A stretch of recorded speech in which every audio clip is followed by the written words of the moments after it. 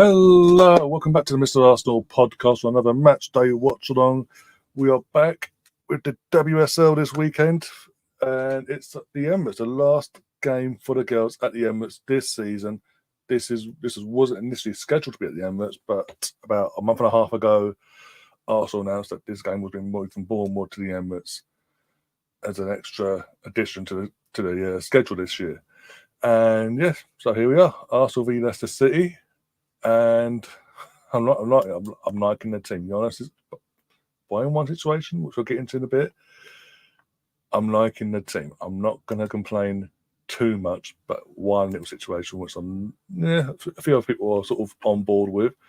Plus, you see that we've got in the matchday squad itself, we've got the return of two iconic players. One obviously has been out from recent surgery, and the other being Frida, obviously, with what happened with her in the back end of the Conti Cup final and the aftermath of everything that came afterwards, or the testing in hospital and this, that, and the other. She's making a return to the matchday squad. She's on the bench.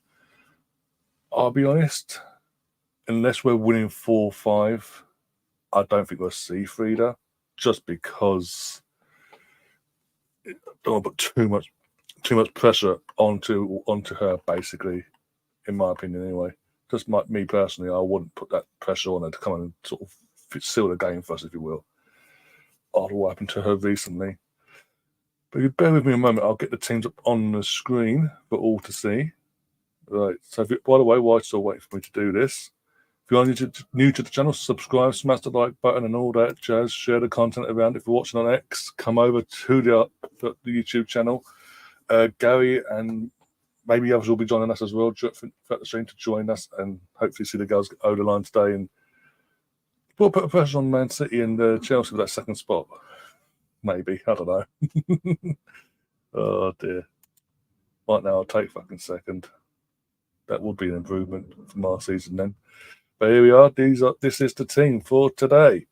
Zinsberger is back in goal for some, in my opinion, bizarre reason. People know I'm not a fan of Manu, especially this season. He's done a few times too many, in my opinion. Anyway, that's my opinion. But she's in goal. Obviously got Emily Fox making an Emirates Stadium proper start debut. Before anyone jumps on my back. Oh, she came on and sub in this one, innit? I didn't know. This is her first start at the Emirates. Leave me alone.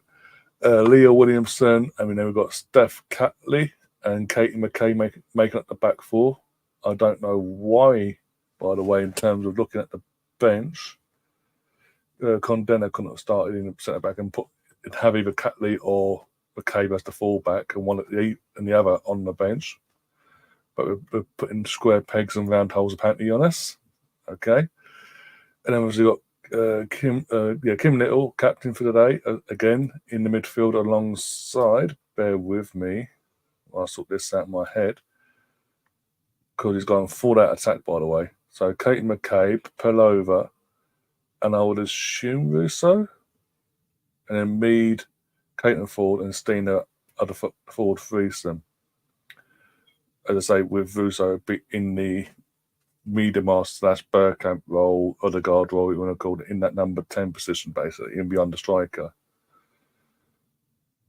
And then on the bench, we've got Sabrina, Williams, Condena, as I mentioned before, Goldie, Lord Rittvire, Reed, who made her debut last week, Frida Monham, as I've mentioned, Chloe Lacasse, and Vivian Miedemar.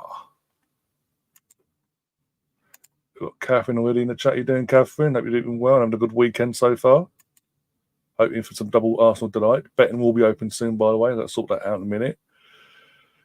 But yeah, for anyone who wants to watch this game, it is being aired on the Arsenal website.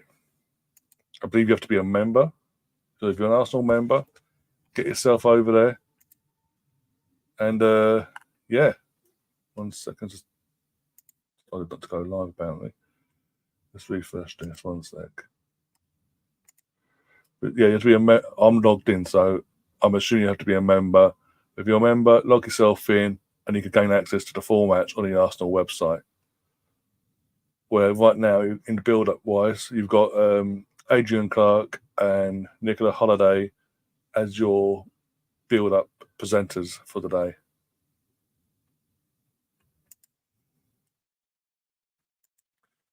Got to get more coffee from my little shop, little local shop. Fair enough. I mean, it's bloody early over there. It will be. Yeah, I've got going on for 2 years. So yeah, it'll be extremely early where you are. Blimey. Yeah, but guys, give us your thoughts on X or over here on the YouTube channel. Give us your thoughts on the team. Who are you happy with the 11, or will you make changes? Who at the 11 will you took out and put someone else in instead? Are you happy to see Frida back? So not so soon, but yeah. So in terms of so soon after only just getting back into training with the team wise, are you surprised to see it? Obviously, you're happy to see it, I'm assuming, but are you surprised to see him in the match day squad? And do you think we'll see her make an appearance at all today? And the same for Miedemar as well. Give us your score predictions in the chat as well. If they play it in the US, at least I think, but also on the website, and does need my email to log in, create an account. Yeah. In terms of the Arsenal website, it's worldwide as well. It's not just based for UK or European only Arsenal fans / members. It's the worldwide. Everyone in the world can watch on the Arsenal website, as long as you are a member and obviously log in and all that beforehand. Catherine's going for 4. You think that's a good score? Okay. I don't see him scoring myself. I'm going to go for Leicester. They're pretty much they're safe anyway, aren't they? Because Bristol City just come up and done a whimper basically. No fight whatsoever, with all due respect. I'm going to go for a 6. I'm going for a 6-0 to the Arsenal, obviously. I think there's too much. Jonas has gone too attack-minded from the midfield and the attack itself for it not to be 6 or more, in my opinion. Emerson's going for a 4-1 as well. Bear with me, guys. I will get the betting open very, very soon. I'll let you know. Do not put bets on yet. It's a disaster class. Okay, yeah, statuesque, yeah. But yeah, if you look at, I'm just saying, looking at, you got Beth. I should say Beth. In terms of an attacking mindset, you got obviously Beth Mead, Kim Little, McCabe, who can push forward from the fullback role along with Steph playing centre back. But we got Ford as well, Palova, Russo, Blackstenius. It's too attack minded for it not to be an absolute humdinger. Like, see you later, bang. The irony is, we're going to smash our goal difference up. He's going to make no effect on the outcome of we finish in the league, most likely. Oh, who would have thought?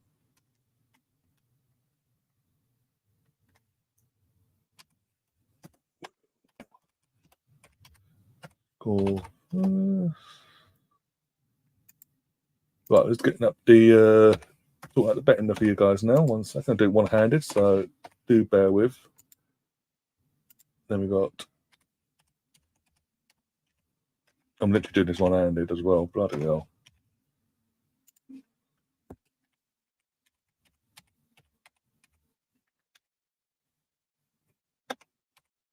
We also, whilst we are live, we will be keeping an eye on the FA Cup as well when that kicks off in a bit. Whilst we're live, the brief period and all that. Cut the.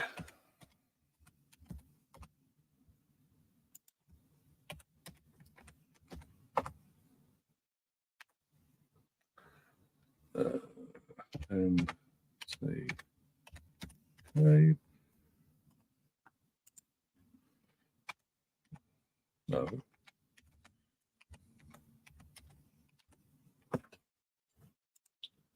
So, who am I missing in the back line? Who am I actually missing in the back line? 1 sec. Fox, Williamson, Catley. Okay, we've got the back 4. Mead and Little. Okay. Needle. I think the safe bet is Mead, personally. Mead or Russo scored first goal, in my opinion.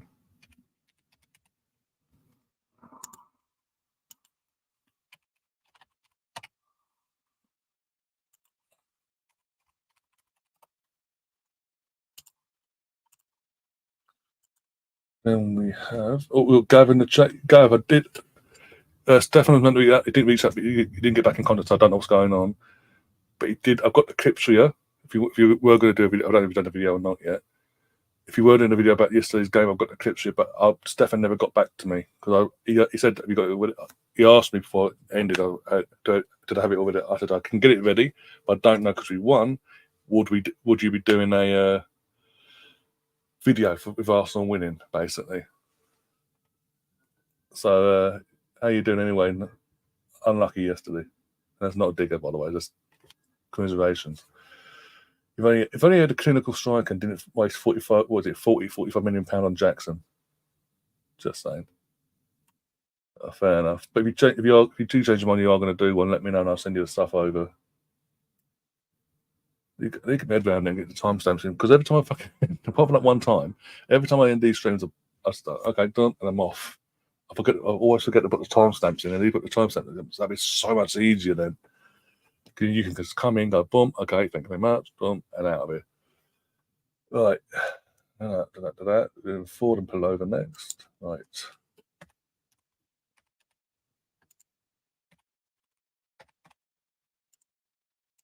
Hello.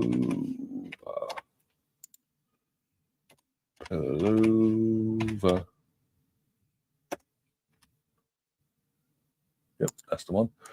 We've got Russo. And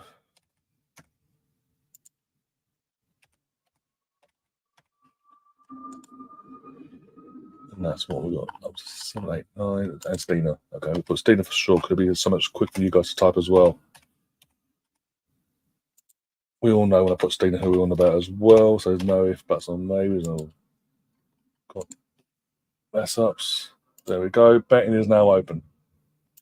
The first play to score for the Arsenal today. Right. We've got also Colonel in the chat. Big up Colonel says Tony Angelino from Pony Falls and Horses. Not only did he sing Crying, but I'm saying it like that as well, but he played football for Bristol. Bristol Rovers. Oh, Rotherham and Cardiff.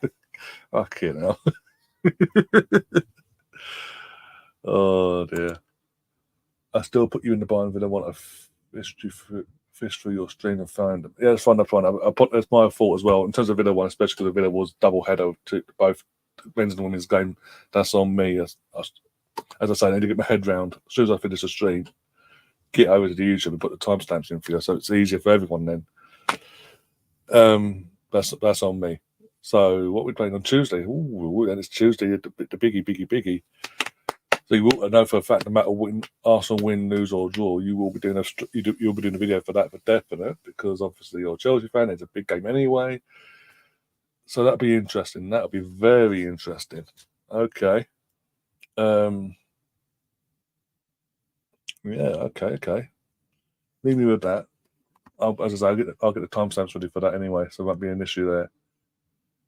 Right, we are 8 minutes away from kickoff. 8.5. Say 7.5 minutes away from kickoff. Sometimes I have to read that out myself. Gav's going for a Russo. Oh, has that gone through? It has gone through as well. He definitely had to go in it and all that. So Russo's the first bet of the day. That's from we've got Stina as well. 5 fat. Oh, so if it was just used to one of you come in, obviously one of them two to score, you're getting decent coinage back actually. 9k back. Whoever wins that of you two, then as it says, it's 9k. Obviously, it will change if more bets come in and it's either spread over other players or someone copies your bets basically, then it's spread out that way.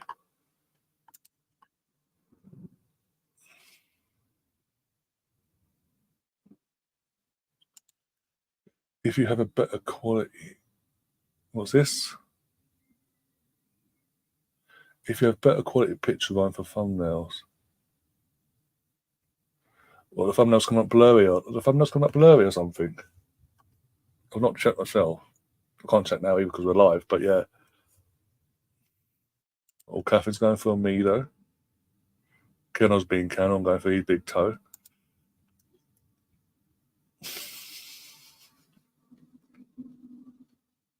If you have a better quality picture, I am looking at. I mean, Colonel predominantly Kennel has been doing my thumbnails recently on the channel. I can, like, what was it? The picture of you on the thumbnail blurry, yeah? Of me? What? Oh, on your thing. Okay, yeah. I understand. What's fucking about my channel? I thought, what the fuck? I'll sort that. I can sort that for you between now and Tuesday. I'll sort that, don't I? So a more HD defined picture. Less blurred picture, yes. Yes. I understand now, yeah. I was like, hang on, what? A second. Just twig you're on about your thumbnail. Obviously put me in your thumbnails, don't you? Yeah. When you use my clips recently. But okay, yeah. I'm on that. I'll be on that, don't worry. That's all good. Oh dear, it's like, oh dear. Well, anyway, Gav, whilst we've got you here before you disappear, how do you feel after yesterday? The injustice of the penalty that should have been given? You should have had the penalty. I'm an Arsenal fan. I didn't care who got through yesterday, to be honest, in terms of, because it's City, Chelsea. If you go through, basically the winner was on that side of the draw, basically, because United aren't going to win the FA Cup. If Coventry get through, they ain't going to win it. Let's be honest. Even if you guys have gone through, but you got the injustice of a penalty that you should have had. You should have. How's this a net? How's jumping up in the air like that, and the ball coming towards about to go through him, and he goes like that, and deliberately hit the ball. That's not a penalty. That's okay. Fuck's sake, if it's a way like that, oh, you got to give it. And he didn't even get a corner after it. Just Christ. And Jackson is so fucking shit. Well, mate, we've said it again. I know your opinions on Jackson anyway, but fucking hell. Especially at start of the second half, he had like 2 or 3 one-on-ones. Choked every single one. I hope Coventry beat United. That will be, mate. The fact that we are sitting here having a conversation where Coventry City are the championship, we're having a conversation of them potentially beating Manchester United in the semi-final of the FA Cup. It shows how far United have fallen off in the last 10 years.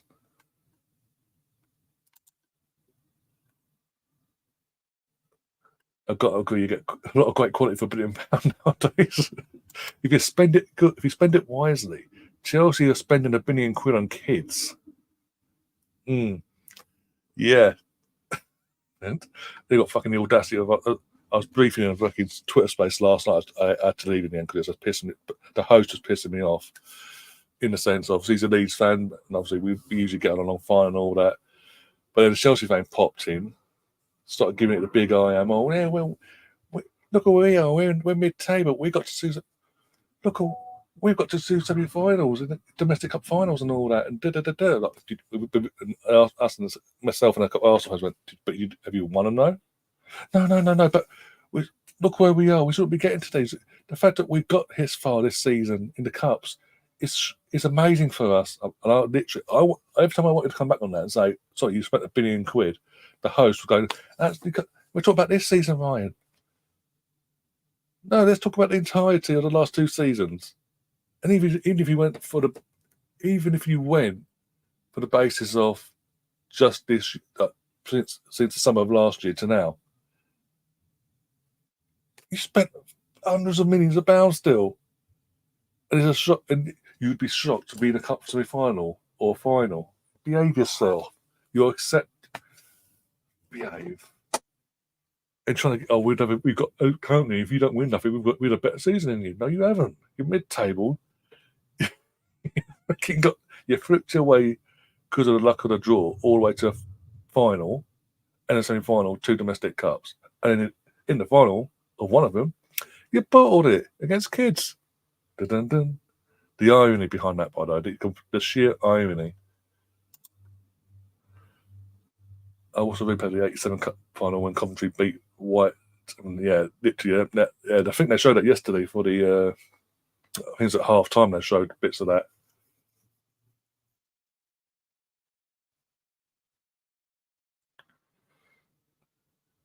Just moved up. What box, Isabel? What are you on about? Anyway, Yeah, showing at half time, and it was like, well, but the years, I know this is before my time and all that, obviously, but a couple of years before I came about. But yeah, Isabel, what box are you on about exactly? Just to be clear, because this on the screen, obviously, the main part of what you're seeing now is the team up from Twitter. I'm showing the screen from Twitter, showing the team. That's it. That's going off in a second. I was waiting for this to sort themselves out, basically. Oh, teams are out. Here we go. There we go. Over 40,000, by the way. For a game that's literally only been announced in the last month and a half, can't really complain there. Right.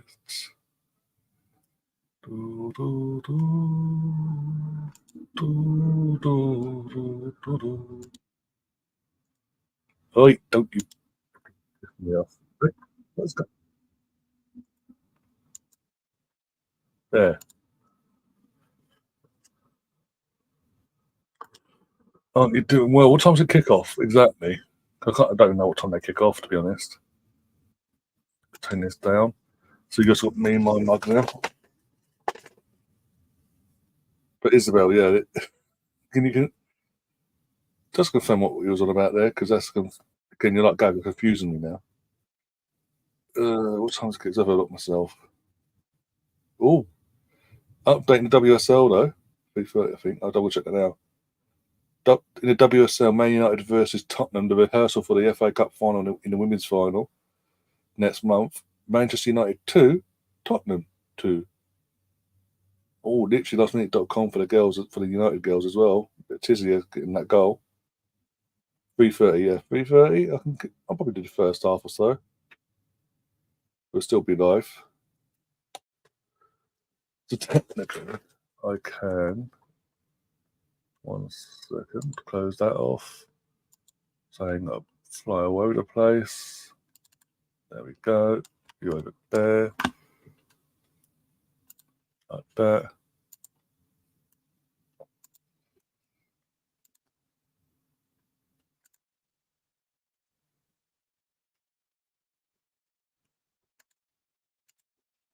Here we go. You can watch it on the Arsenal website. If you're an Arsenal member, my friend, you can watch it on the Arsenal website for free, worldwide. Just so you know.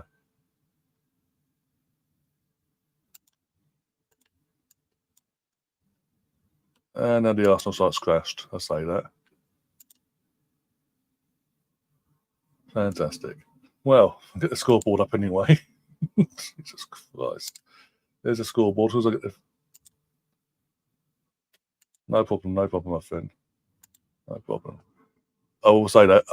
I'm letting you know, I've currently got it on now. It's buffering. There's nothing on the screen. It's just got decided just, yeah, I think everyone just flew over to the side. He's going, no, don't want to work today, thank you.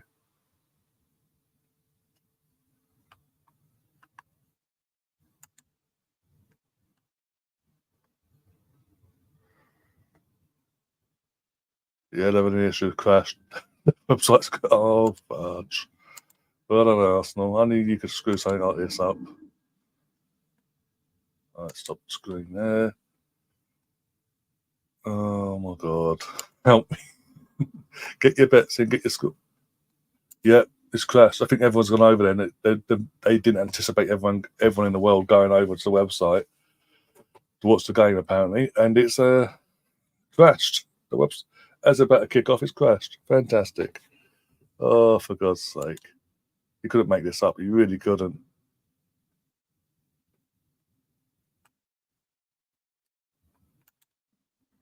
Good morning, says Tom. Good morning, or good afternoon, actually, but still. So has everyone? If so, everything on the FA, but everything's crashed basically. Everyone's gone on to the. Oh my God! You couldn't make this up, bloody. Let's have a look at the FA play on my end, anyway. I was watching you yesterday, but we crossed. Oh, okay, fair enough. I mean, literally, if Liam had seen you, to be fair, if Liam had seen you in the chat, he would have ripped into you because you always pop in every time we fucking lose. It's back up, is it now? Is it? It's not on my end. Fucking hell. Currently not broadcast. Video will play once broadcasting starts. It's fucking started, you bastards.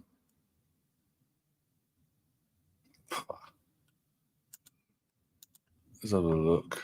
Have a look about this house. I'm signed up. Don't start that bollocks with me, you bastards.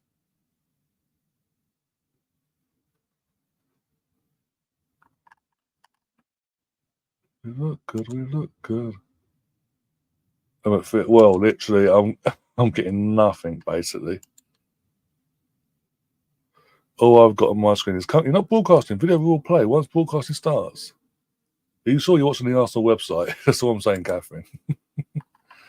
And the FA player just blank screen, basically. Fantastic. Oh dear. It's run by the FA. What do you expect? A functioning product? Yes. It's the only game that's showing. What about the audio? Is the audio working? Catherine, what have you sent over in the group chat? Let's have a look. Okay. You're on. Yep. Yeah, Arsenal badges there as well. Okay. Behaviour. I can't even, it's not even playing audio in my end. Fuck's sake. You gotta love this. So if anything happens, I don't have a clue. I'm just going by you guys now until this starts working again.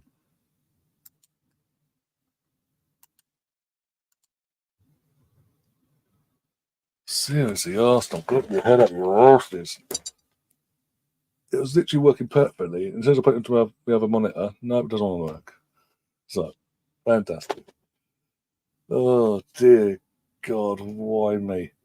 Tom, are you playing? You're playing tomorrow, aren't you? Leeds are playing tomorrow, aren't they? Just to confirm. So I may have a plan.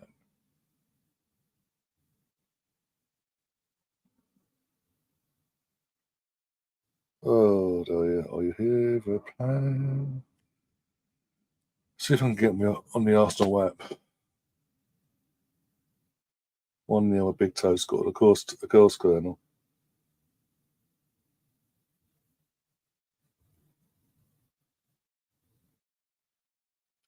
Even on the Arsenal app, video playback is unavailable at the moment. Please wait a few minutes to try again.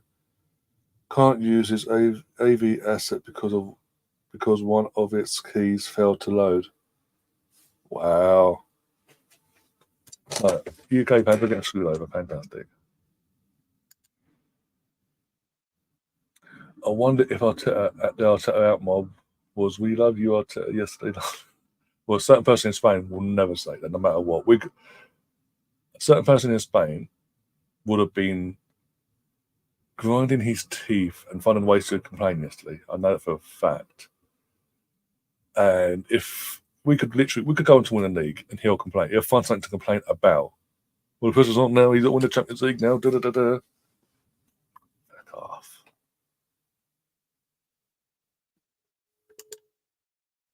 Mine. Try again in a minute. Okay, well, I'll give it a few minutes. I'll try again.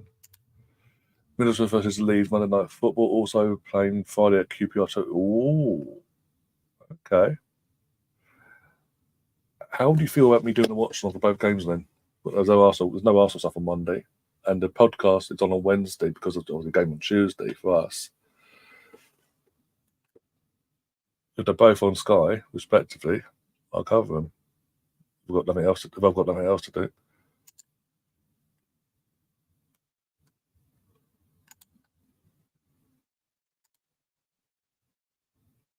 Nope, nothing yet. It's fantastic. So I'm just going for you. I mean, the irony is the written commentary in the underneath and the possession stats and all that is updating. It's working perfectly, but actual no audio, no visual. Fantastic. It wasn't him. It was someone else. CS. Curtis and Turk. If you know how that is, I don't want to put his name. Yeah, I know exactly. You say CS, and I was like, yeah, okay, yeah, and Turk, and that's it. Yeah. Oh dear, there's a shock.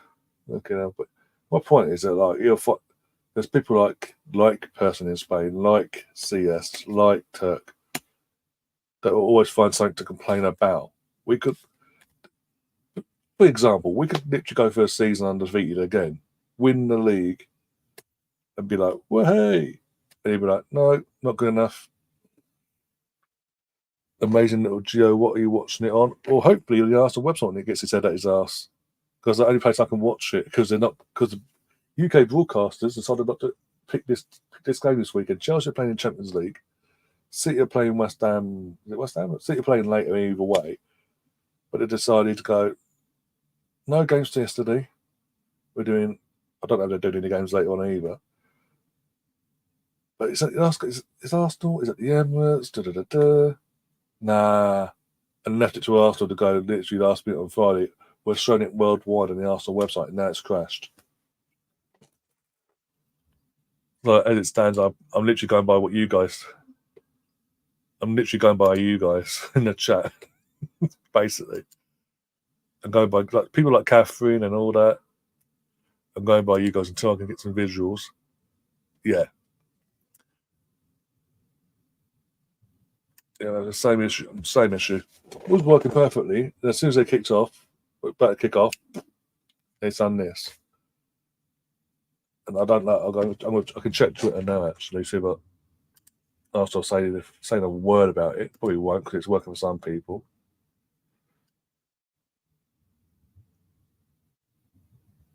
Up and running, N5, come on you guys, watch live on Arsenal.com. Well, I'd love to, but you're not showing it for some bizarre fucking reason.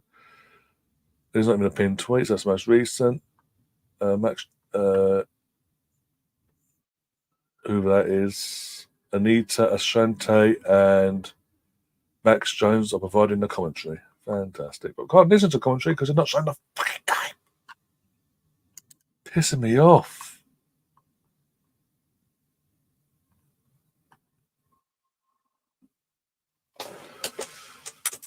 Yeah, and people are literally in the comment section saying, can you turn on the stream, please, then?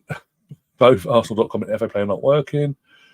So frustrating, trying to show support for my team. Can't make the matches I watch every time I'm online or on TV available when available. And typically, the FA Player app doesn't want to work. Not for the first time either. Come on, get it sorted. Well, we'll come to the Arsenal fucking website, mate. It's even worse over there. Isn't Alexa AFC says it's not on though. Can you turn on the stream, please? It says off air on the website. Works fine on the Arsenal app. It's not even working fine on the Arsenal app. I just checked. I'll double check now, actually. Laura, AFC, not working. My stream's not working. Everyone is going mental. And there's no response from Arsenal. Fantastic. Who would have thought? Still not working. Absolute joke, this is.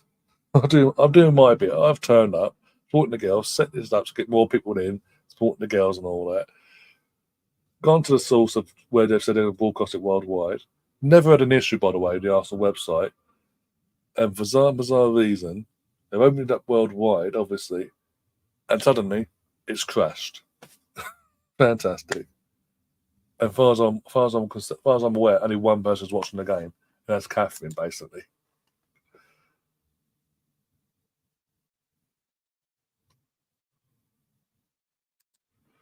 I'll be at work tomorrow night, but I think Leeds equals ratings. Sky certainly thinks that. What about Friday as well? You at work Friday? So basically, everyone anyone that's watching YouTube or X, we are all going through what Catherine says because Catherine's the only one in the world that apparently is allowed to watch this game. No one else can watch it. Make it fucking make sense. Bella Guard. Well, again, Bella, like I just said, we were hoping to watch it on the Arsenal website here in the UK, but for some reason, the second the ball was kick off, the website's crashed, completely crashed, and we are 30 minutes in, and they're still not sorted. And the only person in the world it seems like is able to watch it is Catherine, and she's in the States. So basically, we're going through Catherine at the moment until Arsenal took their head out their asses and fix the site. Basically, you can't even watch the FA player because the FA player is crashed as well. Apparently, make it make sense, please. It's an absolute joke. And Arsenal going radio silent on social media isn't helping either.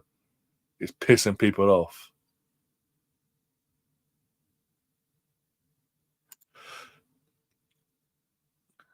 don't they put their women's Premier League on normal TV now? They don't want it to do. This is what I'm saying. Normally, nine times out of 10,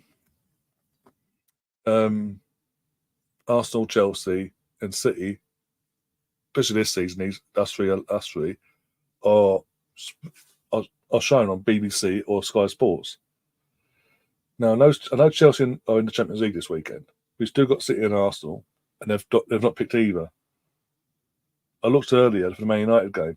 Man United v Tottenham. Rehearsal for the cup final. That's not on TV either. They decided this weekend, is the Champions League, the main attraction's not really here in terms of Chelsea, so we'll give it a pass. So leaving it up to clubs to deal with it. And now and the club site's crashed, apparently. Absolute joke.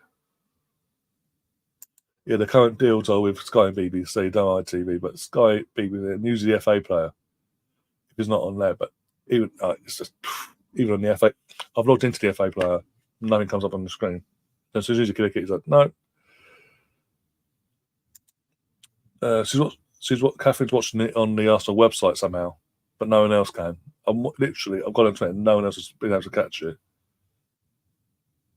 And Arsenal social media is like, la la la la la. We won't acknowledge the fuck up here. La.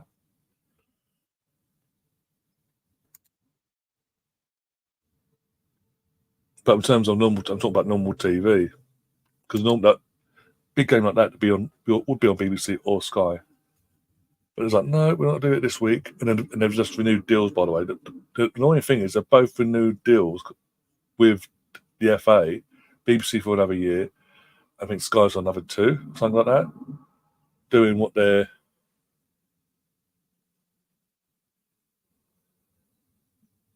trying to. They've just tweeted that day. Okay, fantastic. Well, that's no good to me. And I'm sitting here doing a live stream. And I'm fucking going off Catherine's word now, and I can't react to the game. The whole point of these things, I'm me reacting and you reacting, and we're all watching the Arsenal and supporting our girls. But no, Arsenal being Arsenal, and the FA and all that.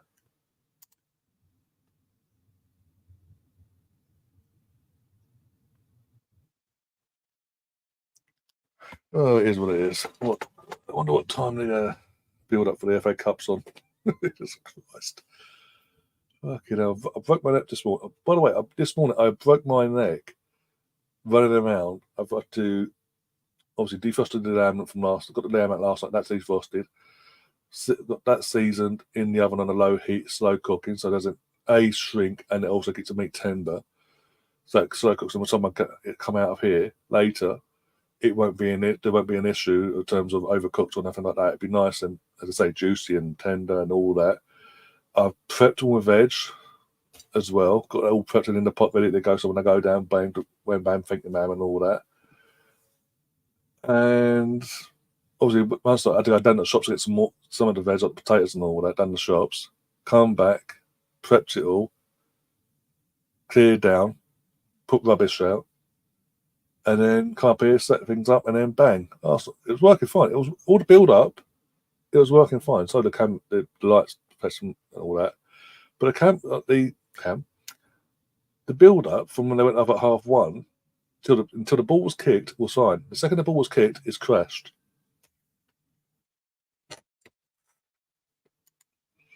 The same with Rangers Celtic games. They never hardly on TV because James was Scottish. Yeah. But again, the only broadcasters in the country nowadays has rights for the Scottish games. It's Sky or BBC Scotland, as we saw yesterday for the semi-final. Was Celtic got so lucky in the end, bastards. But there's another thing, by the way. I'll just go back to Bella's comment. The old firm that potentially could now decide the title at Celtic Park, I will be doing a watch along for that when later on in May. I will be doing a watch along for that, so keep an eye out for that. Just proof here that the women's game is still a long way off. If this is the men's, it would be sorted by now.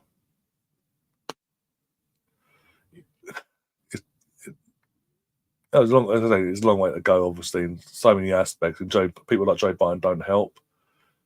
But you'd think if a club like Arsenal, something like this happened, they'd be on it straight away. It would be dealt with by now. They'd have backup plans, basically, just in case. And I'm now getting used to the message I'll get on me out. Fantastic. This is fantastic.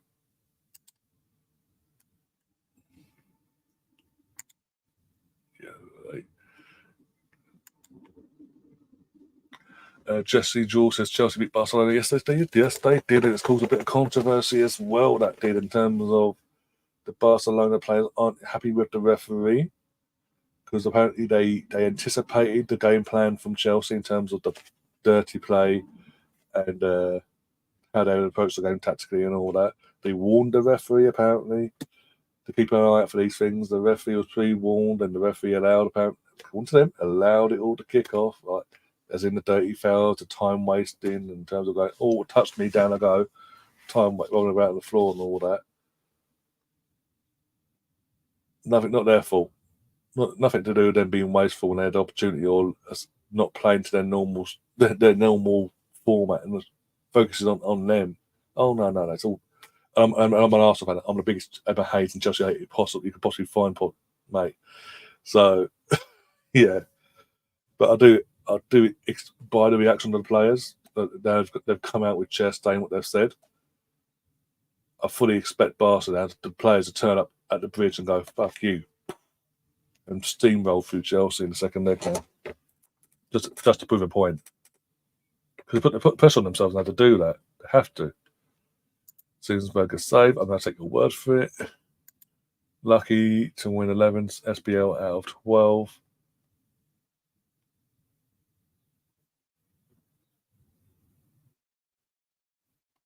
Yeah, I think everyone's just gone over to all these platforms that are meant to be showing the game, and the site where the main focus point, the main computer, PC, whatever, it's just can't cope with the numbers. It's crashed. But hey, it is what it is. Emma Hayes, Trump. By the way, did anyone see Emma Hayes' suit yesterday that she wore to the, not the new camp, but where was Barcelona playing this season? That was fucking Larry and bizarre. It was like, what the fuck? For men to suspect. I mean, yeah, there's that as well. Obviously, pushing the man and then blaming the man. Even the man just looked at the person and hi Emma, how you doing? Fuck off. It's not my fault. It's no aggression. I did nothing wrong.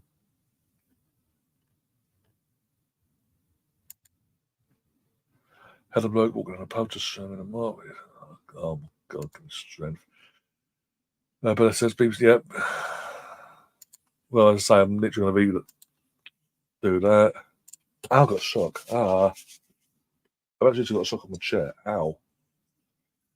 I did not tickle whatsoever.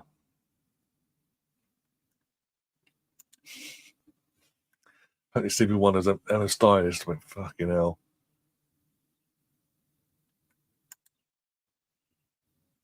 Yeah, we've got on the Arsenal website error getting sources from servers. So the server's crashed. The server in general that's pumping out this stream has crashed. Please try again. Failed to server result, and then HTML head title 504 gateway timeout title head body cat center H1 504 gateway time out center body and all that crap. How the hell have you managed to get the game, Catherine? Because no one else can. What witchcraft have you possessed? I can give you the stats so far. In 23 minutes in, we've got 58% of the ball, 2 shots to their 1. Not on target for us. Their shot was on target.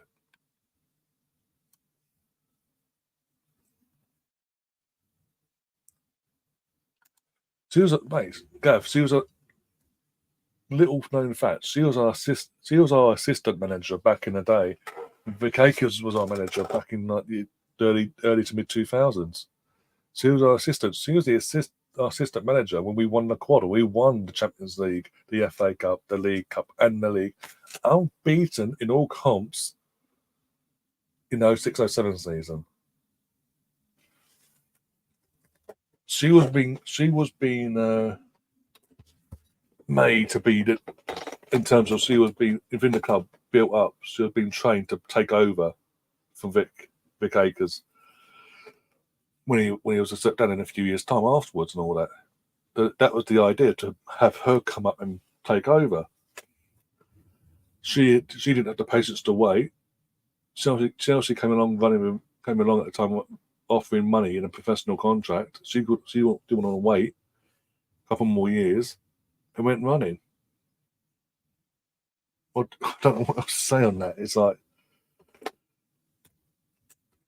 yeah, in terms of the winning side of things, the winning the trophy, yeah, it'd be fantastic. But there's too much baggage that comes with her as well from the negative side.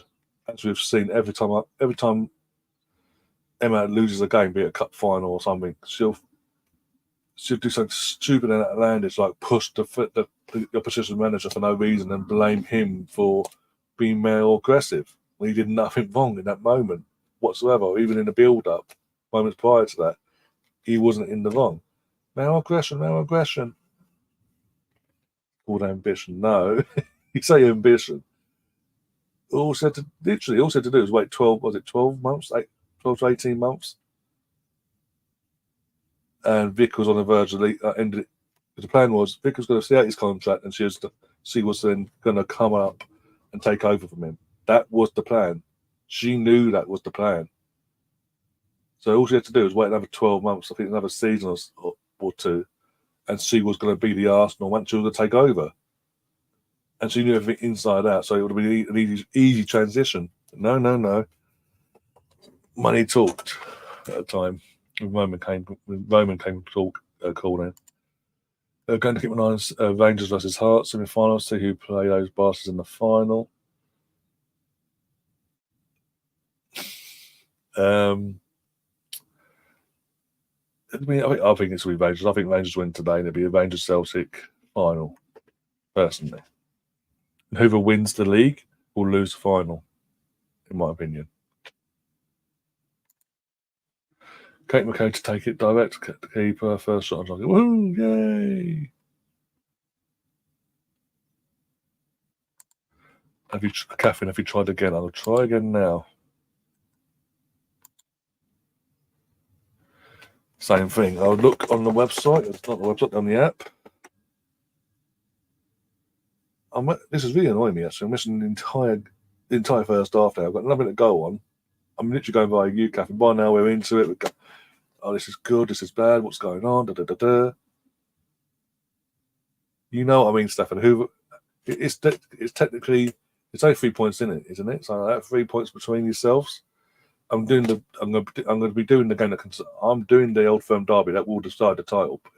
The winner of the title. Oh, this would be interesting if it works on the phone. Would you take her when she leaves the USA women's job? Yeah, you're on the phone. We've got it on the phone. We have liftoff. So people, if you're watching still, you was in it earlier. The girls and boys and guys and whatever in here earlier. If you've got a phone, get the app quickly, and it may start working. Let's have a look on the website again. We've got. Yes, come on! Timing as well. Fucking hell. Go on, Mead. Meado, which means a payout.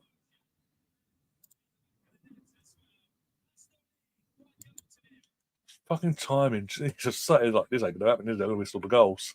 We're gonna complete. And then we're gonna do a bit of editing in terms of the title. Meado. So Biff Mead scores. Paid out. So the winner, it was Catherine that put Mead on. Congratulations. And betting open for the next goal for Arsenal is now open. No. Go away.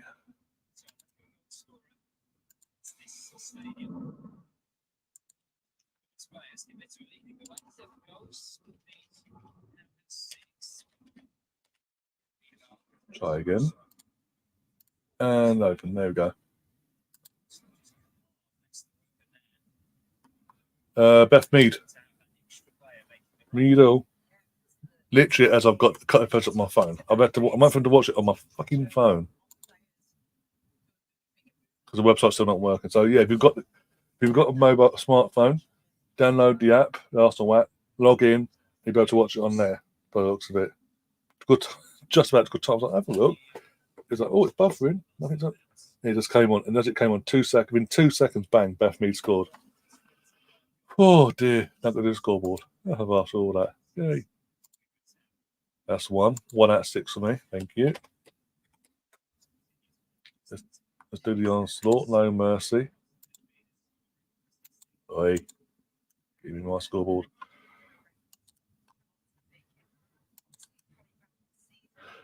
Emerson's betting on Steno again. Which one is a Leicester player in the best choice? No point. Oh dear.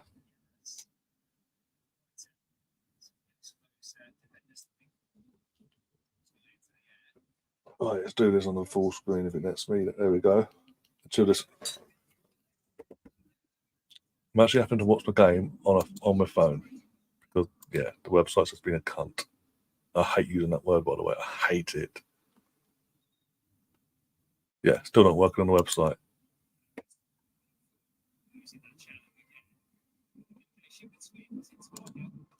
Can you tether your phone to the telly or use HDMI connection? I mean, if I found the right lead for it, I could, but it's then going around looking for the right lead, basically. Gassed after all this time.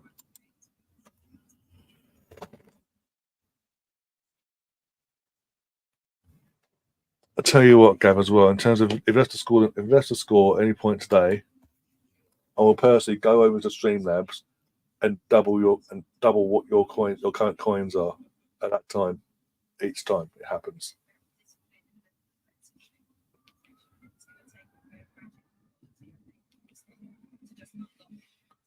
Gone below over. Ah, lucky.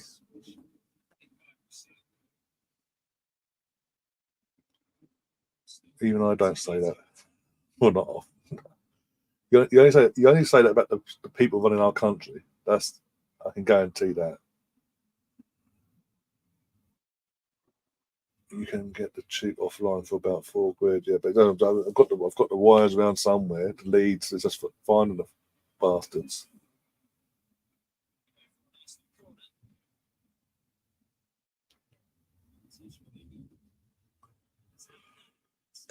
Oh dear.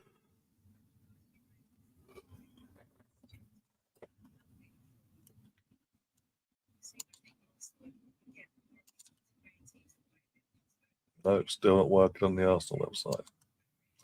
Wait till half time now. I've got it on the phone. I'll wait till half time and have a look.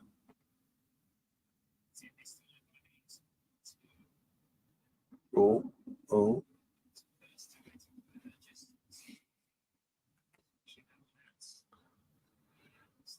This is fun. I never thought I'd be doing this in a watch song like this. Chill back with my phone in my hand and going, let's watching a live stream.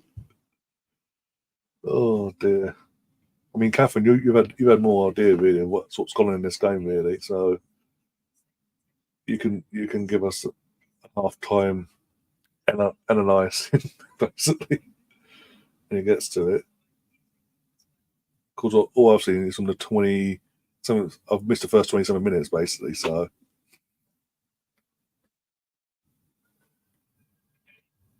I know they are. I'm saying that's the only time you use that word basically on them. Especially is it Friday? Is it Thursday or Friday when fucking Dopey did that for? I'm saying Dopey has been, but Dopey's been polite by the way.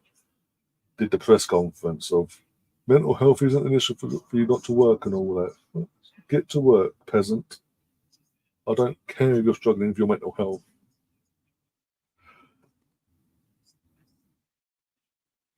Tom says, I enjoyed the movie, The American Gangster. Zell is great. I've not seen it in years, I'll be honest. What's that? What's that over the next week or so? Maybe we jogged a memory, but yeah.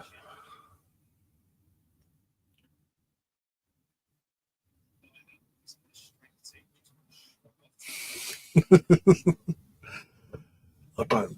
Personally, I don't. In terms of the London Marathon, it'll be on initially, or it'll be on in the background if I'm doing bits and pieces.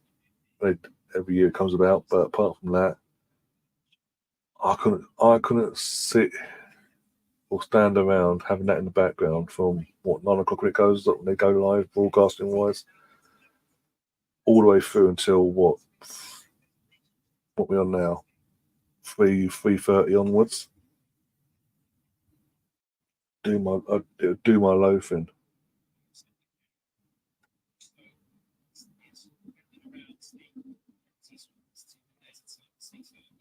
Well, don't forget. Oh, I could have been a complete nose up by the Leicester keeper there. Or it could be a complete not complete nose up. Don't forget, Stefan, the pay rises they give themselves now. Was it? We've gone from 80 grand to 91. But everything's okay. If that's all normal, that's okay. Absolute joke. Peasants. You used to work for pennies. Mentally unable to with your mental health, or if you've got cancer and you're on the verge of being dying, basically. No, you get to work. You work for us peasants. We do nothing. We sit on our asses and get paid thousands. 10,000s, 1,000, 1,000s. Sample over. Go on. We've got football with them. Some good football with from the girls. Just the final third by the looks of it.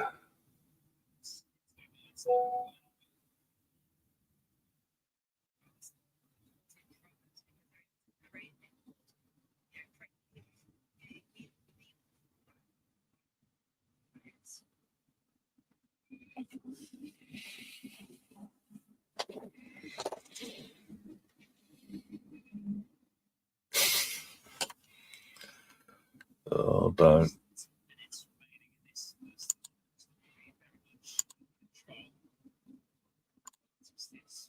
I know the website's just not working at all.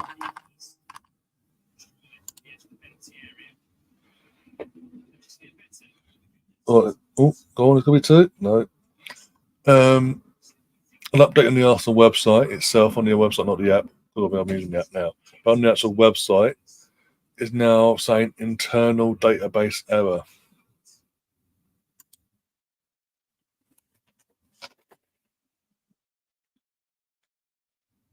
Over the years, with Arsenal, this situation here, I had an email in a week, or two emails, one saying fuck off, you weren't successful in the Everton ballot, so fuck off, basically. And then the same day, 2 hours later, oh, by the way, your membership's up for renewal, and we're going to take the money for your new membership for next season on May 13th of this value. Da, da, da, da, da. If you want to cancel before, then let us know. We'll get, literally, the prices always stay the same over the last how many years that I've been a member. It's always been the same. Being was it red member to silver, now to disabled, red disabled, the purple now red disabled member, and all that. That's all been the same. But in the last, since COVID's come along, we no longer get members packs as Arsenal members unless you're a junior gunner now. That's it. So there's that. You then, at the time until this season, you was guaranteed, not guaranteed a ticket, but you're, in terms of the system of the setup of the system, it wasn't a ballot system. It was guaranteed access to home tickets, which it was. This season, it's a ballot. This season, it's a ballot. It's going to be ballot next season as well, because they think it's a great success. But the amount of complaints I've seen all season, even people that are successful, the complaints, it's unbelievable. But no, it's a success, guys. So took away them two things. There's something else taken away as well. You don't get members' days anymore. We haven't had a members' day. And that's usually at the week before, days before the season starts, or a week before. We do have a members' day that members come down to the Emirates, see the team train. Then there'll be a little adventure at the day, be it Q&As, this, that, and the other at the Emirates.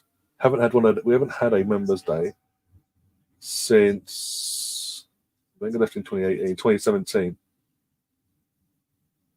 And the reason is initially, what a save in the end.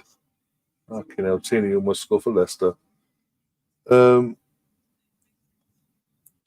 yeah, initially, the reason why we weren't getting members' day in 2018 and 2019 was because the club had decided to add more seats in the club level, an extra 2,000 plus seats at club level, and obviously they could only do it in the off season and it ate into just before the season started, basically, which meant we couldn't do members' days. And then obviously, then COVID came along in 2020, and then with 4 years down the line from a worldwide pandemic, and there's no sign of them doing that, bringing that back, basically. But the price is the same. So we're paying for a membership that has no real value to what Arsenal are charging, really, if you think about it. But there are no members packs, the guaranteed gained access to home tickets is now a ballot system, so it's not guaranteed now. It's pot luck if you get tickets now. That's at all levels.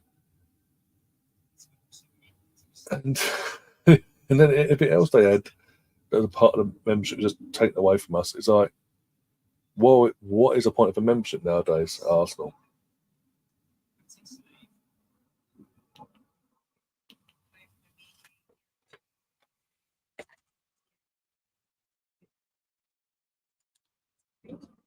You saw what's this, a train for nothing? Yeah, that was the whole point. That was the whole point of Arsenal's members' days.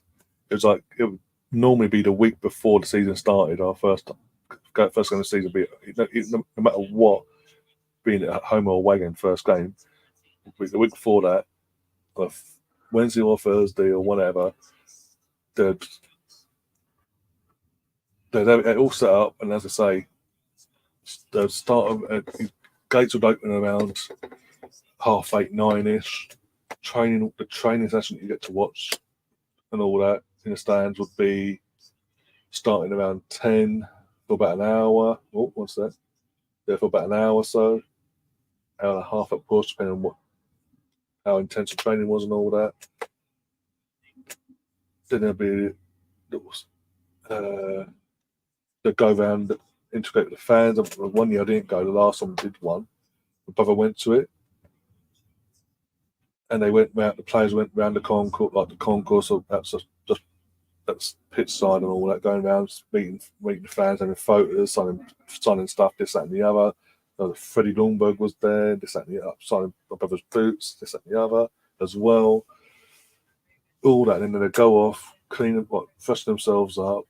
A couple of hours later, about an hour or so later, they then go off to particular players will be selected to do certain events around the stadium for the fans and all that the fans are signed up for. And it's just it's an all-round a brilliant day, more a family day, but it's a really good day out, basically. First 2 years you can understand, because obviously restructuring the stadium into it, okay. But in the pandemic, again, you can understand. We're now past the pandemic, but there's no word of it ever coming back now. It was never meant to go away.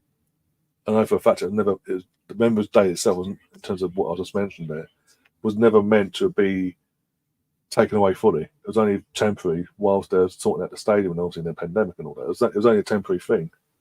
But so we're now out of a global pandemic, and it's still not been rumoured to coming back yet. Even by now, we're just 21st year.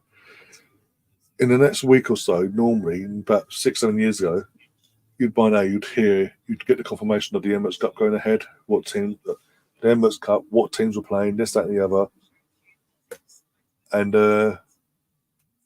Again, you don't hear it until the last minute. Nowadays, it's a 1 day. It used to be a 2 day thing, 2 day event, Saturday and Sunday. Arsenal, 3 other clubs throughout Europe. 2 games each day. 2 games for the price of 1 on each day, effectively, this, that, and the other. It's just, it's now gone to 1 game. It was last year, 1 game. The year before that, 1 game each and see what happens, basically. It's like, the joke.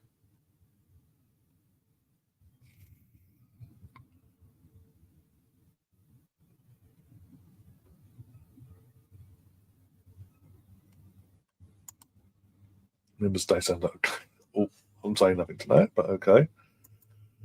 Mark says Trossard again. Hola, hola. Yes, Trossard.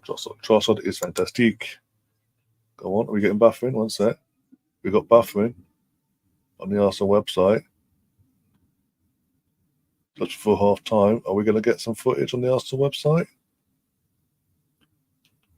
Makes it easy for me to do this.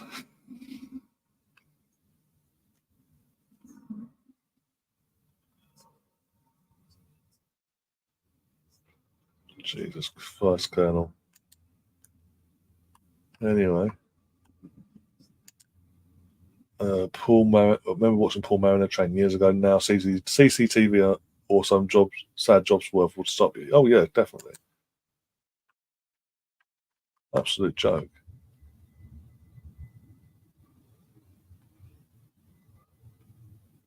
I'm just getting buffering now on the Arsenal website. Okay. Come on, let's get a second. Let's get a second for half time. Come on, girls. I mean, if Stina could pass, that'd be fantastic.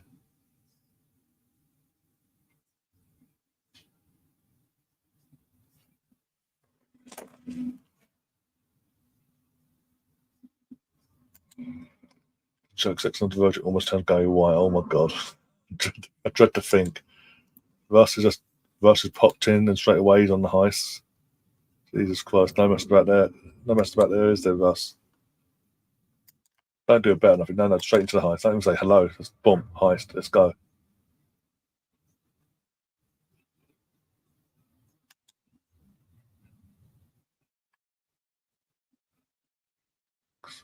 So we're 5 away. 5 away.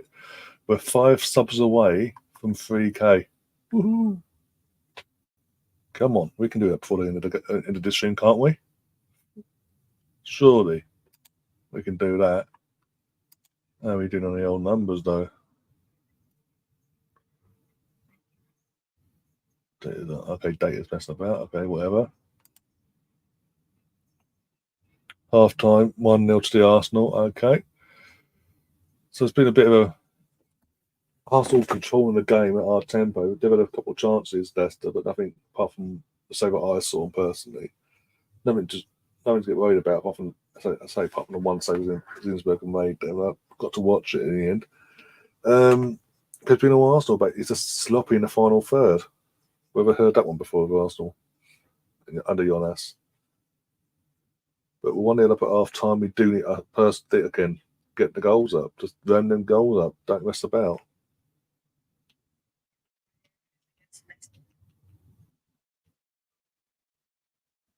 That's it. You know, commentator was giving her that. The co-commentator was giving her first half thoughts on the game, and it just cut her off. And then they're showing highlights now. You know, poor girl.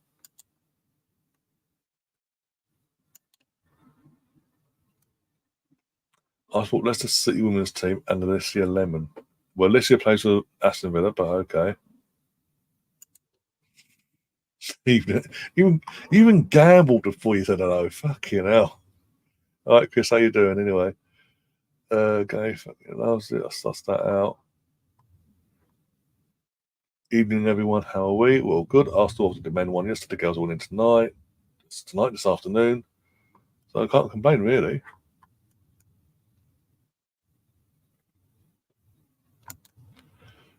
Oh, yeah, well, as I say, you've seen most of the game. You've seen more of the game than me. Because the Arsenal website is a pain in the arse. and just wants to buffer now. I'm literally telling you now, it's not even coming never message or nothing. It's just buffer, buffer, buffer.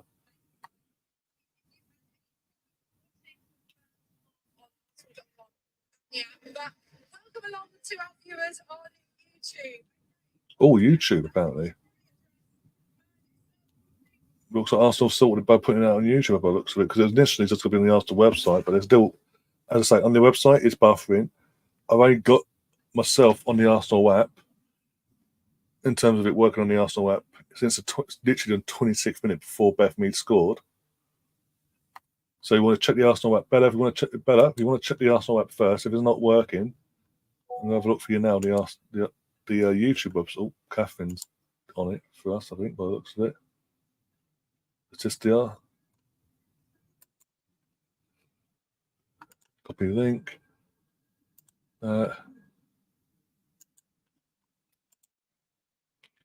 Paste. Let's go.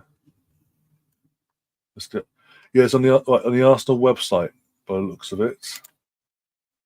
Yeah, Arsenal website. Arsenal website. Arsenal YouTube channel. The Arsenal YouTube channel. They've put it up on there instead. Thank God for that, because it's they could have fucking said on social media or pointed away, because as it's not working on the website and we're having issues with the website and the app, we put it on our YouTube channel. Fucking hell. But the app is working. Okay, because initially I was having issues there as well, as I've mentioned just now, Nicola, and what I just mentioned.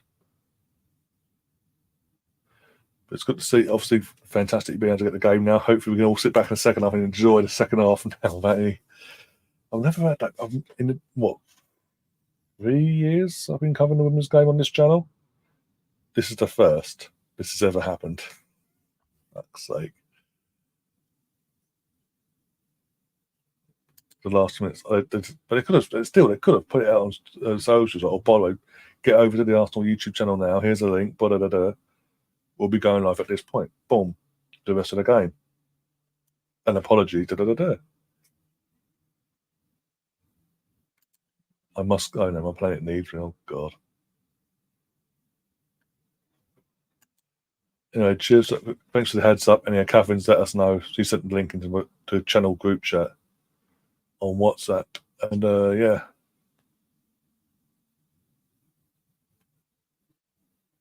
No, but what I'm saying is they could have put, once they decided they're going down that route, just put a message out on their socials and say, with a link, sorry for the apologies for the noise up and the technical difficulty that we're having on our website, on our own website and the app. This is what we're doing. Going live at a certain point. Boom. So I'm going to close that. I'm going to do that. I'm going to go like that.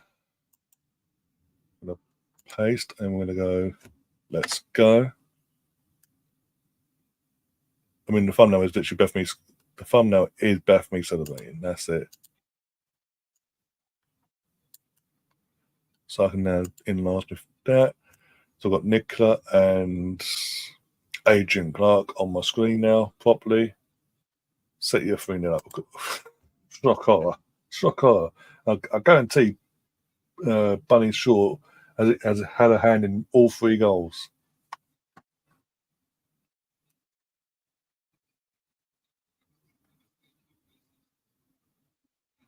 It hasn't even hit 40-minute mark. Fucking hell. And we're struggling to break down the Leicester side. Fucking hell. Oh, almost right. Oh dear. Very disappointing Rangers team news. Connor Goldson isn't playing. Oh no. They'll get through. They'll get past Hearts. What is it? Craig Gordon. He's going to wheel out the wheelchair and get in goal today. Yeah. There won't be an issue. Trust me on that. So let's have a look on the social media page. No, I'm literally on the Arsenal women's social media Twitter, so that's X page. Apart from saying or was it 38 minutes ago? We are aware of issues accessing our live stream. We are working on it to solve it as soon as possible. Sorry for the inconvenience, schooners. Apart from that, it's just updates on the game throughout the game, basically. In Beth Mead's goal, half time, and the main moment of the photo of Beth Mead scoring her goal. No mention that now the stream's available over on the YouTube channel. This is poor on Arsenal. I'm sorry. From a communication point of view, this is poor on them.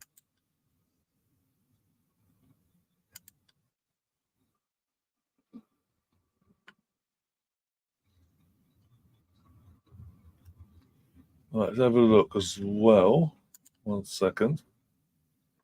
Because we were going to go grab a find no mention was. No, there wasn't. It was just I've literally just checked now. I thought maybe I'm just sick. Maybe my phone's just not notified me from my end. No, nothing. Absolutely nothing. Right, yeah, score updates as well, up and down the Premier League as well. In a relegation 6-pointer, must win. Everton are winning 1-0. 65 minutes in. Everton 1, Forest 0. Idrissa Gueye with the goal in the 29th minute. And there's a lot of controversy going by this about, I've seen in the group chat I'm in, there should have been penalties for Forest as well. And VAR's just gone, no, not today, thank you.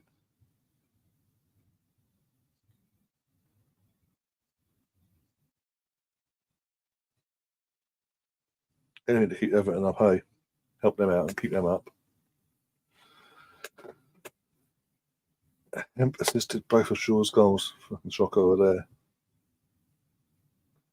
Hearts got a decent record versus Rangers. This Rangers are pure crud. Don't count your chickens.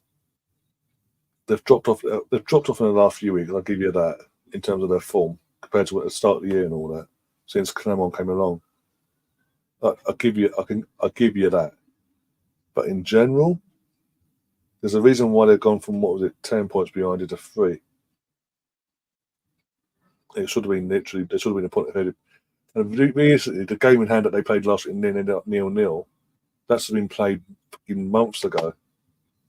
But Dundee all season of their piss poor fucking pitch and allowing it to be waterlogged every fucking week apparently, has dragged that fixture out to the point where it got to the point where Rangers forms had started dipping at the wrong time for them.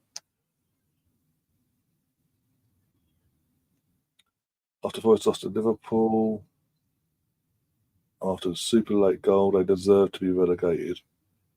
No, but the thing is, the goal. I'll defend Forest to the hill on that because that goal should never have happened. That Liverpool winning goal should never have happened. The referee completely gnaws things up and gave Liverpool a drop ball to them when it should have been a drop ball to Forest. And I'm sorry, if he'd done it the right way round and gave the drop ball to Forest, what he should have done, Liverpool don't go and score 2 minutes later. And people go, oh, but they had the chance to get rid of the ball. But again, none of that would have played out the way it did if the referee got done his job properly. But no, he decided to forget to do that to benefit Liverpool, to help them out, to keep the title race going for them.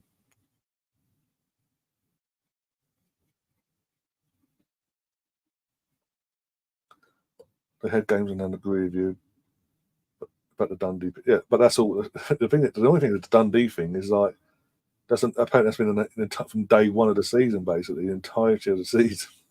So even when it was like warmish weather for Scotland, when it's not, it shouldn't be the issue of waterlogs in the summer. There was issues. And it's been allowed to continue all season on, and they're not getting punished for it. Of course you do, Batman. Of course you do. Oh dear. Pardon me.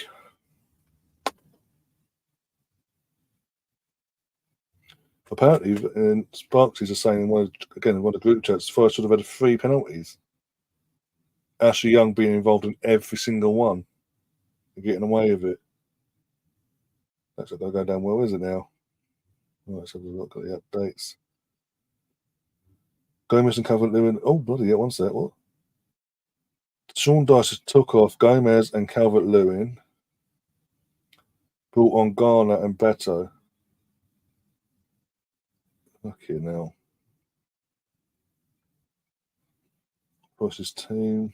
Forest. Rayner started. Got hooked off for Langer. Fucking hell. In the 53rd minute.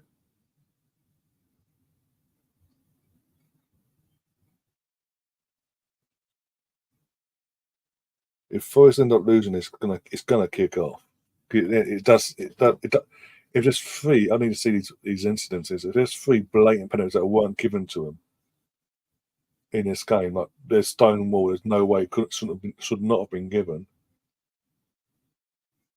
then you're gonna have every Forest fan, neutral fan, screaming foul play here, because it just seems like then the FA are trying to do their bit to keep Everton in the Premier League still. Forest just blew a chance at a goal. Hawkwind's in the chat. Big up Hawkwind. How you doing, my friend? Everton must provide a delicious cheese board. Oh, we've got the Conti Cup. Who's this with it? Is that Leah? It's Leah Volti. There we are. Leah Volti with the Conti Cup. Joining Nicola and Adrian on the stream at half time.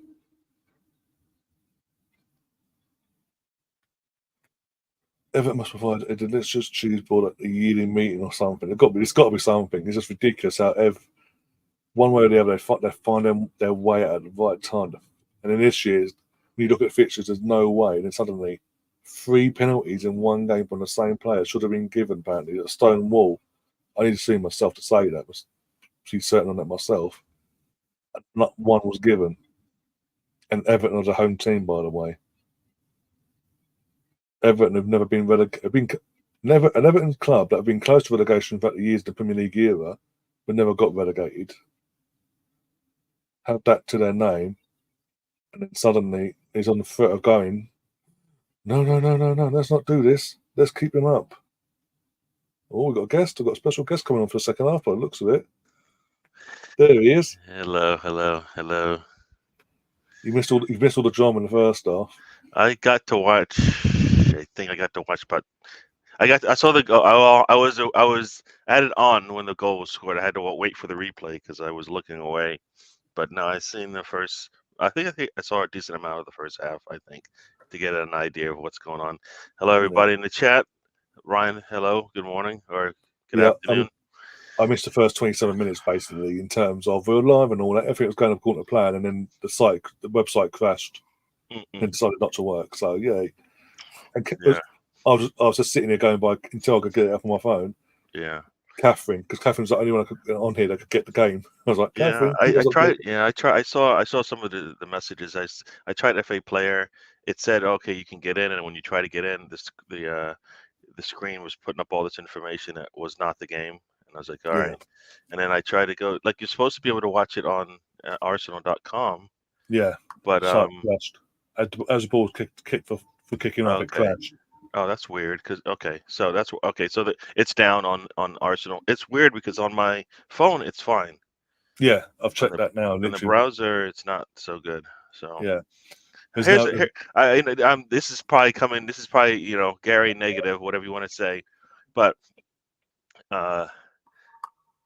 you have Blackstenius, we have Russo up top. Yeah. Mead is still, I think, coming back. Right? She's still coming back. But it's just there is a gap. There's a gap between the quality of the players, which is we knew that going in. But I don't even feel like I've heard enough from Blackstenius and Russo in this game that because you put them together, you're hoping for a lot more, and I'm not even sure how many shots they took from what I was watching or if I missed it. I can double check 1 second. But Beth Mead has to go starting on the left, gets them to the right, and that's where she scores from. So yes, a lot of. So the stats are Leicester had 3 shots, 2 on target. We've had 7 shots and 2 on target. Okay. Yeah. Yeah. So I don't know. Like I said, I'm probably coming off negative because I want more from that front two. This is what I'm saying before the game and all that. I'm saying like I'm predicting 6-0 because of my prediction was 6-0 for this game because you look at that team and it's overboard in attack. There's so much attacking outlet there. Yeah. Oh no, that's a pen. Oh no, that's okay. We have to shove. We're going to play rugby now, are we? In terms of shoving our players to the floor. That's okay, is it? Wow. Like that's the same thing that happened to was it Little in the middle of the pitch? Remember, she grabbed her shirt, missed. It didn't affect her. So then she went in the second time. I guess I'll have to give it now. It's like, boink, 1 hit, 2 hits. Boy. Oh dear. Gets her off balance. The defenders can do that anywhere on the pitch. Then it's not easy to defend. Yeah. Yeah. Well, United are going for it today. United in the FA Cup against Coventry got Onana in goal, Diego Dalot, Casemiro playing centre back. Bloody hell! That's not going for it. That's like we have nothing. No, unless you saw the lineup. I was looking at the midfield onwards. And I was thinking, oh, okay, they're going full strength here. I didn't see Casemiro at centre back first. So you've got Casemiro centre back, Kane Maguire, and Wan-Bissaka. They've then got McTominay and Kobe Mainoo as the pairing with Bruno in front of them. Got Garnacho and Rashford at the wings and Rasmus Hojlund up top.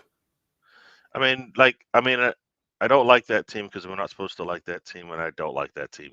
They've got other kids on the bench. But their front three is fine, right? Yeah, you think. The back, well, no, it should be fine. It should be fine. You think, I don't know if they're coached up differently or something, right?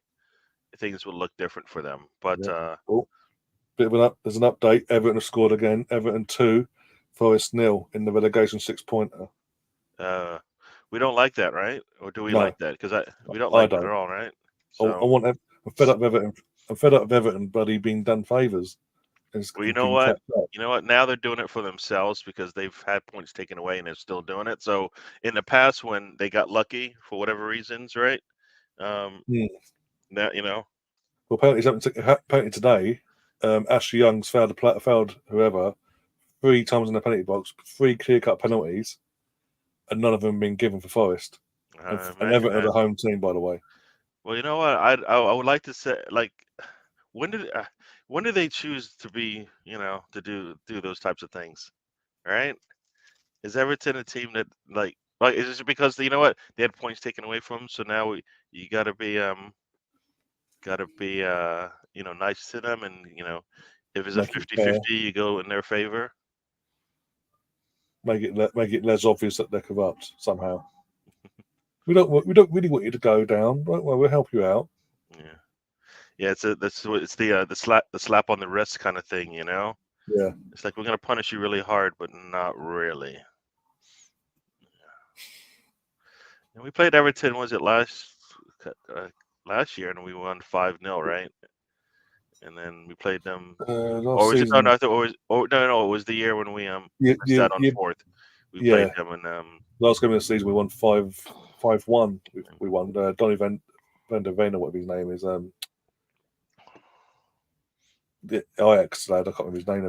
Dennis Bergkamp's son-in-law basically scored against us, but we won like 5-1. But they're safe. They're safe by then. I think either way, I'm not concerned.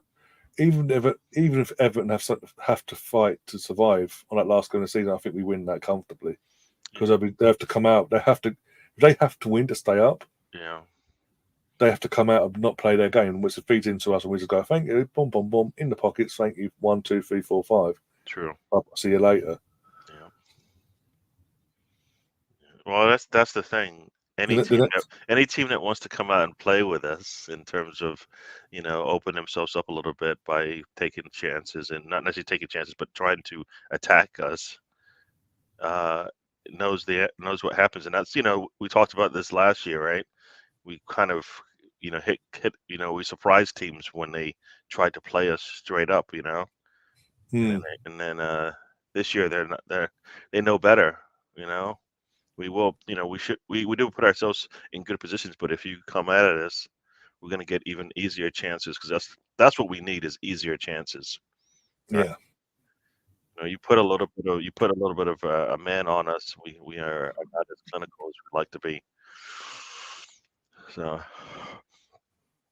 all right. So, okay. All right. So, I have to figure out how I can share the stream on my account. I don't understand how I do it. Or is it only on Twitter I can do it? I don't know. I'm not sure. Ooh, there's a shot there from McKay, but just not a bit high. I can't do it mine either. I do mean I don't know. It has it up. It has it on the top right.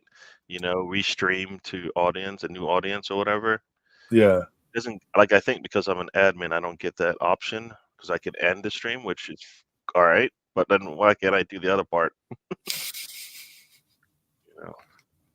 Maybe I have to just add it to your account. You know what I mean? I think I can add. Can I add Twitter to your account? Yeah, you can do. Should be able to. Okay. I've only got 2 out of 3 open in terms of actually using. So if you had yours and wanted to, let me see if it lets me. stream, yeah. Let me see if it lets me. It says. Okay. Authorize. Let's see if it lets me in here. All right. Oh, look, I can add it right now. All right, we'll do it. At least we'll get. I don't know how many more people you'll get from that, because we are seem to travel in the same circles. But it's not a save the changes. Let's see. It shouldn't kill the stream. All right, so there you go. Voila. There you go. Yeah. Okay. Yeah. Now that was cool, the game yesterday, and I think all the games going to be just like that, man. Yeah. All we have to do is win out, and right now I don't like having to hope for somebody to fail. Yeah, but at least it's just one we're hoping for. It's not 2, not both. It's not like Liverpool won last week and we messed up ourselves. It's like they messed up already, so it's only the one that we're hoping on. Yeah, so we need to hit lightning in a bottle twice, right? Yeah. So it's more realistic that maybe one will do us. Definitely could mess up. True. Yeah. So not talking about the game much, because there's been just a lot of back and forth, not much going on. We have a free kick coming, just from a bit distance on the left-hand side. 54 minutes in. Yeah. Oh, Palace are 1-0 up against West Ham as well for 10 minutes. In the first 10 minutes, Michael Elise with a goal. Yeah. Are you an Elise for Arsenal fan? As a squad player, yeah, I'll take him. Puts the. You think he's the money we're going to spend on him is going to get it is too much? The money is going to cost for him too much? There, Liam. More likely, yeah, because you got to remember, he's a Premier League player from one London club to another. They're going to because it's Arsenal. The way we're going in the upward trajectory, they're going to demand a higher fee than what they normally would. Yeah. But at the end of the day, we do need players that are going to come in that know the Premier League. Mm-hmm. Obviously, it helps he lives in London as well, but also he can be that backup player to Saka if we mold him in. Well, here's the other part to that. We've bought in Havertz for 65. Is he a starter for us? And the squad we are. You're winning the big trophies, Champions League, Premier League. Is he your starter? Only for this season. Hopefully, from next season, if we go out and get an actual striker, then no, he'll be the backup to the. So you're saying no, he's not a starter for us in what you would consider probably our Champions League, a team that would win the Champions League for Arsenal. Not week in, week out, no. Oh, right at the goalkeeper. That was not a good shot. That's is it Ford? It was a nice build-up play there, but it was right at the goalkeeper. The goalkeeper didn't have to move. Oh, not like I said. I don't think Havertz, like right now, like there's a lot that we need from him, and I don't know if we're gonna get that. Well, Liam, who's in the chat at the moment, says Elise got a big ceiling. It's got a big ceiling for minimum fee release clause. No brainer for him. Yeah, that's the thing. What's this release? He has a release clause? I think so. I think it was mentioned back in just before Christmas when obviously United were talking about it, and he said, no, I'd rather go to Arsenal. I think it was like 35, 40, something like that. If that's the release clause, then why do we think it's going to cost more? Is it because they won't I think there's a release set him? date in place and all that. The belief is that Palace will do the dirty work of trying to drag it out till that date passes. Even though if we trigger it beforehand, they technically can't do that. But the only thing they can do is grab the player and not let him leave the building. Really, right? If there's a release clause, then it's supposed to be a piece of paper that controls the player's movement, right? Effectively, yeah.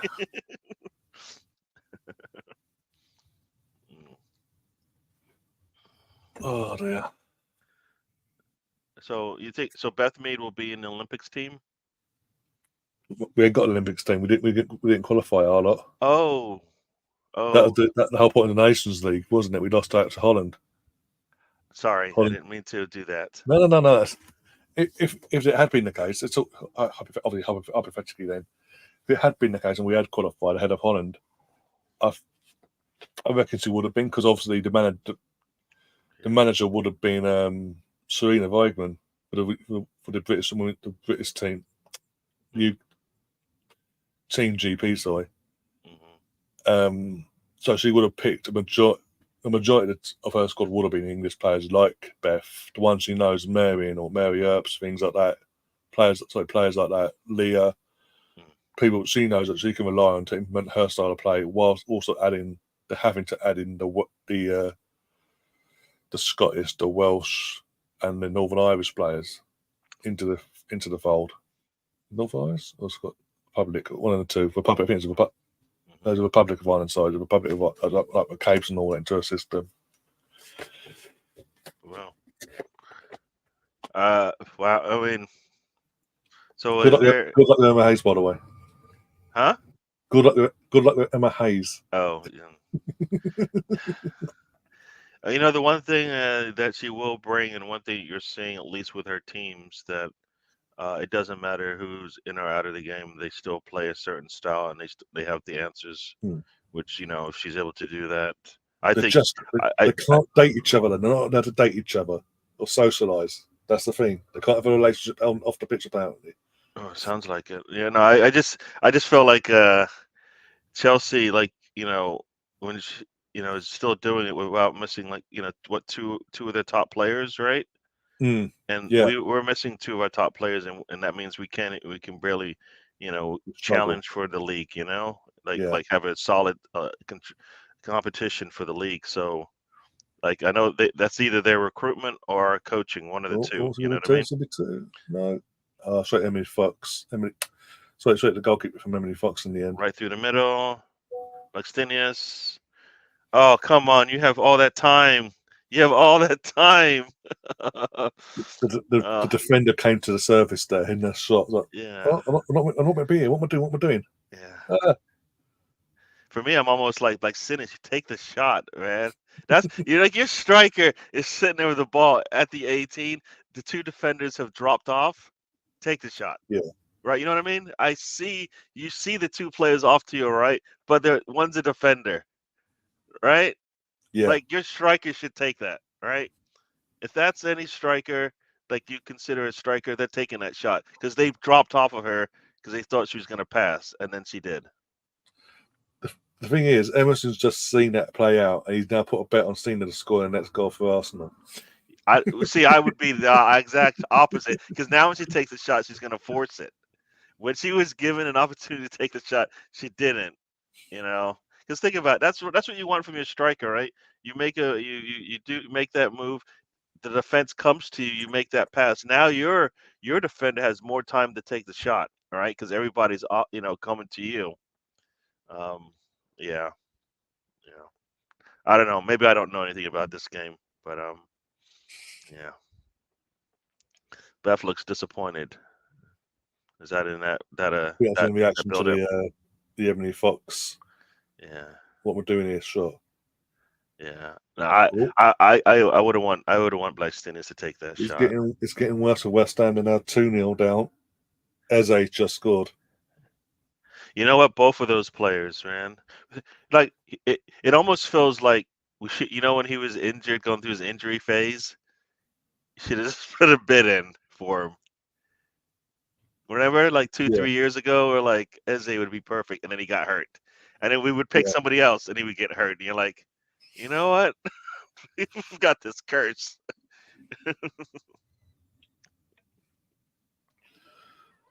Oh, and that's the thing with Crystal Palace. They have 2 really good players that can help them do good things, and they just haven't been able to be healthy, and then when they are healthy, they haven't been able to get these type of performances out of them. Oh. It's got a corner coming up for Arsenal here. Let's see what we can do here. Ball back in. Corner gets in, and it's just headed away.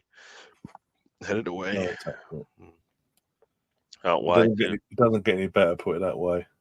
Ball gets whipped back in, and you'll see what happens. No one attacks it. Well, yeah, I mean, it was a little too strong. That corner doesn't even give anybody. No, even afterwards, you'll see in the sack. You'll see. Oh.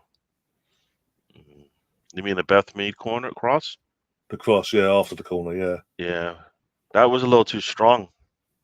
Like I didn't even see any red shirts. Like they could have run at that in that area. Maybe I'm a Beth fan, Oh, it looks like he's going to be coming on in a second. Old marker. Who's that? Liam. Oh. He just asked me for a link. All right, I think I might have to go do my hair. Oh, dear. He's just coming on because I came on. That's all, man. He's just trying to be me. You want to be like Gary. At least it's not Tom. Can't you bless him? I don't have. Yeah, I like Tom. I like Liam. I do like the stage to myself sometimes. Yeah. So. Just kidding. I enjoy this thing. The one thing is, though, Liam coming on, if Coventry score, and he'll know about it, we all know about it, because he'll scream. Oh, you staying on through that as well? I don't know. It depends on you guys if you're busy. Well, or not, I was going to watch it anyways. So, yeah. If you're going to, yeah. Oh, I didn't expect to see this. Frida's coming on. Oh, tell me. There's no like for like, because I just want to. I was just showing us Frida getting her gloves on, getting her last minute. I see the gloves now. You know what? Like I said, I still go back to you had Frida, you had Blackstenius, both of them. Sorry, not Frida. The club hasn't happened yet. No. What I'm saying is you had Blackstenius and you had Frida, both for me clicking, right? Last year. And then you killed it. Yeah. You killed it for no reason. Because you wanted to rush things. Going by what came up on the screen in terms of the information of what's going to happen, you're not going to like it. Yeah, there you go. Blackstenius just coming off for Frida. They had a what do they call it? They had a connection, which I really liked last year, and this year, like, it's like because she's not going up top, right? She's going back, right? Frida's going to go back to midfield, kind of thing. Yeah, and Russo's going to be up by herself. Russo will be up top and up by herself now, yeah. And it's basically he's gone back to his normal formation, basically with Frida in beyond the striker. It doesn't. It's one of those things where Arteta Havertz in midfield doesn't work. We keep trying it, and sometimes it looks like it works, but it's not working when we need it to work. Which means when we're under the the cosh, when we have like pressure on us, when we need to get this win. You know what I mean? All these things that come into play, and other teams know this, and they know they can win our midfield. When you've got those two strikers up top there, teams can't just key off Russo, right? Because Russo actually is like will come back and get support. It's like having like you had Jesus and Havertz up top, right? Yeah. That would work for us, right? Because you think Jesus, when he starts to break down the defense, and you've got Havertz there to maybe get even better shots, right? Because Jesus shooting, but he helps the build up, he helps the attack. So he'll lay off a nice pass. We've seen that, right? I don't know. Yeah. I don't know. But I was saying the fact that we've only just seen a back training in the last couple of days. Like they confirmed his back training. Was it Thursday or Friday? They confirmed it on the social medias. Got a cross coming up, and that cross is really bad. Yeah, I wasn't expecting to see Frida at all. Like, she was on the bench and all that. I didn't see. Unless we were winning 3 or 4 comfortable for a cameo in the last few minutes. I didn't expect us to throw in like this after what happened to her last time out. It's not a like for like, but it's almost like we went a little bit defensive. Like, yeah, because you know what I mean. It's not a defensive move, but it is defensive in the sense that you're just taking off a striker. It's like we're winning. We're not going to win we're winning the game, but we're not going to win the league. We don't need a goal difference. On you go, sort of thing. Like, yeah. The problem is that is actually like right now the way it stands. If you're not winning by 3 goals, you're not winning. Because that's where you need to be.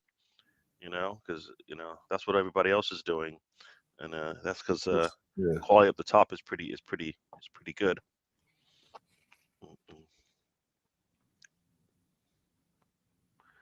Colonel Ward, he just wants to fight. I ignore him. He just wants to fight. I mean, it's like, how you doing, Colonel? He wants the drama.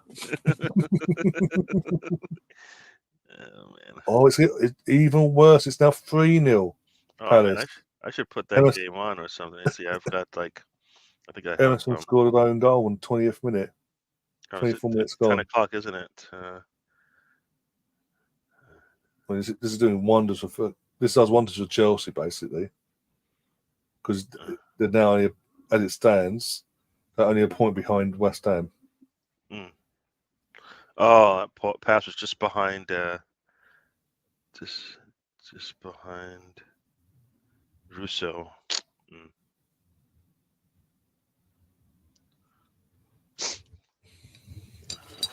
Oh, just behind Frida. Oh, dear. But it's just in terms of talking about the score and all that. It's just 1-0. Look, 1-0 at home to Leicester, be it the Emirates of Warmwood. It just looks like we're being wasteful. Well, that's the thing, right? Yes, like to show what is always. I always talk about levels. Yeah, the levels for us need to be 3-goal wins against teams below us on the table, because that's kind of what's been. That is how it's been. That's how it looks for everybody else, right? If you're trying to keep up with the Chelseas and the cities, City. Yeah, City and all that. Yeah, you're winning by 3 goals because that's that there is a always depth. Indoors as well. He's keeping himself indoors. He ain't braving the cold today. Should we let him in or just let him sit there looking like? I'll let myself in, thank you. I like having you sit there. I was like, just let him sit there. Oh, sorry, Liam. Did I say it out loud? That was my thoughts just came out. Sorry.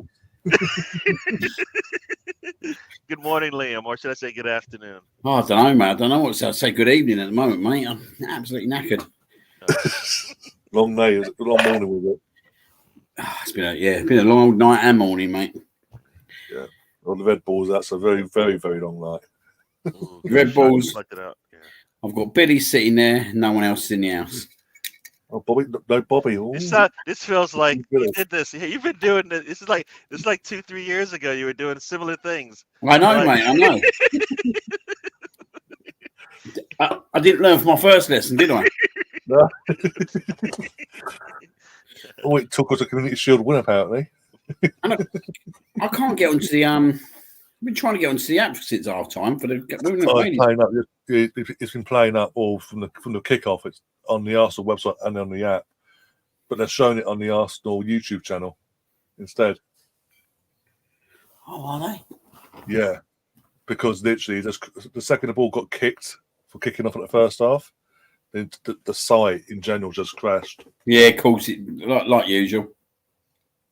But hey, we're sending an email saying we're taking X, Y, and Z for your memberships and season tickets and all that every year.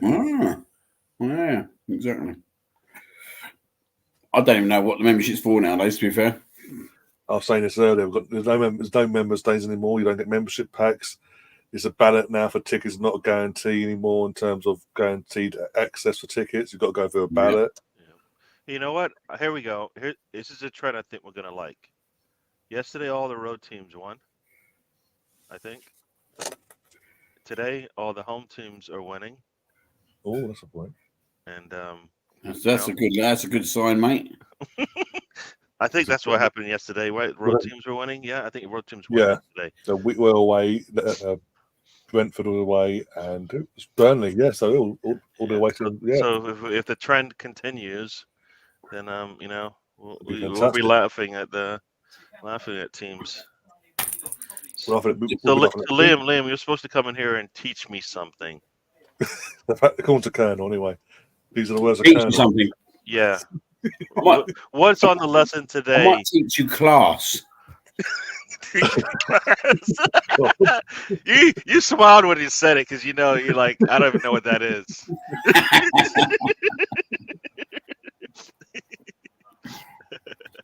I'll teach you something for the end of the show. I can rest assured on that one.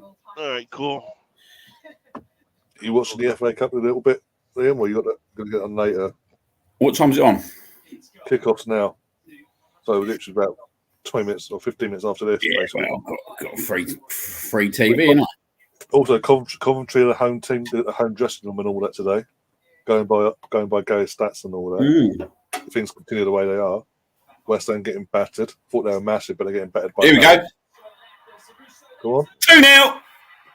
Come on. You just How far ahead are you? Because they have the ball. Taught you something there, Gary. Say I taught you something. I taught you that we're 2-0 up. Oh, interception to the middle, and we continue on. What's the goal from Russo? 1-2 touch. Russo. Sorry, Very Billy. nice. Very nice. Nice finish, that. That was a really good finish. You know what? We've been wanting Russo to be in those situations all season, right? And there hasn't been enough of that. That was really good. Giannis all most from of the defense, huh? Because Giannis most of the seasons refused to play to her strengths. That's why. Yeah. Let's be brutally honest there. Now we can all breathe and relax again. Yeah, I mean, it's no Martin really nice angle, but still. Oh, have you seen the bitterness, Liam, from the UK punditry teams and all that this morning about Odegaard's goal? Not Odegaard, Trossard's goal. He didn't mean to do that. It's a fluke. Couldn't care less. Just the bitterness. It's like, seriously, they wanted us to lose yesterday. Do you know what, right? It's funny, right? The amount of scragglers that have come out of the woodwork, right, giving it to me, don't say nothing all season long. No. You just realise, like, the amount of people that you actually do get under their skins all during the season, they have no intention of, but... No. And they just all come out of the woodwork, ain't they? Like, literally, they're all coming out of the woodwork one by one. Well, you know what? They hate us, right? They hate us. And late last night, I popped into a Twitter space briefly. And it turned out being brief in the end because I was getting pissed off with the host. But basically, a Chelsea fan popped in and had the audacity to say, if Arsenal don't win nothing this season, based on the fact that Chelsea are mid-table, but they've got 2 semi-finals in the domestic cups at least, and one final, they'll have a better season than us. Well, they won't because they won't even get in the Champions League. No, I was like, I mean, we were saying every time we try to get in words and edgeways. But have you won these trophies? No. But it's a shock to us to get this far in these competitions because of where we are in the league. And I'll come back and went, you spent £1 billion in 2 seasons. How is it a shock? Like, I couldn't be asked of it. We're not. No, do you know what? Like we are in a good situation. I know it don't look like. Sometimes don't feel like that because obviously how we kind of obviously lose certain games at a certain part of the year, like April, for example. But when you look at the squad that we've got and you think like the outgoings this season, the only outgoing is going to be players that we want to go out. Yeah. I mean, unless 3-0. Yeah, eventually in the end. Yeah. Best beat again. Yeah, in the end. Where was I at? Where was I at? I can't remember where I was at now, but sorry. Nice. Yeah, he's talking about that's a picking up the scraps, right? Picking up the scraps. Yeah, he's talking about where we are as a club. Yeah, where we are. Like, we'll get rid of the players that we need to get rid of this summer, unless some like unbelievable big comes along for one of our players. Yeah, right. No one's going nowhere. So whatever happens next year, the squad's going to be in a better situation next year, isn't there? There's going to. You like to think next year we'll get another at least 3 to 4 players in, and the squad will be stronger for it next year. I know it's great. I know it's gradual, and it's probably not as quick as some people want it. But at the end of the day, we compete. We have competed to be in a title race up to 34, 35 games both seasons. What I want this year is us to go to at least 37, 38 games. Well, you know what? It's not over just yet. No. Because it can still go to 37, 38 games. Crystal Palace, that's West Ham. 4-0 up. Crystal Palace are beating West Ham 4-0. Jesus. Marteta with the 4th goal in the 31st minute. Yeah, this is West Ham. That letdown from the Europa League. I thought West Ham are massive. They don't lose 4-0, surely. And here's the other thing, Gary. Here's the other thing. All these teams are coming back tired, yeah. West Ham getting rolled over today, 4-0 after 35 minutes. Do you know what I mean? Man City struggled yesterday. We struggled. We didn't struggle, but we got through it. You can tell the tiredness in the team. Yeah. It's not easy. It's not easy, and that's why I don't think this title race is over by any stretch of imagination. Like they're crying, Man City at the moment. They're crying about the games they've got to play and all that kind of stuff. You start sitting there thinking, right, if something doesn't go right for them in a game at the moment, they seem to have that little bit of mentality that they never used to have. But especially they're playing Thursday, so we play Tuesday. Obviously, if we win on Tuesday, we go 4 points clear. So the pressure's then on them to go to Brighton, chuck on Hyde FC, and they know then they have to win. If they drop points, it's as advantage Arsenal with 5 games to go. Effectively, what's the Colonel barking on about?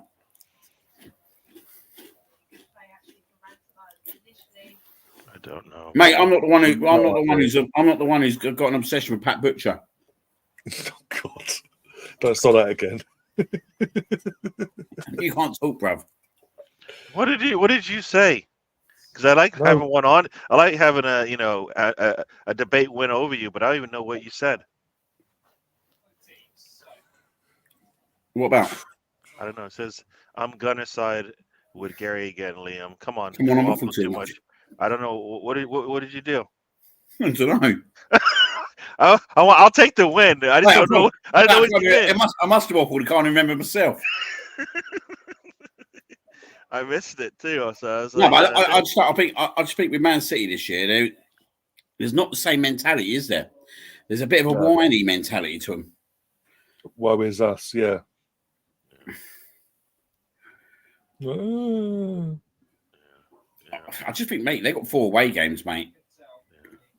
Big away games as well. They could. I said it before. They could drop points. Was it on Tuesday? Yeah, 4 away games. We're going through. We've got 2 now. Yeah. Was it Brighton? Miedema's coming on. As I've been saying all season, we're just gonna take it one game at a time. Next up, Chelsea. We're home to Chelsea. We Yeah, know playing what they're going to offer. Thursday. They know what they can do. They're going to put themselves in situations to score, but they don't like to finish their dinner. We have to make sure they don't even get those chances. Our defense is good enough to do that, Ooh. right? So if Viv They're is really, on, oh, they're nice. really not going to be happy. They're Man City are not going to be happy next week then because they're playing Thursday against Brighton, Friday, Saturday, and then Sunday again away to Forest. 2 back-to-back away games in space of 2.5 days, basically. Oof. So then that could benefit us if we play our cards. But we got to do our job in the meantime. Chelsea and Tottenham. Yeah. That's none of this works unless we don't win. Yeah. We have to win, and Game at time and all that. But yeah. Big game Tuesday night, isn't it? Yeah. Huge. Especially now they've got the West Ham. Chelsea got the incentive now to push on for a Conference League spot. The problem is the next 2 games are 2 teams that want to proper do us over. Well, the fan bases do anyway. Well, that's why it's important that we just make sure we have that defensive, the back line. That's all. That's the one thing I am keen off of is we have to. Our defense is going to be key to how we see this thing out. That's why I would like Tomiyasu to be back healthy. I don't know if he is. So yeah, defensively, I think offensively with our attack we're fine, but defensively, Tomiyasu is the only one we got right now. Kiwior, I think, is a little bit off and on right now. He's still figuring his thing out,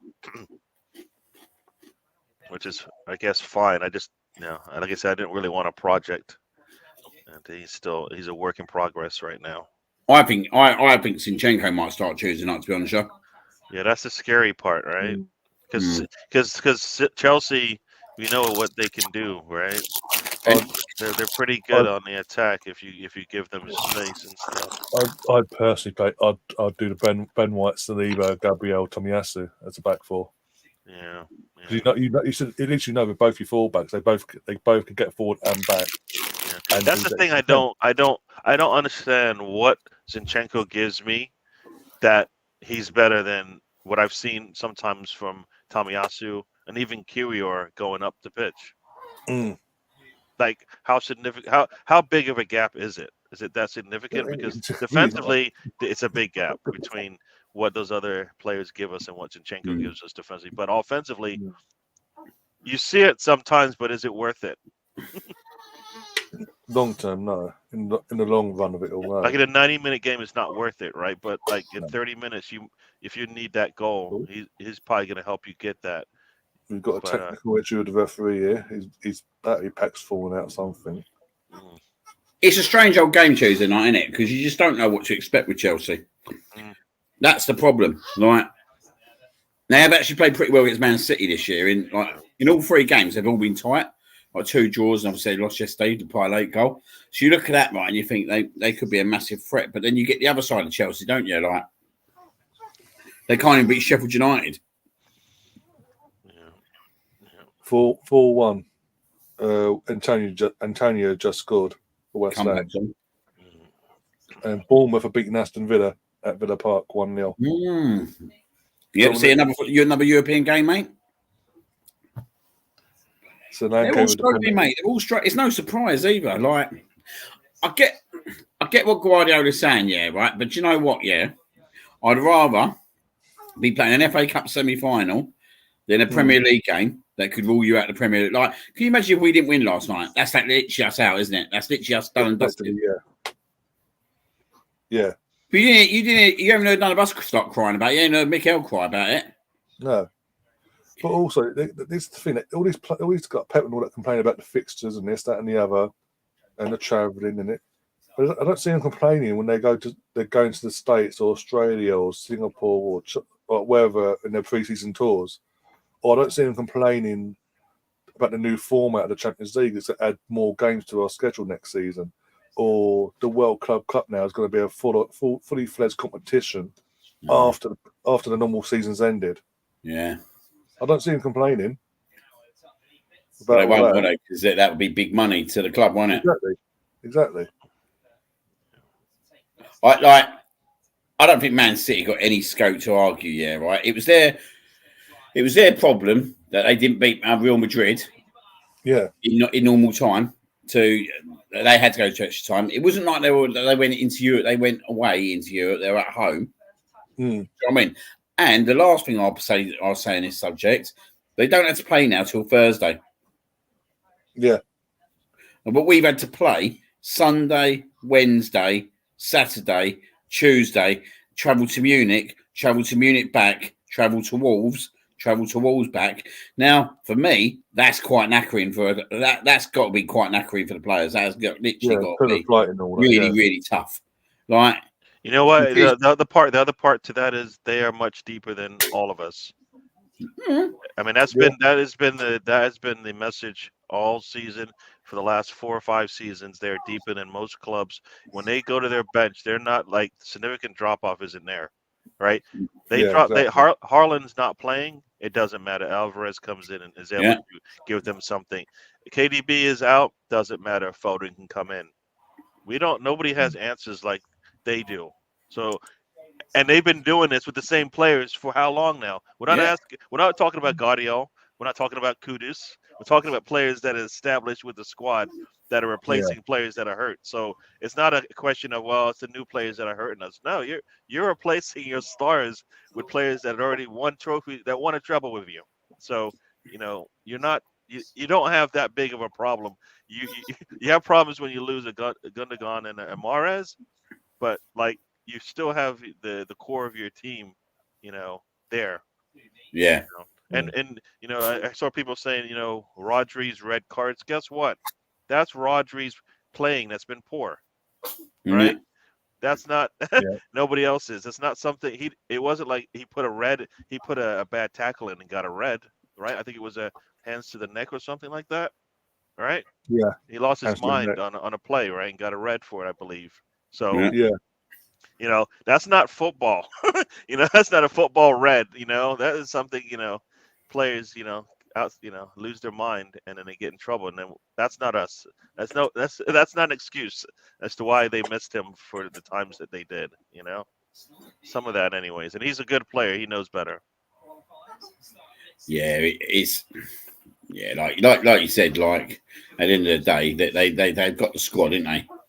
And I think any of us would like to have Kudus come off the bench for us, Guardiola come off the bench for us. Would Pep Guardiola moan about it if they beat Real Madrid the other night? I don't think so. No. And then Guardiola had a really good game, right? A couple games before that or something, with the goal he scored, right? So, I don't know. Frida.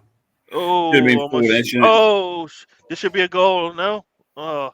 Should have been, yeah. Yeah, we had like 2 chances. The one should have been a goal. The header, and the touch by Frida, not good. Oh, she was right in front. They're a sorry excuse, Leicester City in the WSL, aren't they? They really are a sorry excuse. Yeah. The problem is it takes us so long to put them away. One sec, guys. Someone's calling me. Uh-oh. Yeah. Liam's in trouble.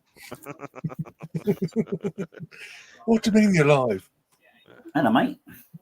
Oh, it's Billy. I'm just saying. Dad, stop doing that. You don't listen to anything that Gary has to say to you. Hey, that's my buddy. He knows me and Bobby were friends, and we got a trifecta going now. Billy and Bobby and Gary hanging out, chilling. He's asking me who's this geezer who's keeping him awake while we're waffling too much. He's doing that to make you feel good. That's all right. We've got 7 minutes of injury time, by the way, in this game. Somehow. Of injury time? I didn't even remember them stopping the game. Exactly. I don't remember them stopping it at all. Maybe. I ain't gonna lie, chaps. I struggled this morning. Those two shots and fatherly duties probably. I think it's that cold weather more than anything, mate. Jesus. I realised when I got in how cold I was. Oh dear. Again, you wouldn't think it's spring. No, you wouldn't, mate. Honestly, but then anyone with a right mind wouldn't sit out there in just a hoodie, would they? Yeah. I mean, no, especially after 3 nights prior, when you was out in the same condition. You're gonna have to do is just go get those heated seats. Yeah, that's very true, mate. I was saying to Sarah about getting some more heated stuff out there.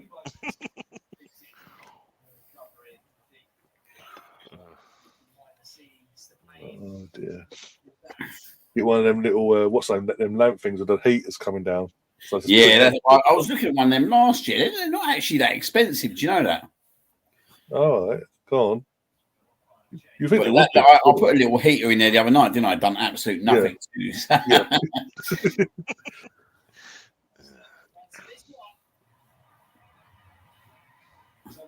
Time for us to get a new keeper in the summer, is it? Yep.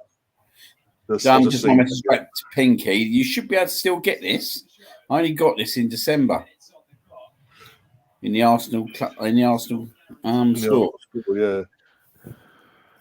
Because she was mentioning in the group chat this morning. I woke up and saw the group chat. She was asking about the badges and all that. Why did it go from the old that badge, the badge that we used to have, to that badge, and why is it now going to looks like a cannon on the shirts and all that? But basically, yeah. In terms of this only came about because Arsenal fucked up basically with their trademarking, so we say, and they weren't happy that people in the stores outside the Highbury and all that were buying the merch in the store, but then selling it on their thing. Well, and they're making a profit, obviously, because they're out of bulk and all that. It turned out because they didn't trademark the old badge, they then went, "Oh bugger, what do we do? Stop it!" Hence why we got that now. They're kind of facing the wrong bloody way. And now we're going down the cannon route, which was technically the cannon on its own on the shirt used to be the thing back in the 70s and all that, 80s, 70s, and 60s, and going backwards. It always just a big cannon, and that's it. Yeah, Laura's come on as well. Seen that, and I think one of our academy girls will come on as well. Condender's on as well.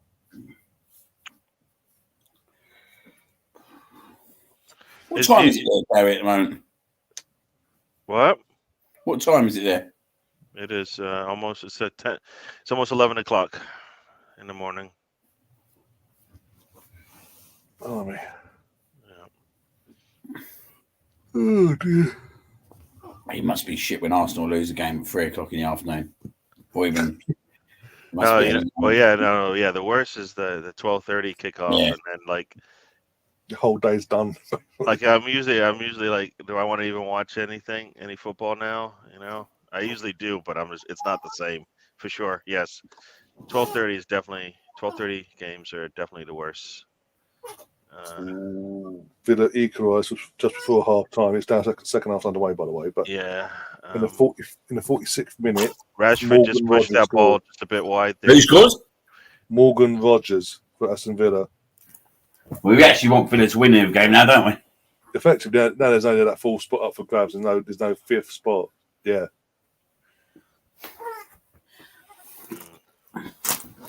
Oh.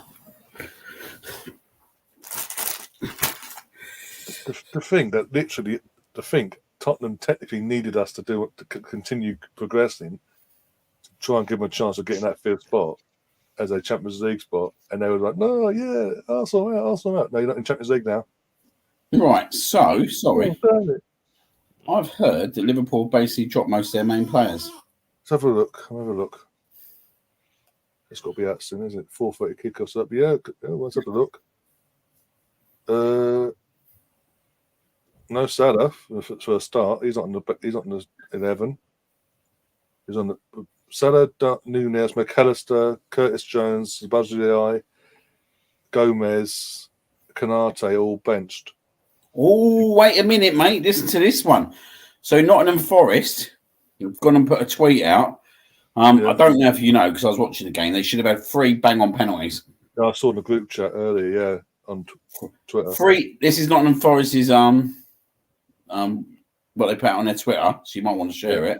3 extremely poor decisions, 3 penalties not given, which we simply cannot accept. We warned the PGMOL that the VAR is a Luton fan before the game, but they didn't change him. Our patience has been tested multiple times. Oh, NFFC will now consider its options. oh my God! Get that up, mate. Get that up. You know what? The problem with that is that that's a problem. That's a problem. People aren't doing their job, and then on top of that, now you have to double down on who are they affiliated with. You're now screaming corruption, basically. Yeah. That's the image that BBC Sport will put out. Bear with me a second. I can't get the bigger. Shit. Oh damn! That's gonna get messy. Right. Oh. You know what? There's enough already with PGMOL affecting teams at the top and bottom of the league, right? Like just doing their regular job, much less whether there's some a little bit of a proprietary some issue with the association, as far as who cheers for who on the Sunday, It's the tweet. That is the tweet, by the way, on the official page. There's basically, literally, in terms of the end of it as well, we'll obviously not for us this time, but that's basically how Liverpool ended things with the Tottenham situation early in the season. We will now consider our options. Yeah. And what happened after that when Liverpool did it? The referee got taken down from officiating any more Liverpool games going forward. But to say that literally, what was it? We warned that the VAR is a Luton fan before the game, and they didn't change him. So and then obviously what's happened. So match fix. They're now screaming match fix. Well, that's going to get mate. I'm in their corner, mate. They got absolutely every right. If you see the penalties, mate, that they weren't given, mate. I don't know how the first two I definitely see. You know what? The third one, I didn't actually see the replay. Yeah, but that's the problem. That's the problem with the way they use it. VAR doesn't make decisions and shouldn't make decisions on whether said play is a penalty or not. Right? That shouldn't be their job. Their only job is to, show the video of what just happened. Like it almost seems like they make decisions on it, and it's like, no, your thing is you need to take a look at this video again. I know they still have the ability to say don't even bother, but that's when you can decide there's a distinction between whether the official made the wrong call after the review, or whether the VAR person decided to just ignore it. All right, that's almost what he did. What just happened is the same as not putting the lines down on the pitch. All right. Yeah. You didn't put lines down on the pitch, so you didn't make a decision. You said, you know what? Don't even take a look, which means you say don't. You've made a decision to say nope. Don't even look at it. Right? You're not doing your job 3 times in a row in one game. I don't know how you keep your job. 3 times in a row, mate, is absolutely dreadful, isn't it? Like, if it's a one-off, you sit there and you think, do you know what I mean? Like, obviously, there's a reason for a decision. But when you see it 3 times, and you definitely see the first 2 penalties, you sit there and think, do you know what? There's a stench to this. Do you know what I mean? We've been there before, haven't we? But there's an absolute stench to it, and this has been going on all season long. This goes back to one of the very first games of the season between Wolves and Manchester United, when Wolves should have had that penalty in the 93rd minute from Onana, and it weren't given. And there was no excuse for that not to be given. And you sit there and you think, what are these guys actually watching? Like, what are they actually watching? Like, I don't know if you've noticed, right?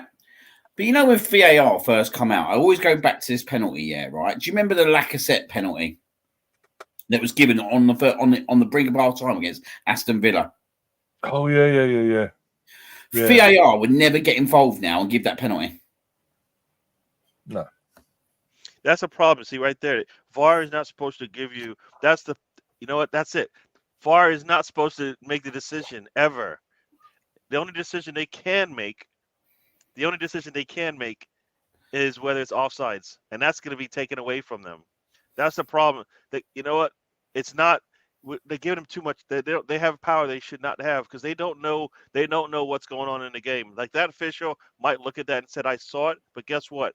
Because of the way this game's being played, that's not a penalty today, right?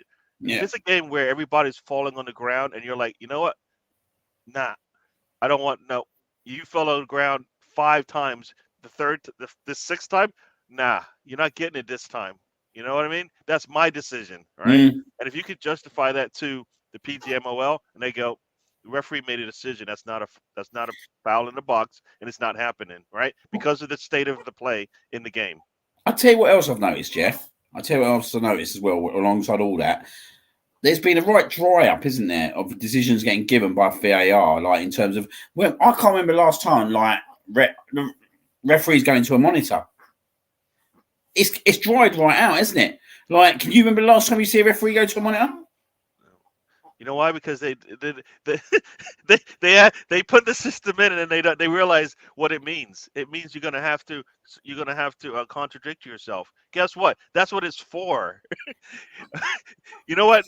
If you get it right, that's the problem. The problem is just get it right. The problem isn't did you look bad in the face? Everybody looks bad. A striker missing a sitter, that's bad. You know, the ball goes out and you call it in, that's bad. But it happens, right? But we're trying to fix that. This is not to make it worse. Yeah, we're never fixing nothing, though, are we? Let's be frankly honest. Like another thing in terms of do you remember when the start of the season with all the minutes and all that, weren't it? Like every game was like literally 10, 12 minutes going over. That's kind of got drizzled back down. But you sit there and you think they come up with all these ideas. But then as the season goes on, it just starts all pulling back, don't it? And they start realising that all the stuff they're trying to put in place is just not viable. And I think the take fair, I was actually sitting there thinking today, they might as well just pull VAR, in my opinion. They might as well just pull it. Well, either pull it or just, make it what it's supposed to be. It's supposed to be what? Correct, clear, and error, and clear and evident. What is it? Clear and whatever. I forgot what it's supposed. Clear and evident mistakes or whatever it is. It's things that you can't see, right? You call a handball, you look at it, it's actually off the player's thigh, right? Yeah. And so it's not a handball. That's something you can't see, but like it's a call you made that's wrong, all right? That's how it's supposed to work, all right? They don't. It's hard to put the genie back in the bottle, I think, if you take it away. Yeah, I don't think they're ever going to be able to take it away now because it's there, isn't it? And like it's there to stay. But like this is another one, Bit Schooner coming out. And another game that I always remember is the Aston Villa game when I think John McGinn got a red card against us. Yeah. And I always remember being on the stream with you guys at the time, and no one ever showed the replay back. Yep. You know, the worst is when they are talking about it and the commentator is telling you that they're talking about it. Yeah. And you're like, and then nothing happens. You're like, come on. Yeah. Come on. It was like today with that third penalty. The commentator's gone, no, it's already been decided, no penalty. It's literally about 5-10 seconds after, and you think they're well on it. Like, really, should they know that quickly? Yeah. Like they've already said it's not worth looking at. And it's like, that's not your decision to make. That is not your decision to make. Whether it's worthy of looking, you've looked at it and you said it's not. You can't make that call. That's the problem. They don't. That you're not re-refereeing the game. You're letting you're giving the referee some more information. That's all you're doing. You're not like that. You can't have 2 referees, all right? I think the problem is nowadays, right, with VAR, it's made referees worse, not better. And I didn't think referees could get any worse than where we was 4 or 5 years ago. Why? Because they took the responsibilities from them. Exactly that. They took the responsibility. So in the back in the day, a ref would just blow his whistle and make an instinct kind of decision, where you don't think about it, you just make that decision, don't you? But now, like, they can hold up, can't they? They can hold up. They can wait. They can wait to be called into play by VAR to then make that decision. So, like, when you see yesterday's tackle, that was obviously on Havertz, for example. Yep. Paul Tierney 4 or 5 years ago, would have probably blown up and red carded that player there and then. But what the problem is now, they won't blow up and make that decision. They'll wait till they get called into action, won't they? Yep. And I like you said, everyone's got a different opinion on things. But like, do you know what I mean? Like every official's gonna have a different opinion on things. But when it gets this stage of the season, if they've kind of identified there's a Luton fan, I don't know what it's alleged, isn't it? The alleged Luton fans on VAR. That is a conflict of interest. Whatever way you want to look at it, there's a conflict of interest there. And it'd be just like, right, if Arsenal playing Manchester City on Sunday for a league title and there was a Tottenham fan in VAR, we'd all be kicking off, wouldn't we? No, you know what? And it's you know what? If not only if they were consistent in what they were doing, if they were good at what they're doing, we wouldn't even care where they're from. They're not doing their job. It's more the case they're not doing their job, and now I have to deal with is there some issue going on here because this man does not like my team at all, and would be happy to let said team have a good run at this, right?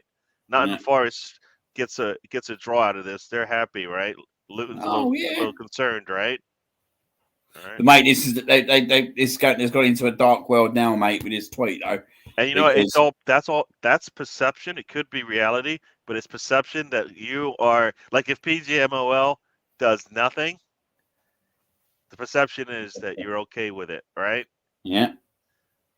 And if they look at those 3 plays and they go, they were legit, that's where there has to be a separation between the referees and VAR. They cannot be, related at all. 2 different business streams or whatever you want to call it. No affiliation at all. Mate, it's even like I put a tweet out during the game. There was many people in group chats going, "Can't believe what I'm watching here in this Everton Forest game." Like, it's just madness, isn't it? It's just madness, really. Like, yeah, and you know what everybody said, and I've heard this on many a show. When you don't get a call and and you laugh at it, tomorrow it'll be you. Yeah. In the same, but we're all getting the same. It isn't a City thing, an Arsenal thing, a Big Six thing. Everybody's getting punished by a group of people not doing their job properly, right? But then they'll turn around and go, remember how they started the season? We don't like how these managers on the sidelines are running around being unruly and all this stuff. So we're gonna add some new rules to our slate to make sure that doesn't happen, all right? You can't even do the regular football stuff first. Now you're adding on even more stuff, which has nothing to do with the football on the pitch. Well, that was the problem with VAR in the first place, wasn't it? We run with it before we could walk with it. Do you know what I mean? It needed to take little pigeon steps, didn't it? Yeah. Into get growing it, but we didn't, did we? We tried to throw the whole thing in straight away. Yeah. Like goal line technology. Do you know what? Absolute fucking superb that is, yeah, right? That has been around for a very long time, right? Yeah. So there's no reason to not take it. No, exactly. But when you brought VAR in, you should have potentially just brought VAR in for offsides only at the start for me. Offsides only. Do you know what I mean? Get that working, get that to where it needs to be, and then start deciding, do you know what? We might just then bring penalty decisions in for it. But they brought this VAR in and tried to do everything in with it all in one go, and they're putting too much more than they can chew with it, can they? Yep, because now they're just looking at everything. Sorry, mate, I'm still talking. I can hear you. No problem. Yeah, now they're trying to evaluate everything, and they can't, like you said, they can't do the little things right. They can barely do the offsides right, so that's getting taken away. Yeah. Now for in reality, it should always have been, is that a red card or not? Yeah. Because that one's an easy one to decide and let the official look at it again and go, is that really a red? Sometimes the official has said, I got a good look at that. That is a red. And then you look at the video and what the referee has said and what you see are in line. You're like, well, there you go. Whereas if you see something different, you're like, take a look at this video. because you said he punched him, and guess what? He was just jumping in the air or whatever, whatever the case may be. So I think, like you said, you should walk before you run.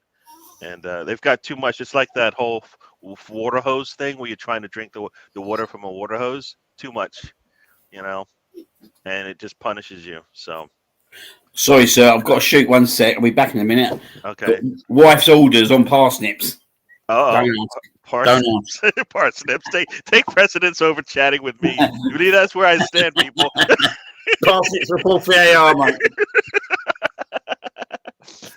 All right. So the United match, for anybody who's been watching, United has scored. I didn't see the score because I was switching my stuff around here, but United is up 1-0. I don't know if that's good or bad. Well, I guess we would all like to laugh at United, but Coventry is, they're probably just holding on. They're probably waiting until towards the end of the game to maybe push this thing a little bit. They don't want to get opened up too soon. Let's see. VAR is better in the World Cup. Well, there's better officials in the World Cup. So a lot of times, I think when they do go to VAR, it's for legitimate reasons and stuff. So yeah, the NWSL now has VAR and they're using it for offsides, potential red cards and goal checks. Yeah, that's where you should start. Make sure you get all three of those right, and then you can move on to the bigger and more challenging things. The officials should just officiate the game. They shouldn't care about VAR. That's the thing. They actually think VAR is there to help them, and it is, but it isn't there to take away your job, which is to Coventry is through. Cross comes in. Oh, could not get a touch on it. Could have been a goal there for Coventry. They were able to get through that. Imagine that. They were able to get through a United defense like it was a sieve. Yes, they're able to get through this thing. They, when they decide to put their foot down, I think they're going to be able to get chances. That was a really nice cross there. They couldn't get to the end of that one. It was a nice cross, and I think Onana might have got a. Did Onana get a hand on it? Let's see. Nope. Nope. Defended well there by. I don't know who that player is for that team, but there you go. I think we're gonna see a big scandal come to light. Yeah, no, you know what? The big scandal, I think it's already there. I think PGMO and VAR are not really working together in the sense that, or maybe they are working together, but they're not working as one. It's not there for the right cause, which is to get the call right. It's there right now to make sure the referee looks good, right? And to back up the official, right? If there's some conflict there, you never see. They barely ever go to the video. Why is that? And looks like Ryan he has to cooking the veg for dinner. There you go. And Liam's doing parsnips. What is it, like vegetable day? No, couldn't find no parsnips. Couldn't find none. Oh man! All right. Nuno and Forrest are making a big deal about this. You know what? Every team should be doing this because remember, what was it? A couple years ago, VARs, they called away a goal because Lacazette was supposedly interfering with the goalkeeper, and you look at the video, you're like, I don't think so. Yes, he's offsides, and but the goal's over here. He's over there. I think Baby Billy is an excellent co-host. Yeah, he's talking it up there. He's not liking this whole VAR thing. Yeah. And this is what should happen. And I've been saying this all along. This isn't a Big Six thing. This isn't a relegation thing. This is a English football thing. Because any team that comes into the Premier League will be affected by this. Yeah. Guess what? When you go back down, sometimes you could look back and go, there's probably about 10 calls over the season that if went differently, the game could have ended up differently. We might have won, right? We might have drawn, and we missed out the league by a couple of points, staying up. So, well, let's be honest, right? If we'd If we'd got to last year and lost the league by 1 point, we would have been banging on about that Lee Mason against Brentford decision, wouldn't we? For love or money. Yep. But you know what? But you know what? The reason why it's a problem is because we lost the 2 points, the season went differently. Yeah. Right? Yeah. If you have those 2 points, things will look different when you go into that City match. Things would look different when you went into that Bournemouth match. Things will look different if you look at any of those matches where we drop points, right? The Brighton match, maybe you come in there a little bit different because you've got that extra 2 points that you didn't have before. So it affects everything afterwards, right? You never know. Like you say it all the time, right? If they had scored that goal on the first minute when they had the best chance of the game, the rest of the game could look totally different because they didn't score or because the PK wasn't given. For 89 minutes, it's all bets are off. You as the other team, you're like, we just got lucky here, right? Yeah. Think about it. Villa sat there and took everything we had for 60, 70 minutes and then said, you know what? Well, you know what? And that had nothing to do with VAR, but that's what happens in games. When you like, all right, we've taken everything that they've got. We've taken all their punches. Now, you know what? Whatever we do from here on out, is a bonus. It's a bonus. Ooh, nice little, a little too strong there.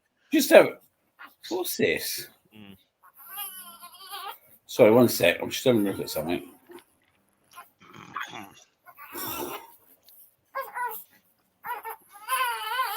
Oh, I've got an unhappy Billy here, mate. Yeah, he's not feeling it, man. No, he's not enjoying it, mate. He's not enjoying it. So looking at it, yeah, right. Oh, I just missed it. But Liverpool still got to play 2 of the top 4, ain't they? Or top 5.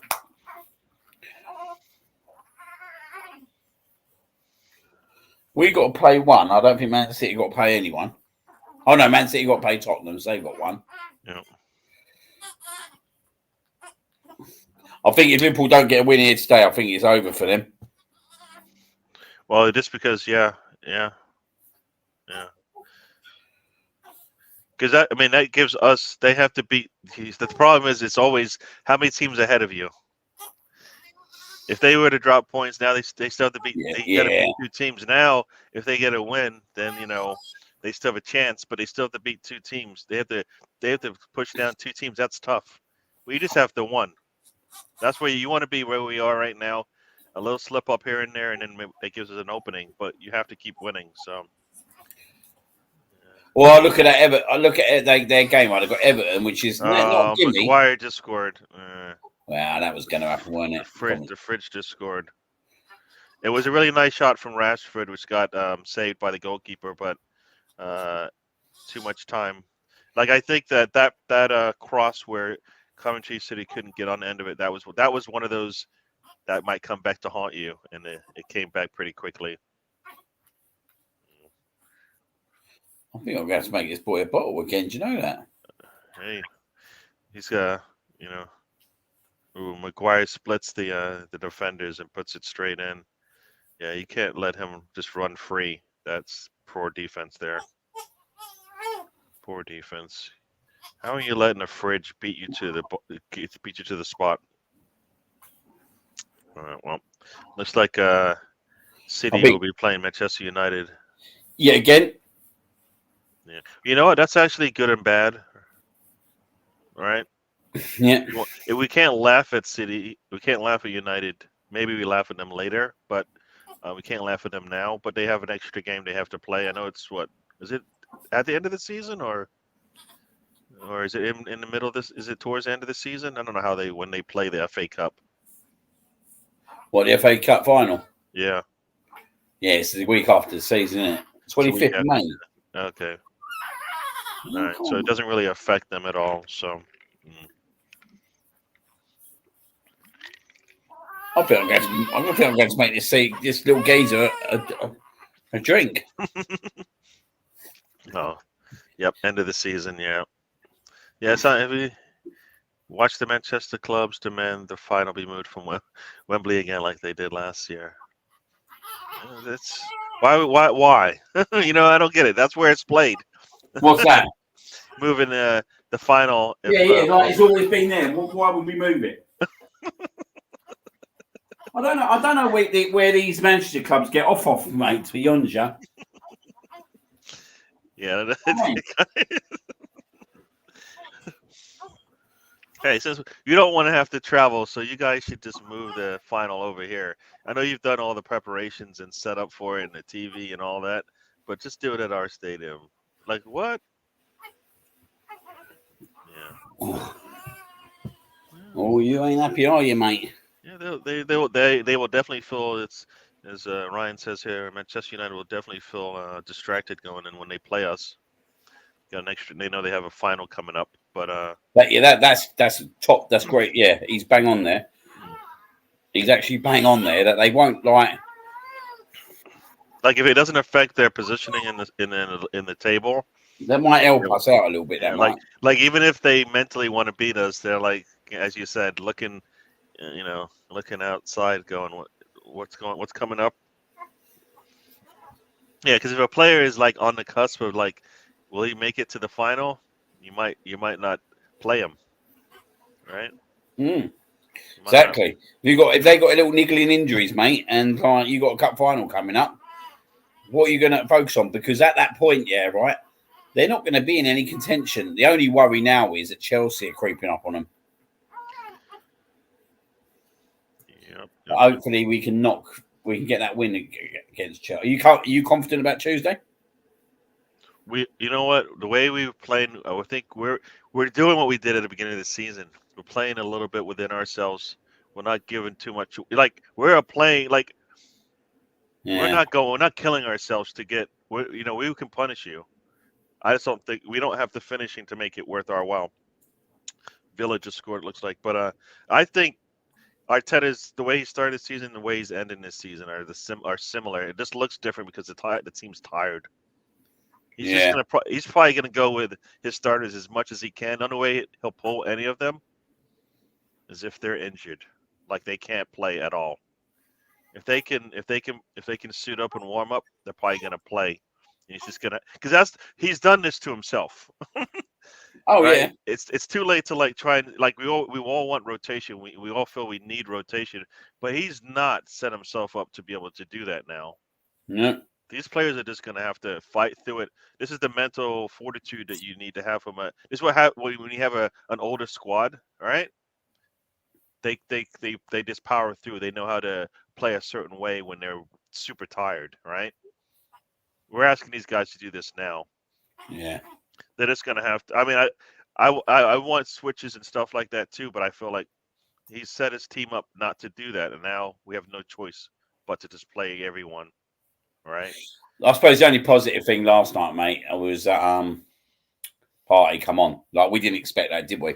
I know. I said before the game, I don't think we're going to see him for love of money. Well, that's the thing that's the thing that's so disappointing. Why that game?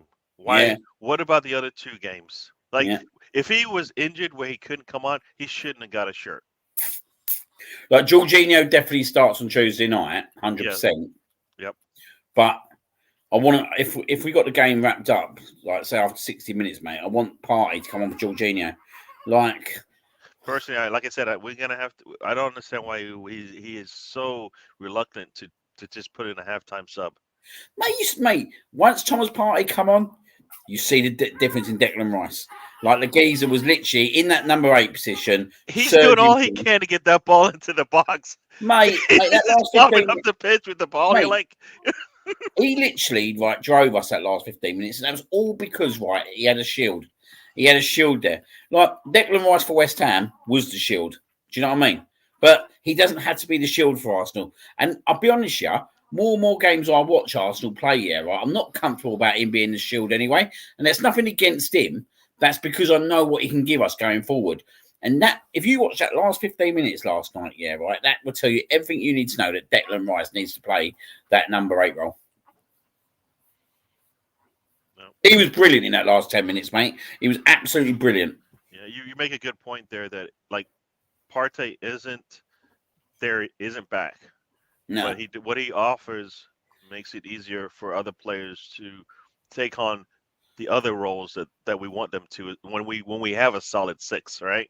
Yeah. With Jorginho there, it's a little bit iffy, right? Yeah. It's a little too iffy. That number 6 for me, mate, is massive. He's absolutely massive moving forwards because I think that number 6 is what's going to make us become consistently solid. Do you know what I mean? And it's nothing against Jorginho because I think Jorginho's done really well this year. I think he's had a really good season. But he can't play every 3-4 days. And like Declan Rice, he can. If we can get someone beside him who can play every 3-4 days, do you know what? I don't see us losing football matches. And you know what? If we're able to do what City was not able to do, is to hold on to some of your older players. Like Jorginho, do you really need to go back to Italy? Do you really need to go back to Italy? Can you just stay with us for another year plus? Yeah. You know, we'll do a one and one. You know, and we'll see how it goes. Because I don't like we don't have like if it's either Partey or Jorginho. I can't really trust Partey's health. Not yet, mate. You can tell he's not fit enough. So unless they see something, like, are we gonna know? We're not gonna know, right? Yeah. You're not gonna know about Partey. So do you bring in a 6 and then you have Jorginho and him, switch off, and then Partey comes in to help, and then you see how that season goes. You know what I mean?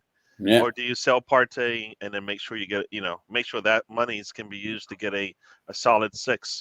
That's kind of the other thing there. I was thinking about this. This morning. Yeah, right. In an ideal world, you keep Partey for another season.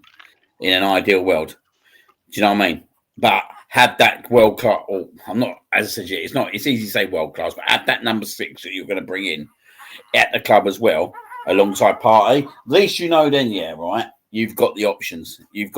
There. But there's the other side of me that says, like with Thomas Partey, that he hasn't been around whatsoever. And is it the right time if we're going to make some money off him now? Because if we don't make money off him now, likely we're going to lose him on a free transfer, or something like that, or very minimal cost. So, and you're probably going to make more money off Partey than you might off Jorginho. Yeah. But mate, I would if you said to me we're going to get a number 6 in, but keep Thomas Partey, mate, I'll be all over that, mate. That's serious. Think about it. Yeah, coming into this season, right? Or like if they're going to go after Caicedo, you got to keep Partey, right? Remember that discussion? Yeah. It's like, no, you're bringing in Caicedo. You don't need Partey. No, you're bringing in Caicedo. You need Partey. You need Partey just to make sure that you have backup and you have, he knows how to play the position. Yeah. Like this is how Arteta wants us to play this position. And I think people are saying Caicedo right now is looking really good for Chelsea. It's taking him some time, which, you know what, if that was Arsenal and it took him some time to get to where he is now, I think it'd be easier if he was with Arsenal because he would have had Rice next to him. He would have or Martin or Ødegaard next to him. Totally different when you have those two, I think, next to you, right? Mm-hmm. Than what Chelsea's still figuring things out there. A lot of movement in that midfield, I think. Not the same quality and continuity that they have, and ease with Rice just coming in and filling a hole, questions answered, right? So, no, I it's one of those things where we could only get one, right? So we got Rice. He's been perfect for us. If we had Jorginho, I think it would have been the same thing. We just would have we still don't have that other 8, no matter what we do. We don't. So either the 8 or the 6, pick one. We don't have a solid 6 or an 8, depending on for me it's a 6. Where you put Rice. For me, it's a 6. For me, when I look at Declan Rice and I watch his game, and I watched him out last 10 minutes last night, for me, you get a number 6. Do you know why? Another reason why you get another number 6 in instead of a number 8 at the moment is because, do you know what, right? If you lose that number 6 again, at least you got fullback that you got people like Declan Rice there still. Do you know what I mean? But if you get a number 8 in and then you lose Partey, and then obviously you got Jorginho at his age, I think we'd be limited again. I think you've got to give yourself enough options. And I like apparently they're after the Everton lad, Onana, which is all well and good. Do you know what I mean? Like whoever they decide to get, I'll trust because at the end of the day, the recruitment's not been bad. But at the same time, you look at that and you think, I think they do see Declan as a number 8. I think they do see him as being that player. Like he takes the free kicks now, don't he? He takes the corners and all that. That's not just a number 6 role, mate. That's someone who's a box-to-box for me. And that's what he is. For me now, he's a box-to-box midfielder. He's a much better version and a much more kind of physical version than Aaron Ramsey. Do you know what I mean? We haven't had a box-to-box midfielder since Aaron Ramsey. Yep. And I never thought of Aaron Ramsey as a defensive stalwart, like Rice is and can be when he needs to be. He can turn that. That's in his tool chest, right? It's in his tool belt, right? If we need some defense, he's there for that. If we need some offense, he's there for that. If we need some, transitioning the ball up to pitch, he's there for that. Like I said, he is. Or I'm saying it now, maybe. He is like that Henderson, the jack of all trades, but he's actually pretty good at a lot of things. Yes. Whereas Henderson was coming toward the end of his days when he was asked to do all those things, right? And but he got them across the line. I think Rice would get us across the line. He needs some help, and we've seen that in the last couple of games. That's why Havertz in the midfield it hurts Rice, which then hurts the midfield, which then hurts everything. The front, the back line, the front line. All of that just breaks down because you're asking Havertz to do something he can't do. You're asking Odegaard to do something he can't do as well. Because if you watch when Havertz plays, Odegaard then ends up playing a little bit deeper. And no offense to Odegaard, he's an unreal player, but 50-50s is not his strength. Do you know what I mean? And when I see him and Havertz play, I always see Odegaard kind of losing out on a lot of 50-50s, and that's because he's having to play deeper at times. Partey comes on. Rice goes to number 8. Odegaard scores. No shit, Sherlock. Do you know what I mean? And that's because Odegaard's then able to play further forward. Yeah. Do you know what I mean? In a more advanced position. Yeah. That's why I said coming into this period, I was like, Partey will be a part of this because we know what he gives us. And we don't need to, right now. We don't need to see it for 70 minutes. We need to see it for at least 30, but he should be available to us in every game because we're not asking him. We're not pushing his body like we have in the past. He doesn't have to do that. And if he does give us a start and he gets pulled at halftime, fine. I'll take that's even more minutes. All right. Yeah. But I'm still on the belief here as well, right? When Timber was playing for us at the start of the season, and he was playing Partey at right back here, right? There was a big objective around that. It weren't. I don't believe in the slightest. It was just that we didn't have a right back and Partey was playing there. Do you know what I mean? Because Ben White could have easily played there. I think there's a big objective there, and I think Timber's injury has literally derailed quite a lot of what Arteta wanted to do this season. And if you look at that first game, I know Havertz was playing in that left stance role, but he was literally pushing right up, wasn't he? Because obviously Partey was pushing into midfield. Do you know what I mean? As the additional midfielder, I still think that in his mind he wants a kind of midfielder as a fullback. Do you know what I mean? Like Zinchenko, but Zinchenko's not reliable. I think it was you. It was someone who said, it might have been you, said Partey can't play that position because you know what? He's doing a lot more leg work. Surprise, surprise. Then he gets injured. Yeah. No, everybody says, he's playing in the same areas, but if you look, he has to come from further away. Yeah. He's got to do a lot more leg work. So it's like, you know what? No, you don't. He is fragile as it is. Please don't put more on his plate. Do you know that? And that's where that Casado would have been a great signing for us if he wanted to play that kind of way, because he can play right back, come in centre mid, and he's young. He's got the legs. Do you know what I mean? Yep. But he's definitely still wants that player. When Bright beat us last year, I believe Casado was playing as a right back, coming in and doing that work. And that's maybe where he got some of that. He probably saw that early in the season or whatever. But yeah. You're right. Like we could only make one move in midfield. It was either Casado or Rice. I think they went good with Rice. Yeah, 100%. I would have taken either one, but Rice has made it easy now because now worst case scenario, if I can't get the 6, I'll get another 8, and Rice will have to suffer for a bit until I get the 6. You know what I mean? You have answers, not the perfect answer, but I think Rice can do a job if needed. You know what I mean? It's not the preferred, but we'll get by. We won't. I don't think it'll be as big of a hit to us, but yes. I think there'll be a surprise now. Like that team lineup next year, there'll be a surprise. There'll definitely be a surprise when Timber comes back. There might be two. Well, there might be two surprises, right? Because hopefully Timber comes back and he's good to go. But then there might be that 8 or 6 and that striker as far as who comes into our starting lineup next. Like this year, it was Rice, Havertz, and Timber to start the season, right? Those are the 3 big, and they were all 3 signings of ours. We need to do something similar again, right? Yeah. Similar again, if you think about it. Because that means you're pushing guys to the bench, right?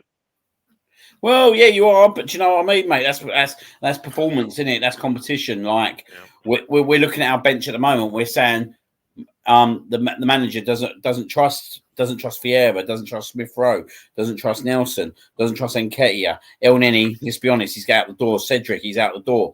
Do you know what I mean? We're talk. I've just named real 6 players off there. We've got 9 because even some people will say Jesus and Zinchenko aren't his preferred answers for the questions he's posing. Aaron Ramsdale, he's out the door in the summer. Yeah, so when you start looking at that and you start thinking, okay, yeah, he brings players in, but anyone he brings in now, I want them to be like first team material. They need to be, and if it means like, do you know what? As I said to you, I think people like Martinelli could find themselves on the bench a lot more next year.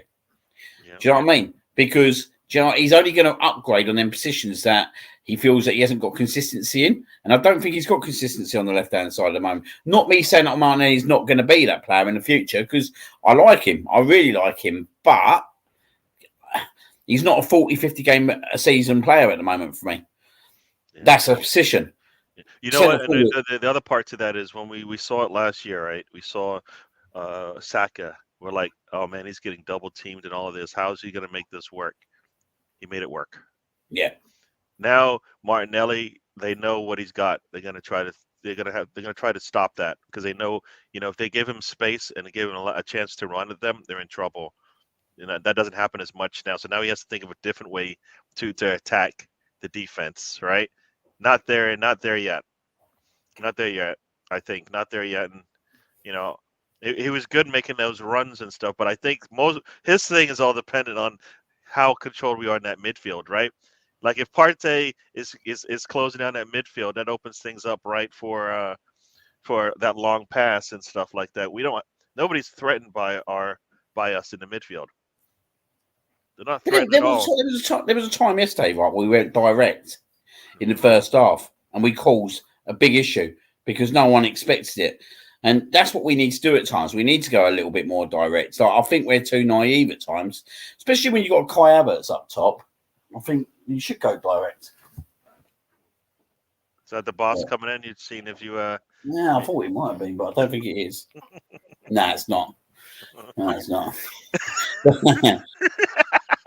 But no, we should go more direct at times. Do you know what I mean? And ask that question. No, exactly, yeah. Like I said, I'm hearing a little bit more from people that were trying to walk the ball. And I was like, yeah, we've been doing this for too long. Sometimes you just have to force feed it in there, Yeah. So we can't be nice about this thing, Just finish teams off. You don't have to do it like we don't take too many shots outside the box. Not enough that we have chances to make them because we always wait. It's like, no, just take it first time. We've got guys who can put the ball. I think they just need more shots. Yeah, definitely. Just take the shot, You get an opportunity, you take it. And I think that's a mindset, and Arteta's got them thinking too much, when in reality they should just be taking what the defense gives them. I'll say that all the time. It's a reaction to what the defense has done to you. If they've given you an opportunity to take a shot just outside the 18, you take it. Yep. Palace 5-1 up. Palace are 5-1 up. Oh my. That's a bit of a shocker, isn't it? Yes. But there's a thing. It's the end of the season, and they're finally healthy and playing together. This is kind of the things you kind of expected from them. But other teams are probably like, wearing down. All right. Yep. Wearing down and mentally. Are they still have all that? They still have sand between their teeth, between their toes, like they're ready to go and enjoy what the summer has to offer, because they can't do anything. They're not getting relegated, and they're not. not in position to get into a European spot. That was Watkins with a shot, pretty Different wide. position here. Oh, look at this! I'm in my rightful place now, Gary, the kitchen. There you go. See, you're supposed to be eating there, though. That's the problem. You're like cooking and stuff, and look at that laundry and everything. This man's showing. Look, I've got it already, mate. Oh, it's already, mate. Already there. Already there. Look at you! Look at you! Master Chef. Yeah. Very cool. It's I'll watch it. Yeah, 50 minutes in. Manchester United is still up 2-0. There hasn't been much going on in that game. Bournemouth has just brought on Billings, I think it is. So.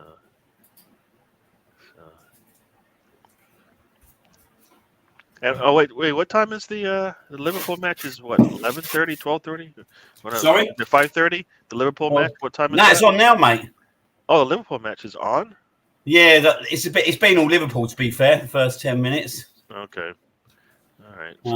But they're on the attack now, Fulham. Oh, mate, what are you doing there, mate? Pathetic. Mm-hmm. Yeah. All right, so here we go. That's it.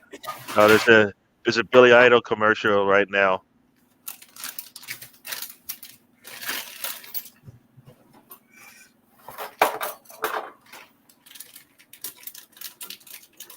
All right, so maybe those other games seemed. I don't know, but I guess we want Villa to stay where they are, right? So.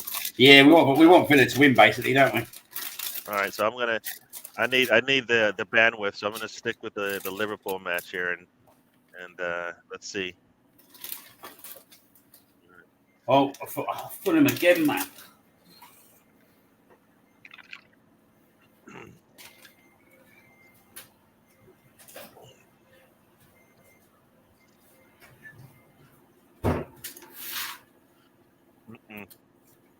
No, it was interesting listening to everybody talking about, how Arsenal just barely won, and that's why, they're gonna struggle. And it's like, I think they did exactly what they had to do. Oh, They talk about mindset and all of that, and when you show them what it looks like, they don't like it. You know what I mean? Mate, let's be honest, yeah, right? We've got to play Tuesday night, so they've got to play with the mindset. They can't get them. They can't just literally kill themselves, can they? I always say you got to play to win the one you're playing. No, yeah. But you got to play within yourself as well, right? And I think that's what you're seeing. Like they're going as best as they can. Yeah. And I think we did enough last night. But if Wolves had got an equaliser, we would have been in shit street after that point. Do you know what I mean? Yep. Well, that was the problem. That's why I really wanted to get that second goal, go into the half with a 2-goal lead, as opposed to sit there with that 1-goal lead, going, oh boy, Iwobi puts a cross in, and who's there to clearing it up? Van Dijk. What do you reckon about? Do you reckon Unai Emery will stay at Villa or wait for them clean? All. You know what? He's proven that he's a good manager. Right? He just needs the backing. I don't know. You know what? If you're gonna get him, you better get him. I feel like you should try to get him now before he gets settled into Villa. Because then, you know what I mean? Yeah, exactly. Like the only time I think you can get him is now, where he's got to make a big decision. Do I go to a big club again, or do I look at Newcastle and Manchester United, two teams like Newcastle all day long? I think he'd be a good fit there. You know what? I believe we all said this. Arsenal, he had no friends, upper management, nobody looking out for him. So nothing he wanted, he got, and he had some bad losses. Right? We did the same thing with Arteta, but they liked him. He's got friends in high places, right? Yeah, it wasn't a big deal. Like imagine if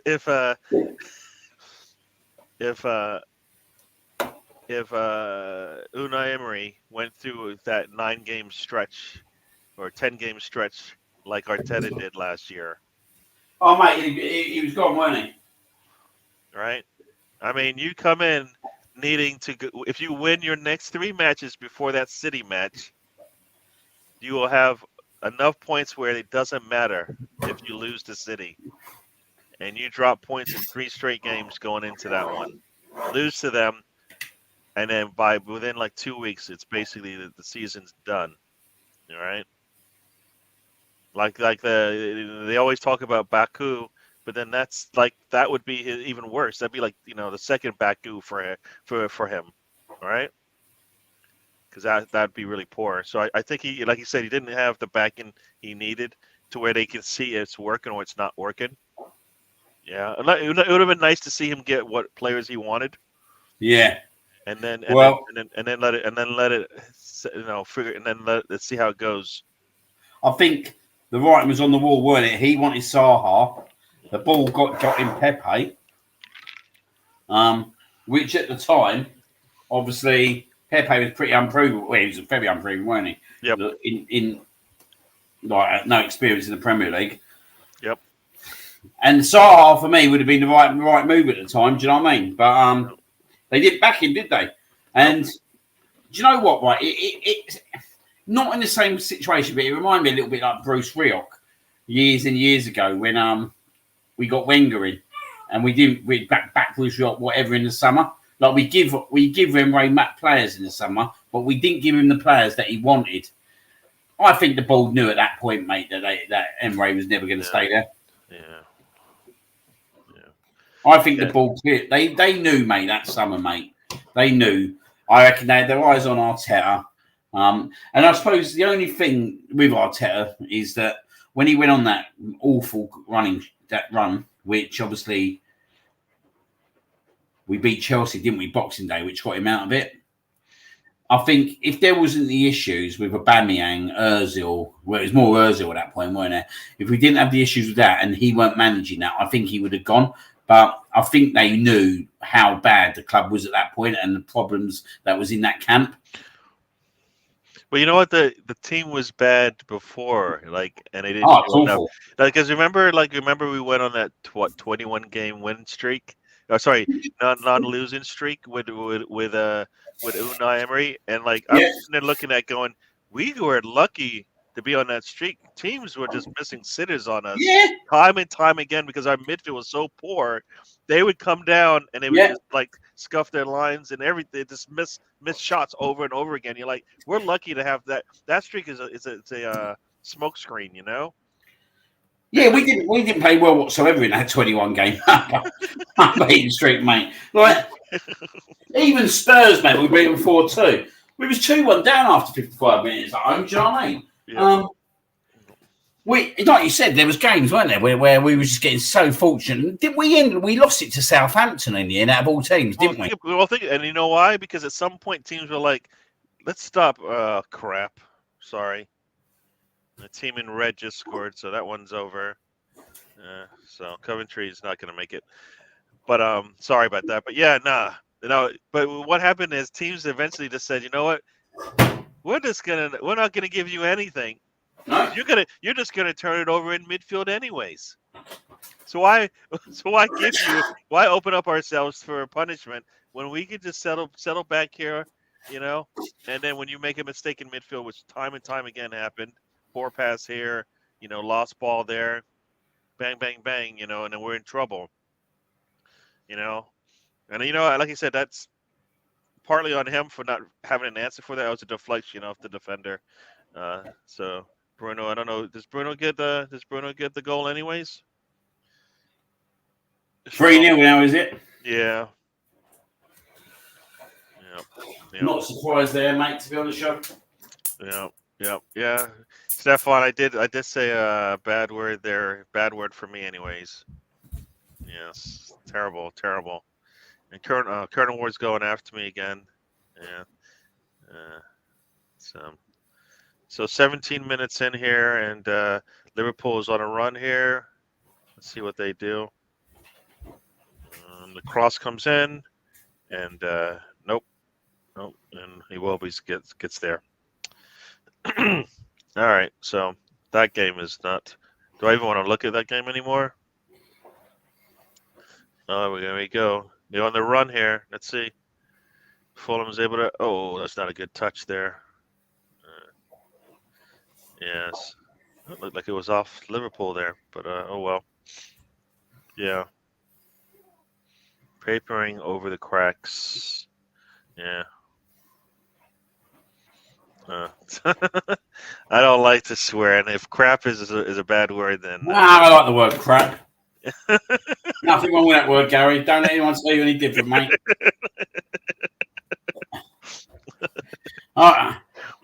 No, I've got the carrots on, mate. Carrots, runner beans, yeah. broccoli, the potatoes are there. Yeah, so you guys do the sides, and the boss comes in and does the main entree, or how's that work? Sorry? So I know you're doing vegetables, or at least you're doing some vegetables. Are you doing the main entree as well? Oh yeah, it's sitting here now, mate. So I'm doing the potatoes because I'm going to roast them. Okay. My roast potatoes, mate. Yeah. See, it's just me home for the weekend here, so I've just been like. You're takeawaying it, ain't you? I bet you're takeawaying it. He's takeawaying it. He's taking. We know already, mate. Yeah. I'm going to chop it. There you go. We've got the old chicken here. There you go. Oh. See, I told you I'd teach you something. Yeah. Some cooking. Cool, Ryan, be back in 10 minutes. Didn't realise you had a lunch break. Yeah, he took a bit of time off. The man just disappears. He just disappears on us sometimes, you know. I'll be right back, which means I'll see you in an hour. Yeah, exactly.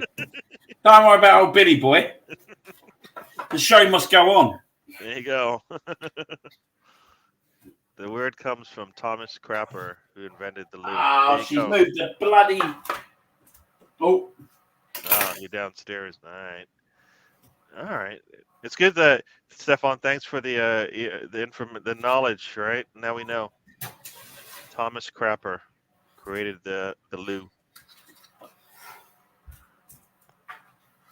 Oh, there's go. Chicken's in. Roast potatoes are on. The bottle's on the cooler there, mate. See, I told you, mate. Jack of all trade, master of none. Yeah, everybody's doing like all this work at home. I haven't done. You know what I did today?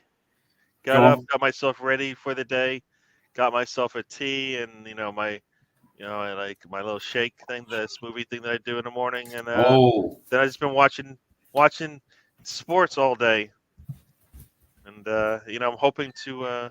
That's what it's all about, though, mate. Yeah. Now I still have to do lunch. I have to think about what I'm doing for lunch. Do I do another? I don't know. That's what it's all about, mate. Yeah. You tell me, mate. You tell me another podcaster who's sitting there at this moment of time, podcasting on a show, cooking a Sunday roast for his family, and just about to feed the baby on top, and still coming out with the goods. You're a quality, man. We all wished we could be you, man. Mate, you don't wish you could be me. Trust me, you don't wish you could be me. You seem to be having fun with all this, all right? Yeah. If you don't laugh, you cry, innit? That's the way I look at it. Very, very true. Well, I'm going to be on, mate, but I'm just going to have my camera off. All right, no problem. All right, so he's going to go do some fatherly duties, as they say. Brayek's gun is about to have some sausage eggs. Yeah, I don't really have breakfast anymore. I just have one of my protein shakes because I don't do breakfast very well. Meaning I like to have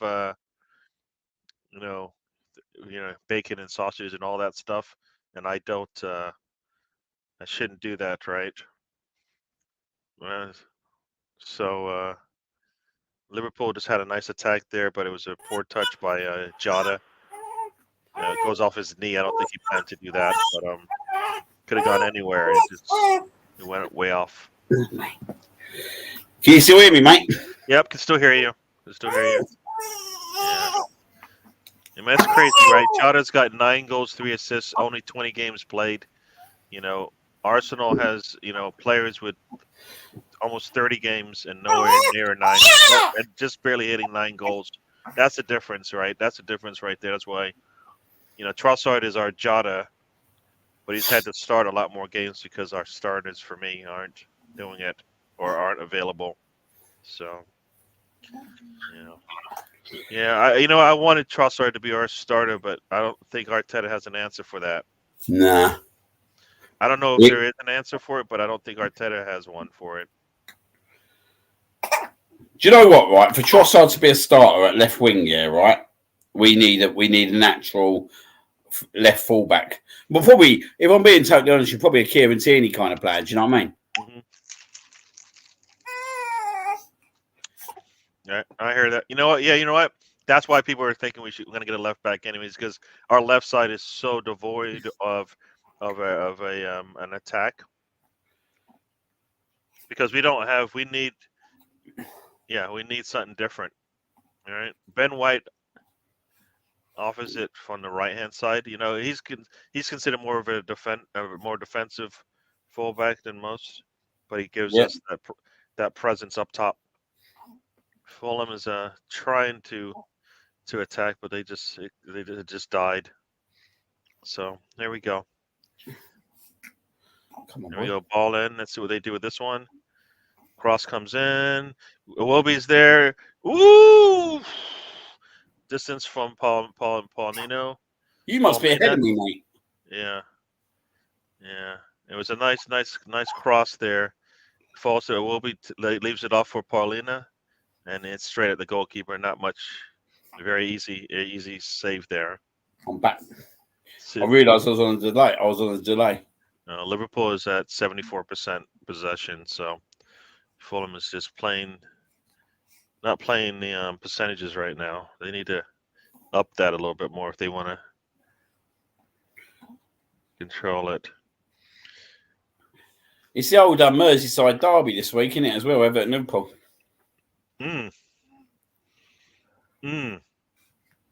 Is that at Everton? Is that one of the road matches for Liverpool? Yeah. Yeah, it's one of those things where it's like, all right, Liverpool has shown they've already, like you said, they've already taken that L. So, all they can do now is try to keep close and hope for a mistake from two teams. As long as it's not Arsenal, some other team maybe. Ooh, we got a header there, but it's not on there. Liverpool can't do much when they get to the final third here. Come on.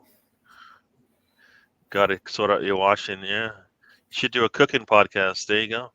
I mean, Ryan's doing the vegetables as well, but Ryan has to do the vegetables downstairs, and he doesn't have the mobility of a Liam. So, yeah.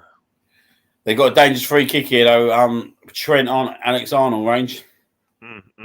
I guess you're ahead of me because I not got there yet. Let's see. It takes out. Yep. That takes out Gatpo, I think. No, it takes out. Yeah, as a Gatpo. Boom. Paulina tries to go through the defender. Yeah, that's and it's an easy call there. Straight in front of the goal. As you said, Trent's gonna get it, just outside the circle there at the top of the 18.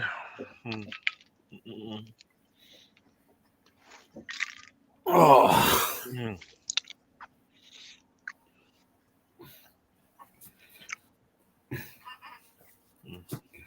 Come here. It does have a good ring to it, doesn't it? Liverpool gets the Carabao Cup. City can get the FA Cup, and then Arsenal can get the other trophy. Just to keep the balance. Shield. Just keep the balance. What, the Charity Shield? No. Oh, you are so funny. No.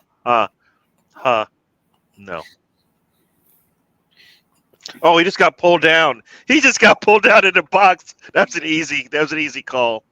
Got a penalty coming for Coventry City there. I mean, guess what? The Harry Maguire runs into him, lunges, and then just holds on to him for dear life. Is he hanging on to him? Are you kidding me? The guy can't move because he's got a fridge leaning on him. Is he hanging? These commentators do not want to give Manchester United. And they didn't call it. Oh my gosh, they didn't call it. Wow. If you see this it's not a penalty. Not a penalty. The man, he might have got in front of him, but he held on for dear life because that ball was still trickling to the goal line there. And it doesn't matter. They score anyways, but coming down. But that could have been a penalty and a score. Coventry City is now down 3-1. Wow. Gary, can we see your kitchen so we can compare it to? Now, you're not gonna see my kitchen. My kitchen's an old kitchen, man. Liam's got all this new, like his place looks like all like it's like all the new, I don't know, cabinets and all that stuff. Mine is one of these old kitchens, man. Still got linoleum, all this. Nah, it's not. Nah, not seeing my kitchen. Liverpool in the attack. They got another free kick on the edge there. That's got to be a booking, mate. Paulinia. Jesus. Yes, yeah. Am I behind by a lot? I'm on 29.40 now. I'm going to try and see if I can get to maybe YouTube TV will give me a little bit better. Better. Liverpool going to score soon, I think. Yeah, well, you know what? You give a team that much possession, you're asking for trouble, man. Asking for trouble. Yeah, Paulina's finally got that yellow. I'm not. He's had 13 yellow cards this year, Paulina. Jesus. Yeah. Yeah, I can't. You know what? I'm not going to be able to get any faster than I am right now. I've got a fancy Trent here, mate. I don't know how to say it. Well, he had it from the other side, didn't he? Yeah, this is more his side, though, isn't it? Coming in. Old Billy Boy's having a good drink. There you go.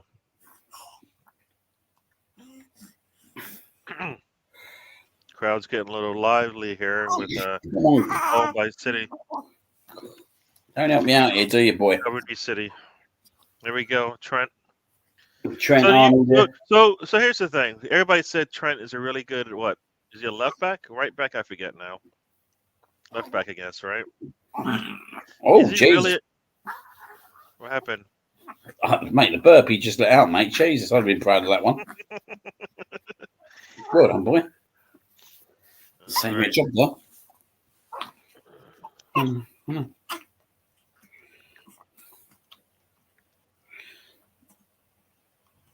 That's all I spend my life doing is feeding cats and babies. Dude, this is what you chose, man. The role you chose. But you told you 1-0, Trent Arnold, free kick. Called it. That is an absolute superb goal. Yeah, you can't give him too many tries at this thing. And this is where I was saying, Gary, that we need to find a free kick taker. I know it's not easy, but we could have just got one, right? He's playing for where's he playing right now? That's it. I fancied it, mate. He was on that side. I fancied it. Yeah. That's a top free kick, that is. Yeah. That is a top free kick. Unfortunately. Yeah, look. It's just perfect.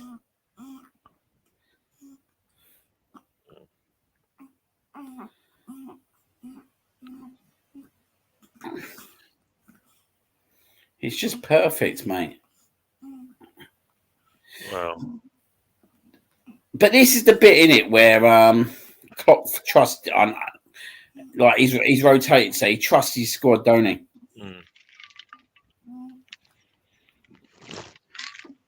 But like I said it before, the teams, Liverpool and City, they have established world-class players, right? Yeah. Arsenal does not. Especially in the attacking third, he's got loads of options. No, but we don't have world-class established players anywhere on the pitch right now. You know what I mean? Like we don't have a Van Dijk. We don't have a Rodri. You know, like that right there. So defensively, nope. And offensively, we don't have a Haaland, a KDB, you know, a Salah. You know, we don't have that. I've got to be honest. I think Fulham have been pathetic, mate, in this first half. Well, they're like fault. It's like one of those things where you've lost in the tunnel kind of thing, right? Yeah. Like, why are you doing this? You can play. Oh boy, now they're just turn the ball over deep in their half, and wait. Oh man, and I think Leno did he get a hand on that? It was a guy. Yeah, he saved it. Yeah, they're just teeing off on him now. And Fulham is, you know, instead of Fulham having a little bit more confidence in their way that they play, they kind of like, you know, bow down to the mighty Liverpool. They haven't been doing that a lot. We haven't seen that much in the season. They've taken teams, as they say, to the sword. I don't fancy Fulham doing anything here, mate. They just look all out of ideas, mate. Yeah, they're on the run here. Let's see. You got 3-on-2 here. Oh, did he take him out? Oh no, they're still going. Can Iwobi get in there? Iwobi's really slow. Oh man, is they call a penalty? No, he's not going to call a penalty. He's going to say Van Dijk held up strong, which he always does. Yeah, you know what? That's the thing, right? You're not gonna get past Van Dijk. I mean, that's just. I mean, no, he's standing right there, dude. You just ran into the big wall, man. Just ran into. And that is a big old wall, isn't it? That is a big wall. You see him like fall off and like looking for a penalty. It's like, dude, I wish you got it, but nah. You can't beat 3 players. At some point, you have to realize there are 3 red shirts in front of you. You know what? Yeah. I think there might be a white shirt around that I probably can get this ball to.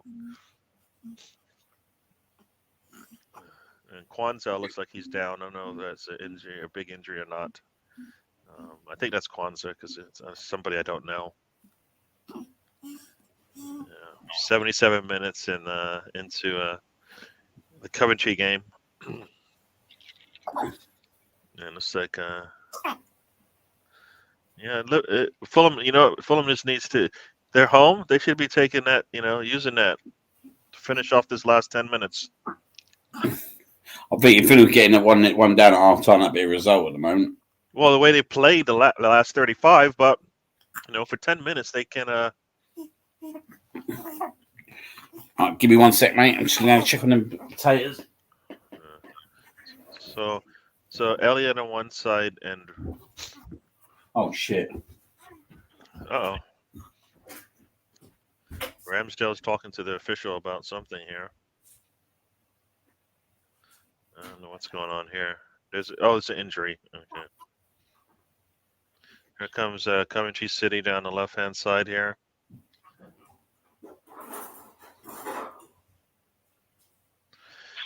Cross to the right. Shots taken, deflected. Ooh. It was a shot from the right-hand side, deflected off. I think it's a defender. And on that, all he can do is just stand there as the ball gets deflected. It's going to the far side of the goal, and it's set 3-2. And Coventry City is still in this thing. Got Leicester. Got just over 10 minutes to go. I think it's off the low. Oh boy! Oh boy! Nice run up the left-hand side there. Crosses it all the way to the left. He takes a shot. Oh, it's off of Wan-Bissaka. That's who it was. Wan-Bissaka is back, and Onana slips as he's trying to make the move, and it just goes over his head into the goal. I think I don't know why, and it's weird. Onana, he was like making the right move, and then like just lost his footing at the last possible moment. And just there, Fulham just takes Muniz takes a shot. What's the Coventry score? It's 3-2 now. 3-2. Yes. Shit. And they didn't even get the penalty. So imagine if they had got that penalty. I think it was a penalty. I don't know how Harry Maguire did not get called for a penalty in the box. Do you know what? I'm going to turn it up. What channel is it on? For me, it's on ESPN. Be on BBC for me, wouldn't it? Or ITV? Yeah. ITV.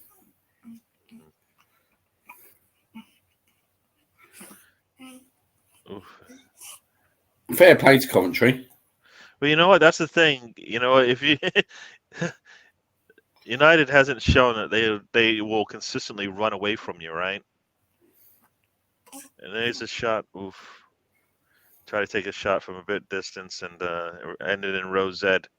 So you got 10 minutes now for Coventry City to at least push them. Liverpool is sitting in second right now. Nine goals off of first, and guess who's sitting at first? Coventry fans are crying. They want to see this comeback. Yeah.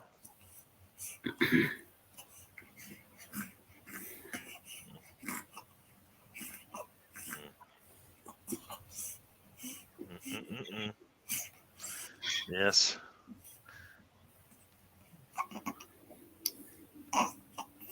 Dude, oh, you're such a dummy.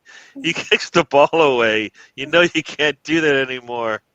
That's one of the defenders for Fulham. That's just silly. Now you're in trouble probably. Boy, that's silly.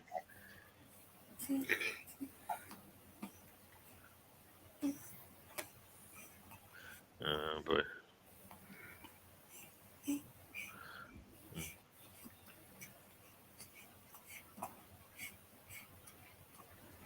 And we got a Wilby's out on the right hand side. He's got space in front of him.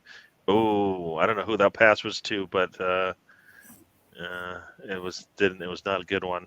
Easily Van Dijk's there to clean it up. Oh man.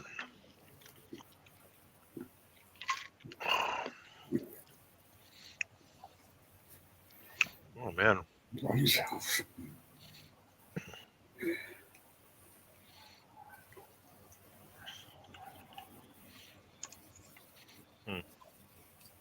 Cross comes in. Does he get a shot? He does. It's right at the goalkeeper. I think he should have taken it first time. Who's that? Muniz for Fulham. Like it's just like United. Go on. Liverpool go on. is not going to run away from teams. Oh, the Coventry. Oh, they're on the run here. Yep, they're on the run here. Nice run there. Keep going, and they keep going. And they keep. Oh, nice the way they're moving the ball up. Push the cross in. It's out for a corner. Coventry made that look so easy. Very, very easy. Their fans are enjoying this. They are enjoying this.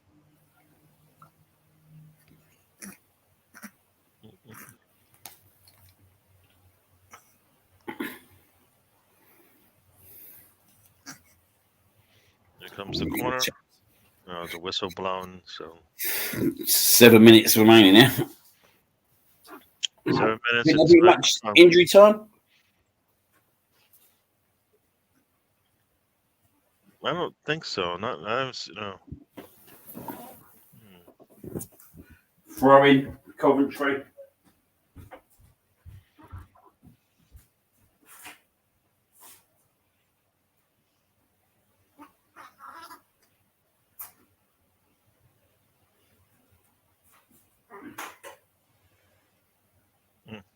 Still got a throw in here.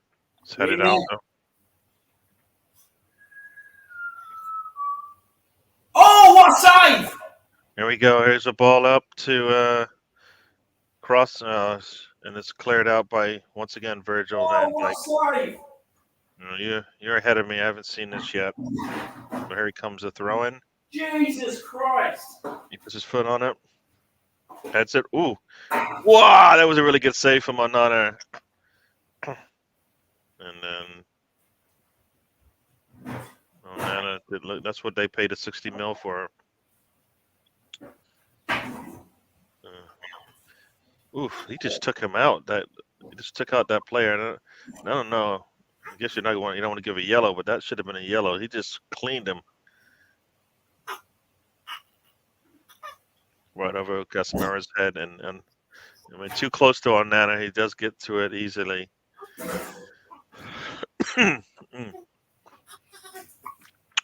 Still got, like you said, about 5 minutes here. Liverpool is deep in the attacking third here. So Onana just got a yellow. Right, I'm back, but I'm eating, so I'm still off camera, but I'm back. All right.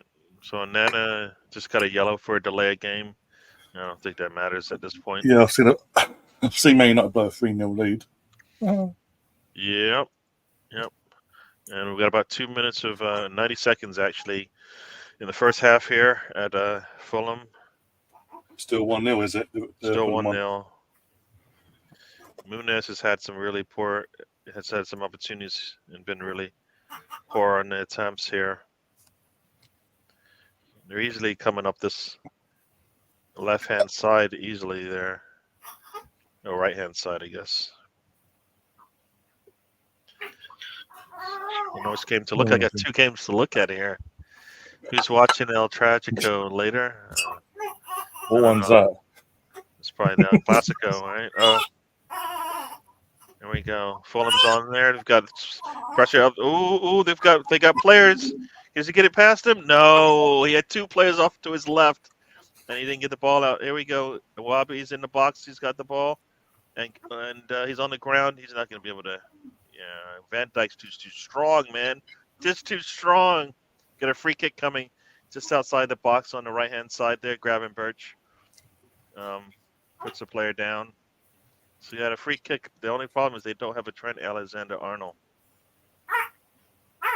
Trent is just too strong, man. Like, all these players just bump into him and just go down. They have no choice. Coming to City here. Got just over 3 minutes to go. Coming up this left-hand side. They're getting what they want. No resistance. Cross comes in. Nobody's there. He gets really headed away. And let's see, headed down. Let's see. Puts the ball. 4 minutes of extra time here in the Liverpool match. Got a free kick coming. Coventry City still maintaining possession. Ooh, let's see what he does with this one. Lots of stuff going on. I don't have. Ooh, and it's right. Oh, just over. Did he tip it over? I think Allison did tip it over. Oh, he's saying no, he didn't tip it over. He said it was not touched. Fulham's not getting the benefit here. I don't think that it didn't look like that ball moved. So what we got here, Manchester United is on the run here, but they've got 3 on 4, and nope, they're gonna keep going. They got 4 on 6. Ball's coming right. That's too much space. What in the world? Coventry City almost got punished there. They let the whole. Here you go. Wolby puts the ball in. The head is right at. Oh no! They did score. Fulham has just scored. Right. 1 minute into 2 minutes into extra time. Come on, Fulham. Yeah. Always believed in him. Always believed.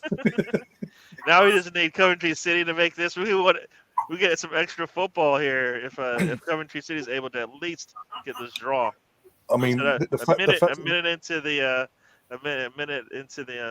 extra time, and Fulham was able to just take something out of nothing. They had no business probably getting anything out of this, but yeah, going back to United. I'm just going to say that the fact that United were 3-0 up and coasting, the fact that they've nearly, but as it stands, thrown this away, says a lot about, again, how they've dropped. Yeah. They can't see games out anymore, even at 3-0 against the Championship side in the Cup semi-final. If that Coventry player wasn't on the ground, they would have scored. Yep. He deflected it away from the goal because Onana was beat. He was beat. He's an undercover Man United player. If he had gotten up off the ground, or at least moved his foot a little bit inwards, they would have scored. Aye. Yes, Fulham has equalized. Liverpool Just at this point, not. Fair play to Coventry to turn up today. They've made a game of it, one way or the other. Yeah. Well, did you see the play on Harry Maguire in the box that wasn't called? Yeah. Is that not a penalty, or am I doing That's a penalty all day long. Yeah, again though, it's Manchester United in an FA Cup, and they didn't want to, even though it's 3-0, they didn't want to give the opportunity. United thought, you know what, we'll do it ourselves. There you go, have to go yourself anyway. It's backfired. 6 minutes of extra time here, so this is good for Coach City. But United has the ball right now. Rashford, ball is taken away from him. He's going down injured. And long balls coming. Here we up the right-hand side. They've got 4 players that can get into the box. Puts it onto his left foot. Puts a cross in. Oh, there's just late. I'm back. Here we go. What's going on the other side here? Fulham's got the ball. And he's going to hold on to it. No, he's going to throw it in. Oh, he's going to throw it to the official. That was great. Good way to delay the game there. When you throw it in from the outside to the referee, what is he going to do? You're trying to delay the game? Nah. Rashford, it looks like 6 minutes. Okay. Rashford gets clipped on the back leg, not called, and we don't care.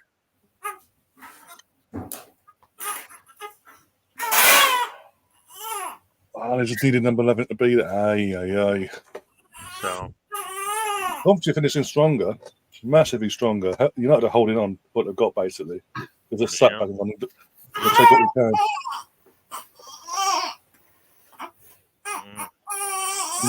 I'm sorry. Imagine parking a bus against Coventry City.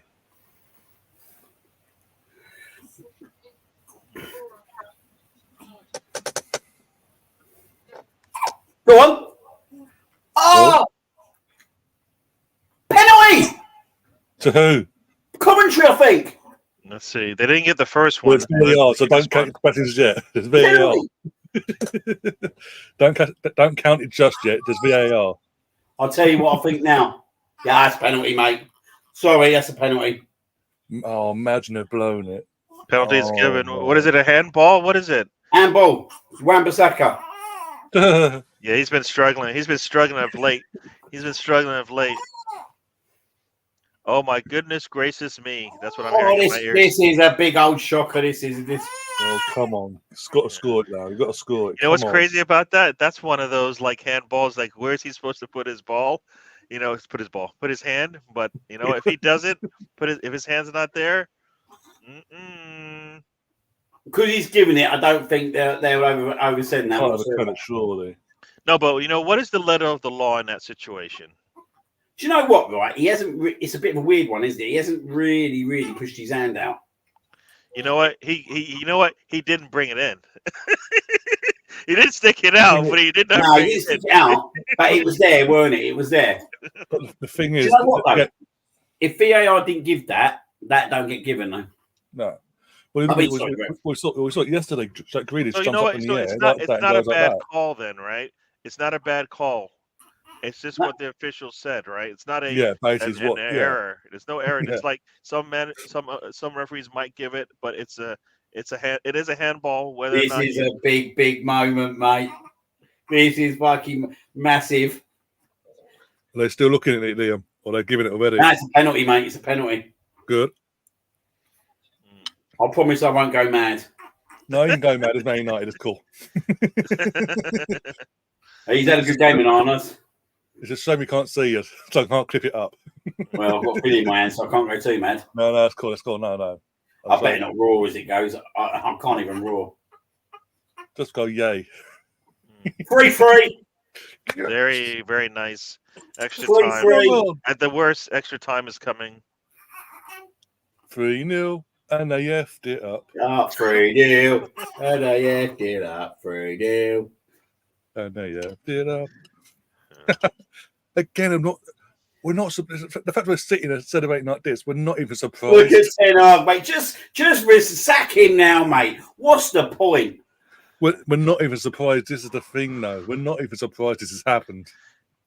You know what? And they got lucky too because they could have been down 4-3 base. If they had that penalty earlier called, which should have been a penalty. So it's like they are a disgrace, United. You're lucky to be where you are. 3-goal lead to a championship club. Like, no disrespect to Coventry whatsoever, but When we're talking Manchester United.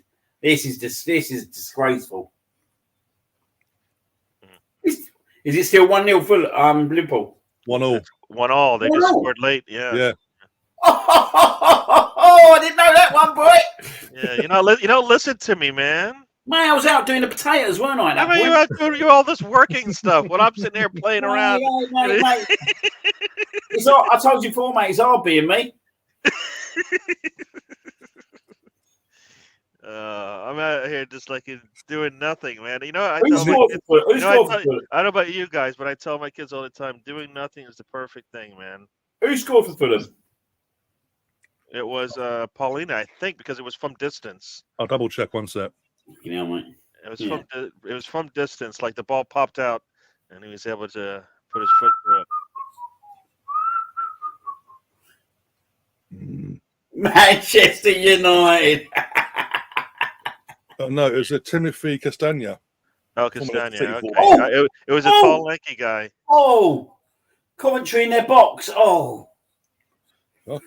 They're so far ahead of me because they just booted it up the pitch. What was the Palace score? Was it 5-1 in the end? 5-2. 5-2. Marteta got 2 goals, and then Dean Henderson 1 goal at the end. Ball comes in. Oh, he's not able to turn on it. Oh, he can't turn on it, and Aston Villa won 3-1. Leon that's good news. Yep.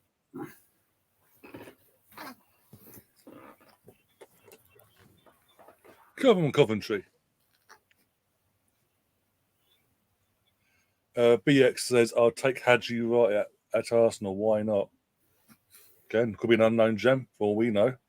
I mean, Klopp did that with, what was it, Wijnaldum, Robertson and Mane, talking from championship lower level clubs, with all due respect. And they turned out to be absolute gems, so why not? And he'd have the hunger as well. And as a squad player, again, it's a no-brainer, but it's an Arsenal for you.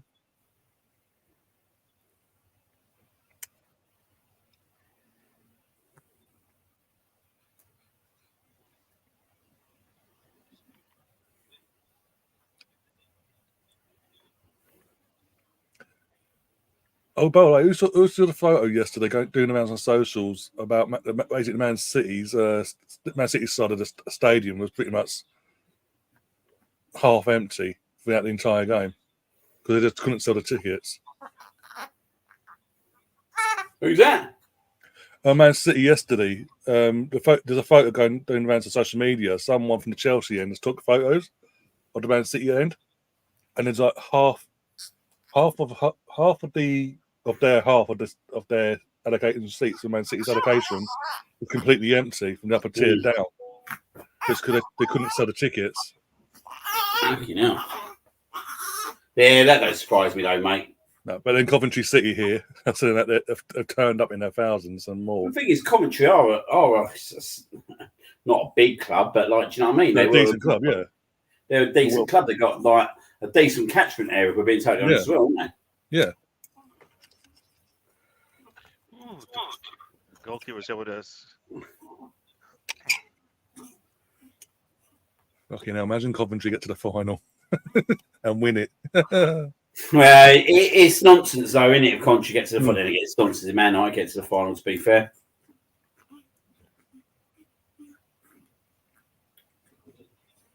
We should be like next year, mate. I fully expect us to go in cup runs, mate. Yeah, I want a cup run as well. And this is the bit, right, where, don't get me wrong, you don't determine anything, but this is the bit where Arteta needs to do better. And this is where we're giving ammo to these species, I will call them. Do you know what I mean? Yeah, and also it's like it'll be his third season with this squad competing wise. There's no excuse then from next season on to competing. Domestically anyway.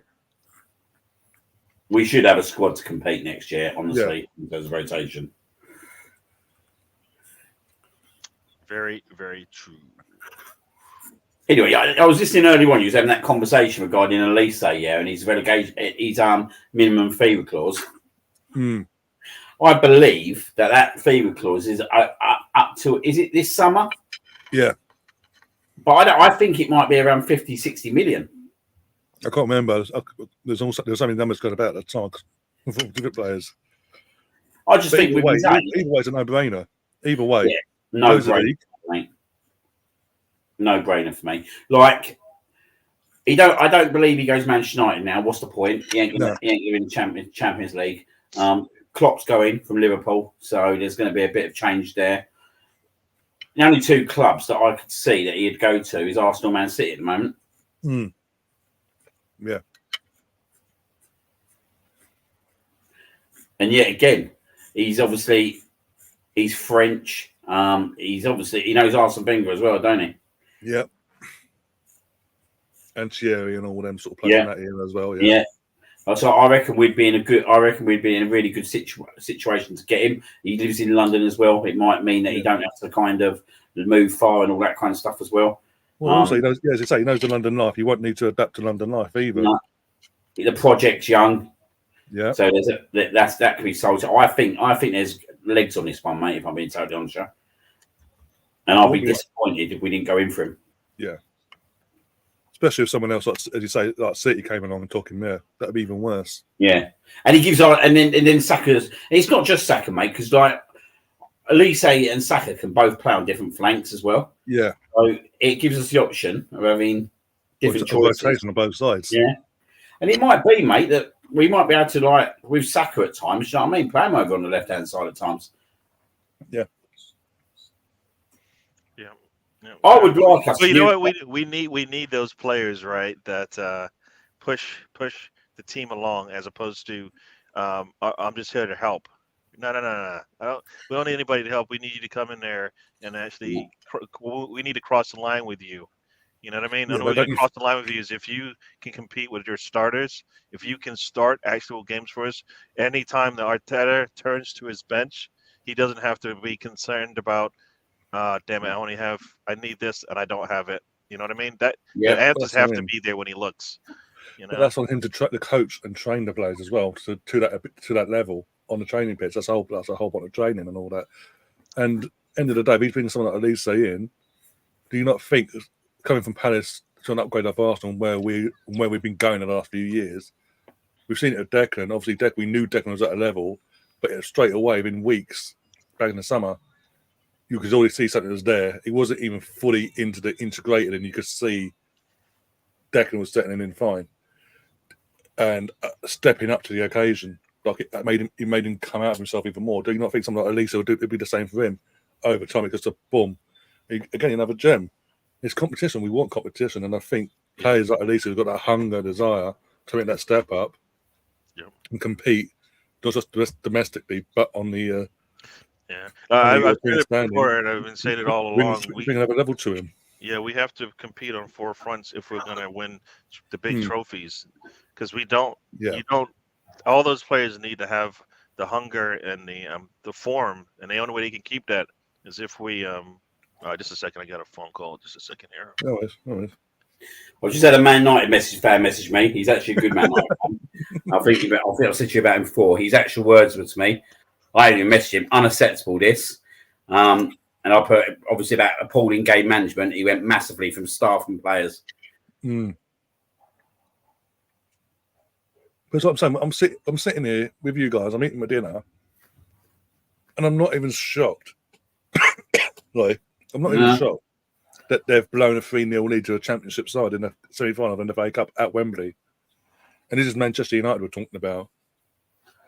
Well, that's what I was saying. That's what I was saying when I was saying, like, obviously, Man United, like, massive power club, right? It's disgraceful. Yeah. It's absolutely disgraceful that they're 3-0 up. Like, they literally conceded 3 straight goals to Coventry City, and that's no disrespect to Coventry City, but we're talking about a decent championship club against a powerhouse. Do you know what I mean? Man United. No, exactly.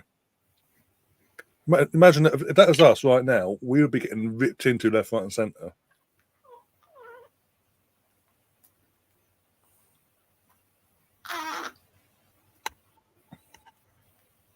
but they want. The thing is, all these United fans as well that are on board with this Jim Radcliffe partial takeover, whatever it is. The fact that his first protocol is to sack Ten Hag, but being in Gareth Southgate should be red flag. What's going on here? Alert alarms are all going off, but it's not. There's an exception of it. Just because someone else has come on board with a bit more money to add to the war chest, so to speak, doesn't mean things were going to change. I knew things weren't going to change. The only way things were going to change at United is if they got the other guy to take over, the Qatari guy. Then we'd all be buggered. But this I knew was going to stay the same as it was because the Glazers still there. I still think they get through though. They should. They should do. They should. Let's be honest. They should. I still think they'll get through. Right? Depends on Ten Hag now. You know what? Coventry City has shown. They come up that left-hand side. They're laughing. There's no resistance there. Yeah, no Colonel. Resistance. Sorry, yeah, Colonel saying in the chat, the Flying Pig, he's a Man United fan on here on the YouTube.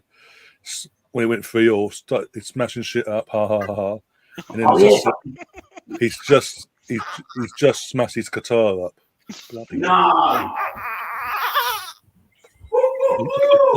Live on air. There you go, Gav. There's your clip for the day. Oh dear. But no, Coventry got nothing again. No matter what happens here, Coventry got nothing to lose. There's still the underdog. Massively. Yep. Like you said, nothing to lose. So why not just go at it? Yeah. Go at it. There's no shame if they lose today, no matter what. Yep. But you know what? They've been good enough to win this game. Yeah. Like we're talking about one half. Like they get anything out of the first half, they get the penalty earlier in the half. You know, who knows what could have happened? They could have taken that and run with it. Yep. And I expected them to be able to. They didn't look so good. And all of a sudden, as it got out of hand, it was like, you know what? We have nothing else to lose. Yeah. Let's just go ahead and play some football now. And they've been playing some good football. And Manchester United is Manchester United, They kind of like sitting there waiting for this to happen, right? Exactly. When May United involved in the game and it starts descending into chaos, they fall apart. They just go, okay, whatever, and they just bend the knee, which is most of the time nowadays. But hey. Yeah.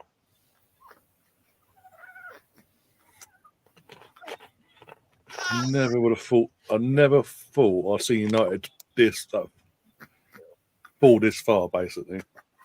And you know what? They say they make it to the finals. Is that still a reason to keep Ten Hag? Right? You think? Yeah. What part of this season support? Yes, I can still build on this. Well, his argument will be in the 2 seasons he's been there, he would have been to 3 domestic cup finals. No matter what happens in that third final, obviously in May, his argument, well, I've got this shit team to 3 finals. Pardon my French. You know what? I need a bit more time. That'll be his argument. That will be his argument. You know what? And I'm gonna just play this one out. Yes, I don't think teams are deep enough. Teams need to be able to compete on 4 fronts, but I don't think teams are at the point where they can necessarily compete. And the cities and the Liverpool's going for quads. Nobody's at that level. No. So you know what I mean? So you want to be competitive in all of them, but necessarily are you going to be able to win them like City and Liverpool have had opportunities to do? Not really. Not really. So, but you need to be competitive in it because you need it for your squad build, for the squad to be built up. Robinson puts a cross in, and didn't know if it went on a bounce, but Man United steaming through here. Stop with that talk. We don't want to hear that. Oh! Is it the bar? Is that gone over the line? No. Fuck, wait till you see this shot. Fucking hell. Who's that, McTominay? Should be 4-3. He's hit the bar. I didn't know where he was Here we going. go. Here's the attack. That came out of Oh, nowhere. yeah, he's wasted that, mate. He's absolutely wasted that. The fact that Scott McTominay is their top goal scorer. Well, that's the thing. It's it's like they're competing and all of this, and McTominay is one of the reasons why. No. It's like you know what, you might have one of the best defenses, but you've got, Saka, Xhaka sitting as your 6 in front of it. It was Bruno. There's things that just don't work. That it's like that's not gonna ever work. If you really think about it, it might look good. It was Bruno. Even worse. Yeah, no, he should have been able to put that thing on target. He would have scored if he put it down. That's a bit harsh, that one. Is that me?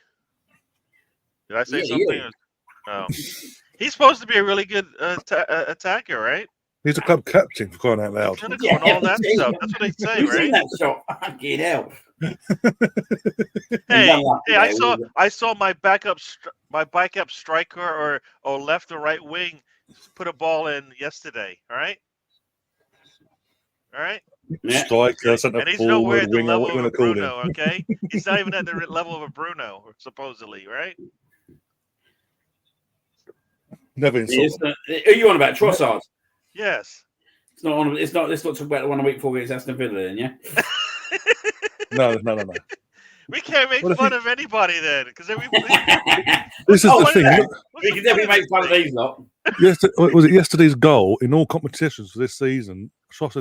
Yesterday's goals. He's 14th this season in all comps. Yeah. That's not a bad return when you think about it. The games he's played. Well, last year he gave us double digits in assists. This year he's given us double digits in goals. I mean, the man contributing no matter what you want. Here's an interesting one for you, chap. So, in the last month, Garnacho has been substituted when Man United were winning 3-2 versus Chelsea, 2-1 versus Liverpool. Oh boy. And 3-0 versus Coventry. Aye. And they all went on the draw and lose. Yeah, because I've just realised that's another 90th minute goal now, isn't it? They've conceded. Yeah. Garnacho's like, Coach, stop it, please. And people wondered why he liked Mark Goldbridge's tweet on the United stand the other day. Mate, Goldbridge must be losing his shit. He's like, I told you so. Whilst losing his crap. So you prove everybody right by taking Garnacho out and then losing a 3-0 lead. Huh. We don't need you now. Come on, mate. Off you come, lad. Bang, feel. Can you put you back on, please? No, too late. But yeah, no, interesting. So what you're saying is someone needs to take going that track before they play us.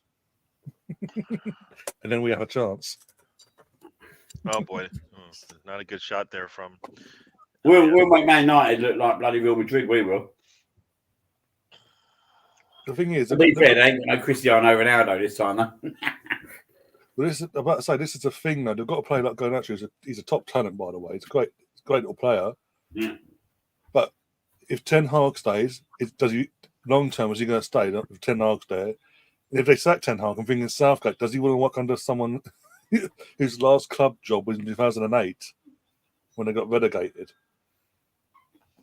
Does it translate getting the best English players as opposed to getting maybe two or three of the best English players? But someone like Garnacho, who not models himself, but his idol is Cristiano Ronaldo. That's right, mate. He's already going to stick around for another 2-3 years whilst they try and figure out who to steer this ship in the right direction and fix this problem. Which I don't think it'll be fixed anyway. As I say, I think even with Sir Jim Radcliffe in the board and all that, it's still going to be the same stuff. Surely, yeah, you're going to go to Southgate though. Yeah. Well, that's the rumor. You know what? They need an answer. at the top, not like That's the answer. a question. He's the answer, Barry. Remember that. He's the answer. I hear you, but that's it's. I mean, if I'm them, I'll be upset. It's no different than what they got with Ten Hag. You know what I mean? It's just more questions, man. This is what I'm saying. And players like Garnacho, that's what I'm trying to say. Players like Garnacho, we've seen it under when first went after the Emirates and all that. The likes of Kleb and Cesc and Nasri and Van Persie, they all just went, we want to win things here. Bye-bye. They'll go after your rivals. And the scary thing is for United fans is they've got Arsenal coming back, City are there until further notice, Liverpool, and you got Chelsea with their ownership. And before you know it, players like Garnacho will jump ship and go to the rivals. Then who they've got? Who they got? Oh no! Don't say Liverpool that. Just scored. I thought you just scored. Who scored? Who scored? It was a terrible pass by Iwobi. He was trying to go out wide, and he got intercepted very easy. And of course he would, mate. Trust Alex trying to do us a favour, not. Okay, it was a terrible pass. I mean, if he puts it long, no problem. But he tries to be perfect and grabbing first interception. Let's just focus on these northern idiots here that are screwing up against. We know we need fun across the board today, right? Yeah, that's sick news, that is. He has him wide open too. It's a terrible pass, man. Yeah, it's always Aaron Perch right in front of the goal, and he kicks it from just outside the 18. Goalkeeper was well off his line. Everything was just was beat by that poor pass by Iwobi. Yeah. Well, see, that's the thing. Gravenberch take a similar shot to what we just saw Bruno inside the post. No problem. So that's why I was making that comment. So yeah. And one is supposed to be better than the other one in terms of shooting, in my understanding, anyways. Well, that's what they tell us. Yeah. Hopefully Fulham hasn't thought they can't get it back. But it's a shot on. No, take the shot. Then you just saw a man take the shot from the 18. So you're gonna try and dribble into a Liverpool defense with Van Dijk there? Come on.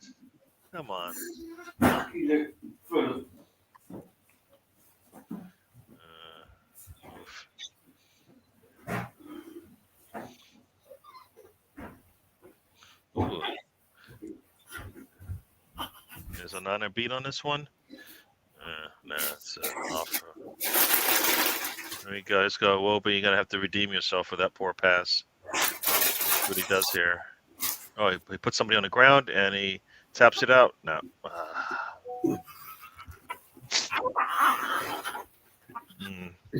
Oh. I'm just don't mind sharing this. Okay. I'm sure they do it to wind us up, mate. It's always a former Arsenal player, isn't it? Like last year, mate, Southampton, Theo Walcott scores against us. Yeah. I've just seen this on Twitter from G. Guess who she's met today outside the stadium? Go on. One of Arsenal's goalkeepers, Sabrina.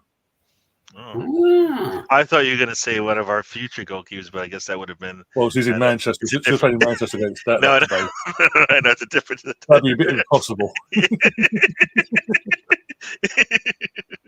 That would be a massive red flag as well for United fans. Oh no!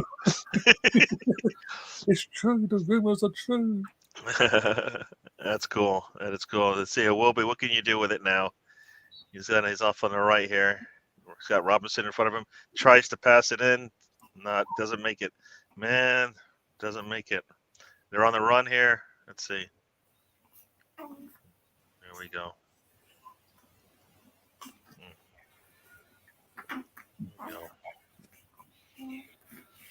So do we want Coventry City to at least take the lead? Yeah, of course. Because that's a bit of spice to it, just to really scare the life out of United. Scare him. I want him knocked out, mate. Both happens are fantastic. Tomlin's gone off for who's this coming on? I'd rather Fulham scored though. I love both, to be honest. Tom, who's this kid? What's it? Amari Forson. Is he really, literally, he needs to win the game and he's bringing on kids and taking off what experience he does have. Okay, now. He's like, I want to hit lightning in a bottle. I got it with Manu.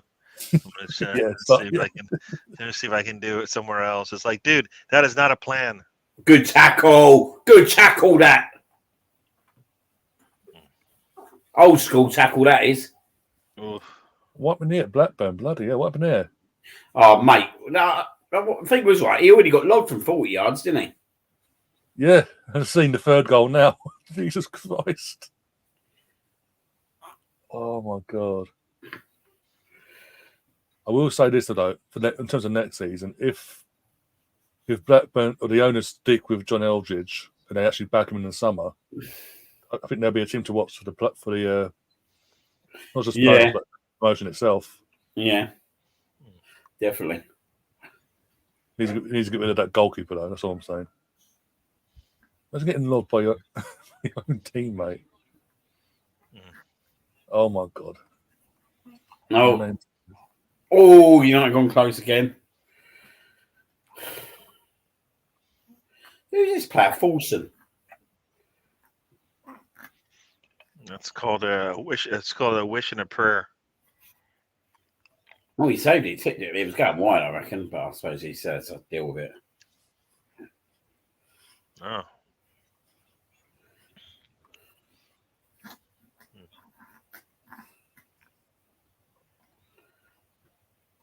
It's a deflection there, I think. Yeah, as I say, obviously about we were talking about Man City earlier. I was just saying they're playing Thursday, yeah, and then they've got to play Sunday as well next week. So, but we obviously, as I say, we've got to do our jobs and all that. But that could help us massively. Really, there's surely not enough. We'll see. Yeah. Well, I mean, the nice thing is, no matter what they do, we do our business on Tuesday, right? Yeah, do our business Tuesday, and then no matter what they do, they still will be sitting in the same position.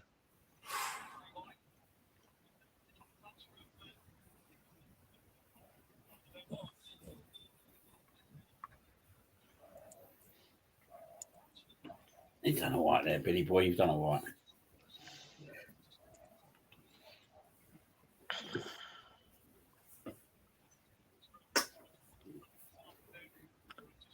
Get that milk out. Oh, here we go. I found on via Twitter, I found the moment where it goes 3-3, by the way, and Mark Goldbridge is reacting. One sec, get this ready. It's all good. There we go. Are you ready? Need 2 minutes, by the way. Sunday afternoon, cup of tea in hand, 3-0 up. Looking forward to a roast dinner tonight. Maybe watch a film later. Start of the new week tomorrow. Romano's on at 1:30. Talk about transfers. Game on Wednesday night. Get a couple of wins. Get higher up the league. FA Cup final to look forward to. And he's given a penalty. Fuck off. I just don't believe it. I just do not fucking believe it. How's that a penalty and Grealish isn't? How the fuck is that a penalty in an FA Cup semi-final and Grealish isn't? Are you having a fucking laugh? It's a penalty. It's like a 2-meter gap. No, but what he's saying... Tell me football's not corrupt. Tell me football's not corrupt. How can that be a handball and Grealish wasn't? Are you having a fucking laugh? I haven't seen the Grealish one. He's hit his arm in a Grealish one position. is worse than this one. They're having a fucking laugh. Bullshit. Gary Neville, watch that and stick up for the PGMOL now. It's fucking ridiculous, mate. That's a joke. See, the thing is, it's not even. You really can't laugh at him because he's just speaking truth. Disgusting. As opposed to his team, like we're laughing at his disgusting. team. Can't even laugh at him. It's just I'm writing the tweet now. How is that a penalty and Grealish wasn't? It's just corrupt. Oh, he looks angry, don't he? I'd be angry if I was in there. See, the only problem is people will say, how corrupt was it back when you were winning? This is why VAR's fucked. Doubles and because VAR should be saying we can't really give that because in the same tournament yesterday we didn't give it in the same penalty box in the same half. We can't do it. We've got to overrule it. No, let's fucking give it. It's a disgrace, man. And they've scored. Fucking disgrace that. Fucking hell. Oh, dear.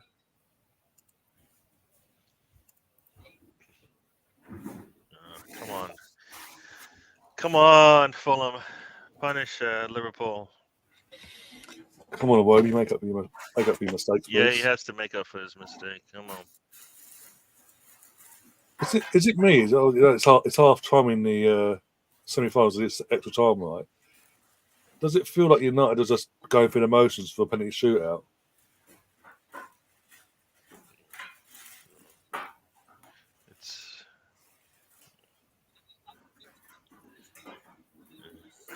Yeah, I don't feel like I felt like they've had the ball much in the attacking third, right? No, I thought it was just me. Like, you'd think just to prove a point now, they come out themselves and go for the juggernaut again. Fabio Tavares has been taken off, and Matt Godin's been brought on for Coventry, though. Yeah.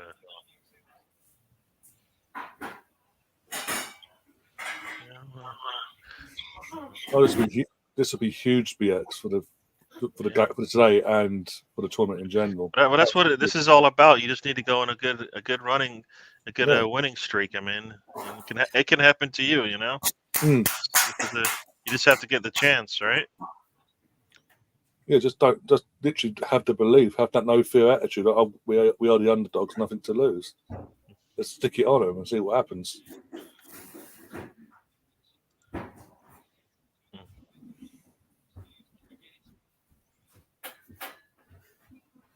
Right, I'm officially back. So here we go. Let's see. Get to see my good-looking face again, Gary. You know what? When Harry Maguire is going for a Erdegaard type shot from the side of the goal, you know that you have problems with your squad. Yeah. Think about it. We just saw Erdegaard make a shot from a similar position on the pitch, and now you've got your center back in that same situation. How has that happened? Well, about 10 years ago, the greatest manager ever retired, and then ever since then, they've been fucking it up ever since.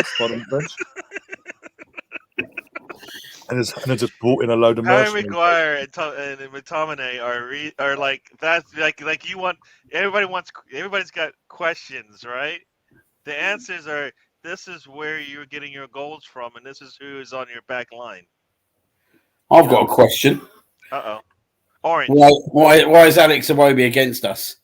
Yeah, he's been pissy since they took the lead. He doesn't want us. He doesn't want his team to score anymore. He's doing everything he can. Oh, guess who's at the game today? Fuck it hell. At LZ at Wembley. He's a Man City fan, or claims to be. Weird. He's in the Coventry end. Because they're like blood. Hamza, the bloody fucking guy. Oh, shit! Don't say that. No, it was nearly an own goal by Fulham. Oh, fuck. I thought it was like this. I was like, fuck. Don't say that. No, Hamza, a Man City fan that got a football heritage and he's obsessed with Arsenal. And of course he's there. Of course he's there. Yeah. He's an absolute state that geezer, mate. He's an absolute tool, to say the least.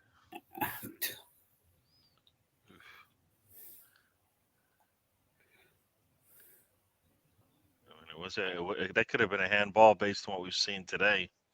I mean, he's got his hands really away from his body. Hamza the Scamza, yep. Nice, turn this one back off. Oh, mate, I loved it though. Even though obviously we're disappointed that we got knocked out. Obviously, because Man City got knocked out, so I went on the football. I was watching the football turns live. Wait a minute! Is he going through? Oh, he's on an angle. Coventry on the attack. Oh, well defended.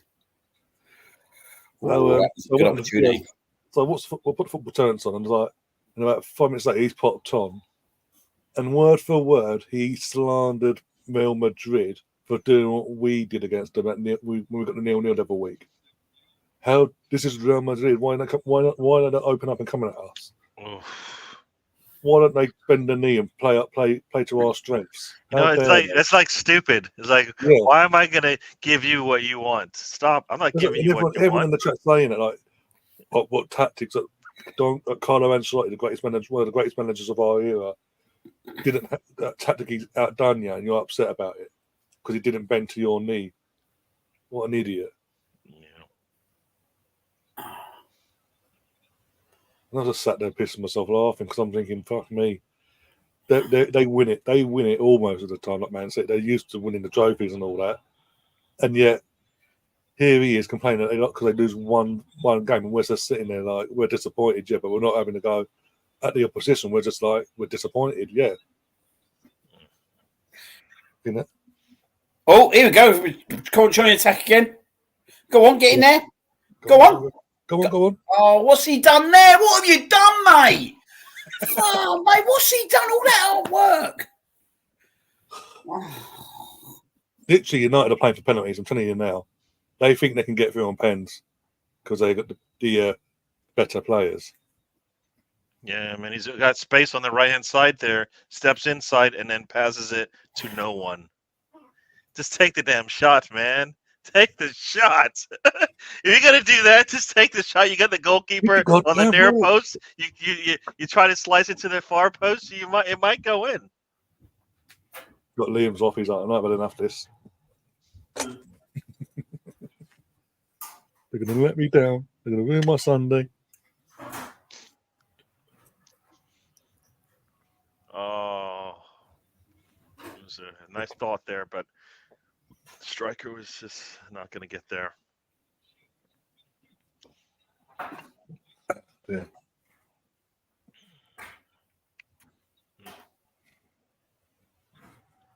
Yeah, Fulham they do. Yes, they do. Yes, they do. BX, making quick. How long was left in that game, by the way? The Fulham game. The clock's not up yet, so they're hiding the clock from me. It was I'm trying to think. 4:30. It is 69 minutes have been played now. Oh, so 20 minutes plus injury time. Okay.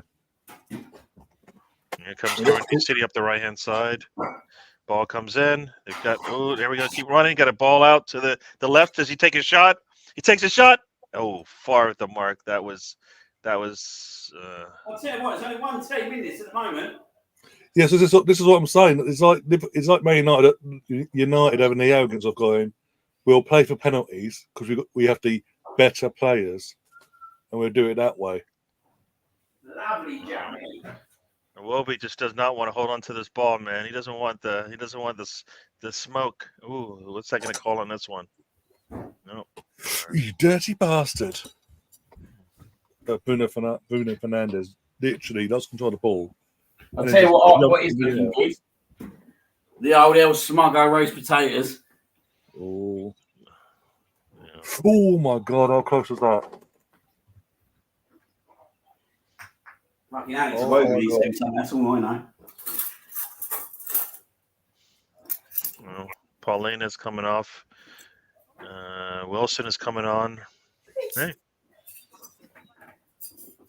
Carney's coming on. Getting a refreshing some legs there. Salah and McAllister and Nunez are coming on. No, all the big cheeses. Yeah. Well, that flight from Atlanta really damaged their ego, didn't it? The trick is for Fulham. It may not matter because by the time they get their footing, you could have scored already if you try. If you try. United now on the attack.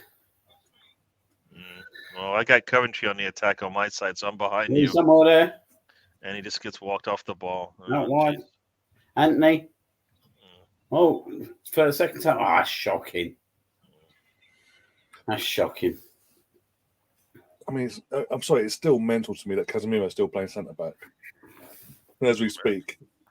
Oh, and there's the goal. Guess who? Who does it?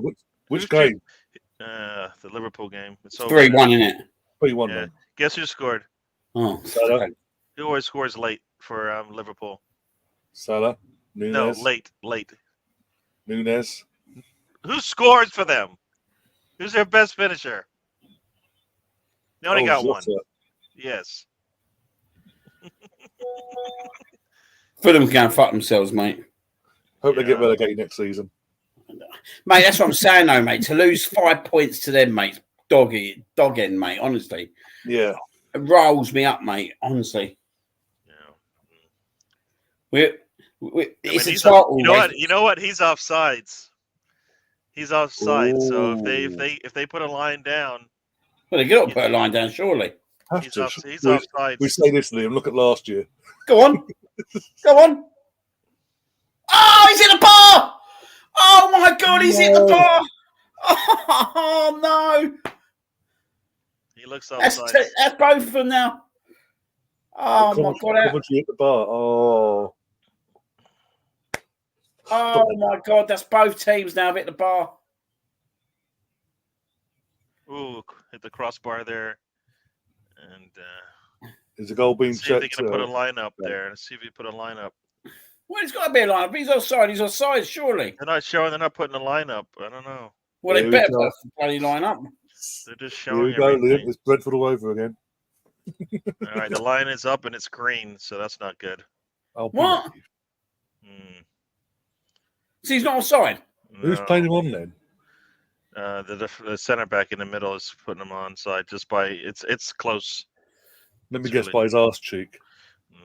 By his extended toe, especially by his toenail, essentially. Oh my God! Just seen it now. Sims, the Everton loanee. Oh my God, Everton, Coventry don't deserve to lose this. They really don't.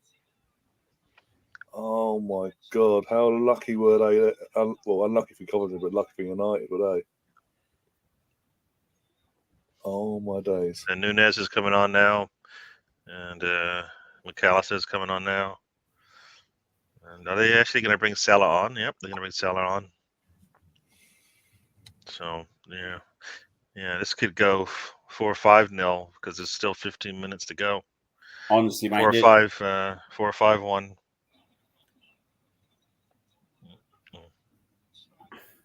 Fulham got Man City. I hold no hope now. But the realistic, the ones we need to hope for in terms of dropping points from cities like the ones like Brighton, Tottenham. I don't know who else they've got, but they're them sort of games. Well, you know what? The problem is that Fulham played the first half nowhere close to what they've played, since they went down, 1-0. I mean, they've actually looked better. That one pass from Iwobi basically was like a gimme, essentially. But otherwise, they've actually been playing much better in the second half. Yeah, Chris, I think that was more luck than anything. It was more that his body, he was just there, and he just ricocheted off his body. Yeah. That's more luck than anything. The Onana save.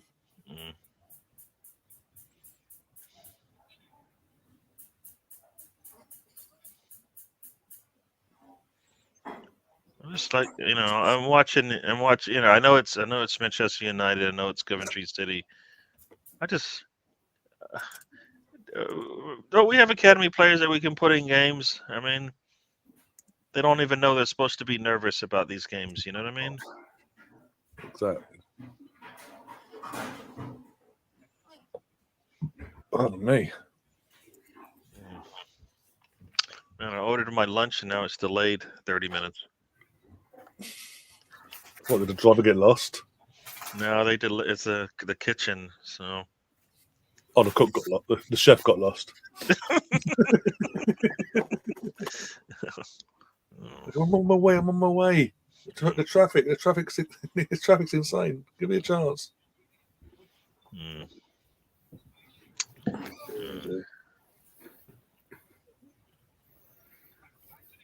Imagine doing that, you idiot. Could be worse. Could have lost 5-2 today.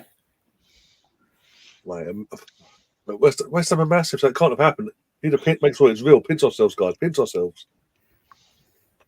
They're massive. They don't lose 5-2 to Crystal Palace.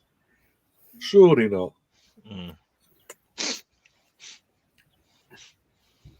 See if they had Declan Rice, that wouldn't have happened.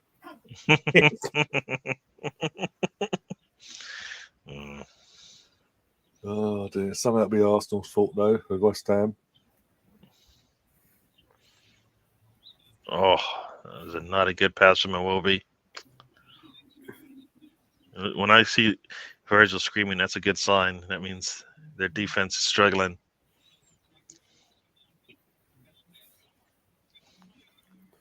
Well, it looks like this is going penalties, mate. Yeah, it looks like. It's what I'm saying. It's like United. Ten Hag's told the players, look, guys, we have the better, superior players overall. Go on. Let's take this to penalties. Coventry, one more last tackle. Oh, they've got. Go on. Go on. Oh, he scored! He scored!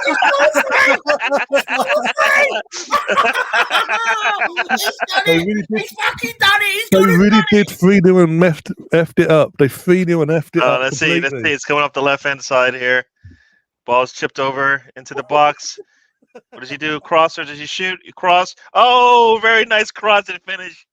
Onana's looking for an offside. I don't think so. I don't think so. I've got to go find a certain person on YouTube.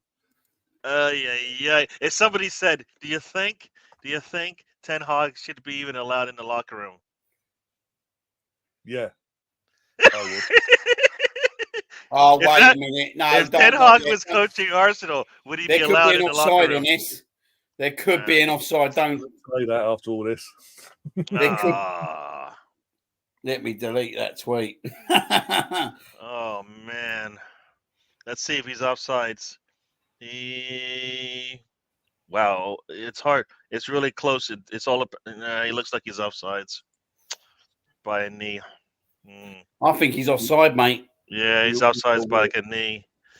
I mean, he couldn't. He thought. He thought. The flying pig is losing. Wan-Bissaka kept him on. He thought Wan-Bissaka kept him onside, but he's offside, mate. Yeah. He's offside, mate. This is typical United. Yeah. Well, the only thing this does also is this. Even if Coventry doesn't get it, just imagine now you have to take penalty kicks, right? Oh, mate, it's awful now, isn't it? Yeah, it looks offsides by a mile, actually. It's one of those things where if you see the official, he's looking behind. If he's looking in the front, he's putting his flag up. Mate, he's literally, it's so close, mate. It's so close. They're still checking. It's up, mate. It's offside. It's literally millimeters.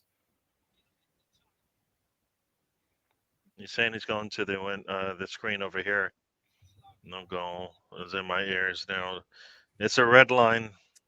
Oh, that is very close. There's like fingernails in it. VAR does its job and we hate it. Yeah, I think that. Manchester United corner now. Surely not. Anything to save United's blushes and getting to the final. Mate, that's got to be the worst, isn't it? Imagine not being a Coventry fan now, man. All the players as well. They must be. I think they've won it and all that. Done a complete. Oh, that's awful, mate. That's absolutely, honestly, it's awful. And they won't be used to VAR either because they don't have it in the Championship. Oh my days! That is literally fingernails FC. Like how tight that was.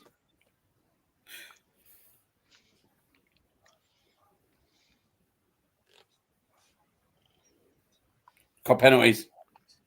Got the penalties, yeah. Oh dear. Well, we're gonna go through you. This means there we go. You have the screen.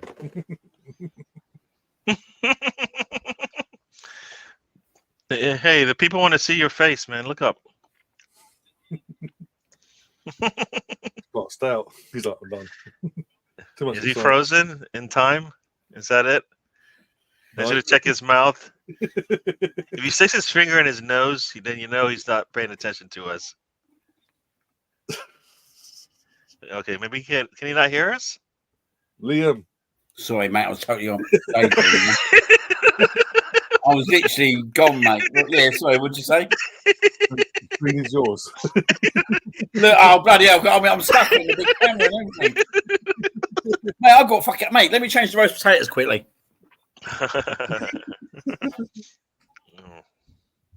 Look, We got a free kick. Got a free kick from Fulham. you know. By the way, did the third goal count For what? Liverpool? Yeah, it was. He was onside. Yeah. He was onside. Yeah. That one was close as well. Yeah. Couldn't see where it was. This is really close, but he was. Yeah. Yeah. In terms of United are going to be favoured to go through still because Ooh, nice little bicycle kick, but right off his own player. that's about right. But yeah. This is Muniz guy who hasn't been able to do much, but that was a really good bicycle kick. But I mean, his defender, his player, his teammate couldn't get out of the way of it. That probably goes in.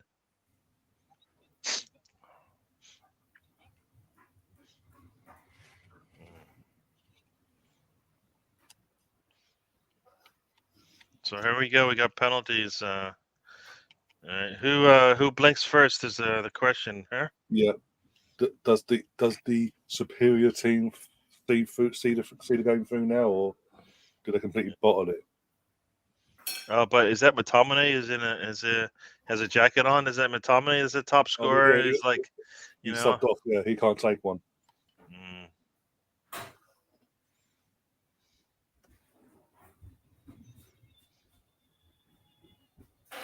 I think that's commentary done, mate. That's what I'm saying. Is you'd think now that the experience of United, That's going to crush you, isn't it? Like when you think you've won the game, mate. I feel crushed for them. yeah. But no matter what, they can hold their heads high. You've took United all the way from 3-0 down as well. They took them all the way to penalties.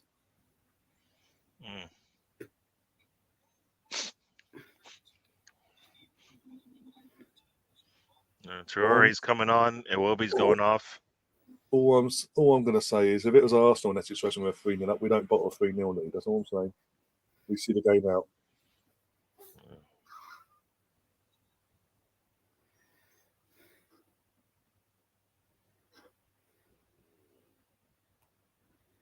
Then let's see what end I wonder where the penalties will take. See what Jonesy put in the chat. This is a real championship. No, what's he put? He's put. This is real football. 2 championship teams going toe to toe.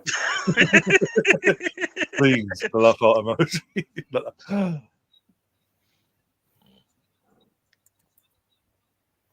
So United will be taking Casemiro to start things off.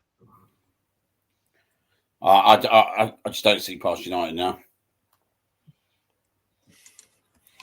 You need a Nonna to have an absolute nightmare and literally miss every single penalty basically. Yeah, you got 5 players that can do the same thing, right? When you got the Wally with the Brolly as your assistant manager, you're not really surprised at like this, are you? Really?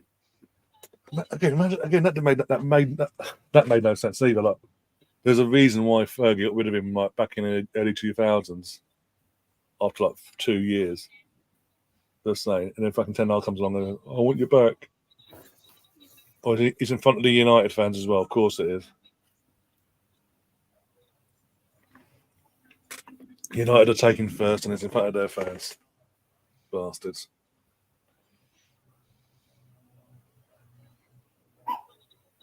How does it work? Do you get both the ball and where you kick, or it's always at the? Oh, they flip for both. Basically, they'll do the what end we're taking it at, and then they'll flip again for who's taking first and this who wants to take first. So they won both of them. I'd assume so. But yeah, by the looks of it. All right, Casemiro, first penalty, steps up. Blast it. Missed how he's put his straight in. That's disgusting. Didn't I tell you? Did I tell you there's 5 players? Didn't I tell you there's 5 players that can also mess this up? He's had a stinker today. Absolute stinker. Or did he Rosette it? No, mate. He's just literally chipped it, and the keeper just stood up. Oh, that's terrible. That's terrible. The goalkeeper is like You what? You what? So done a Bernardo Silva, basically. That's disgraceful, mate. To be first penalty kick taker to do that. Champions League winner as well. Multiple Champions League winner. Wow. That is not acceptable on any level. Wow. On any level, mate, that is not acceptable when your first penalty kick The taker. first penalty kick's got to be like clear. Their attitude, mate, has been disgraceful in this game, mate. For a Premier League club, yeah, right, of their stature. 1-0 Coventry.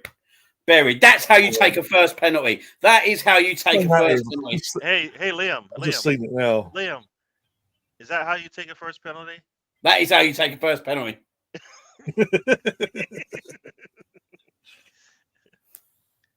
Literally, all the keeper had to do is just throw his body and just go, okay, cool, got it, thank you.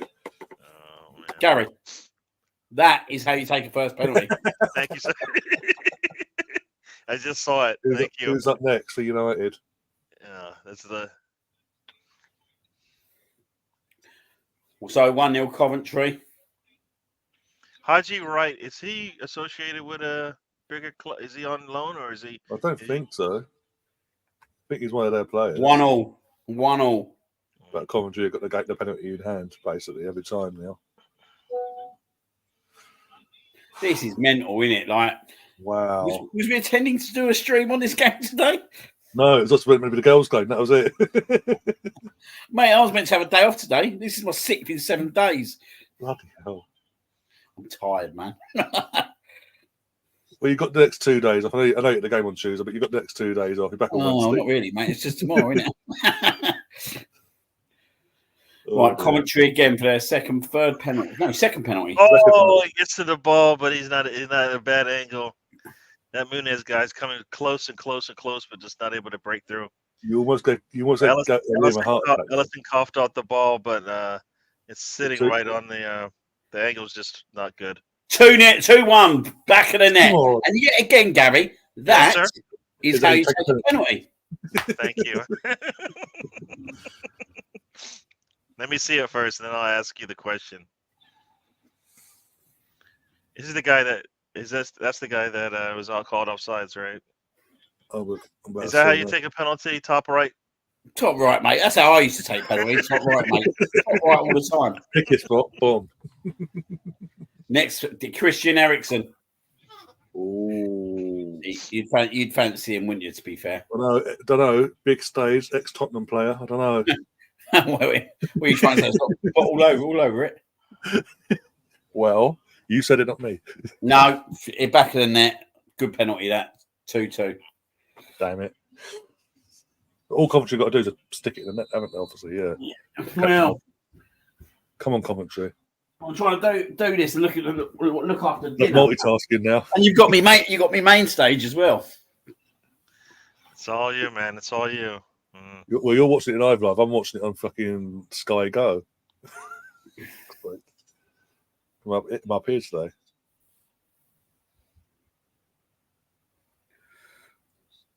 Right, Coventry take their first penalty. Oh, he saved it. Anana saved it. Oh. Yeah, so we're back on level terms. Here we go. And as we say, that service just rolled up as well. 1 sec. So what are you doing live? No, I think she knows I'm live. I told her. Yes, Onana had to beat on that one, and I'll tell you what I'll do. I'm going to go from the kitchen. Bruno Fernandes, though, she'd fancy him.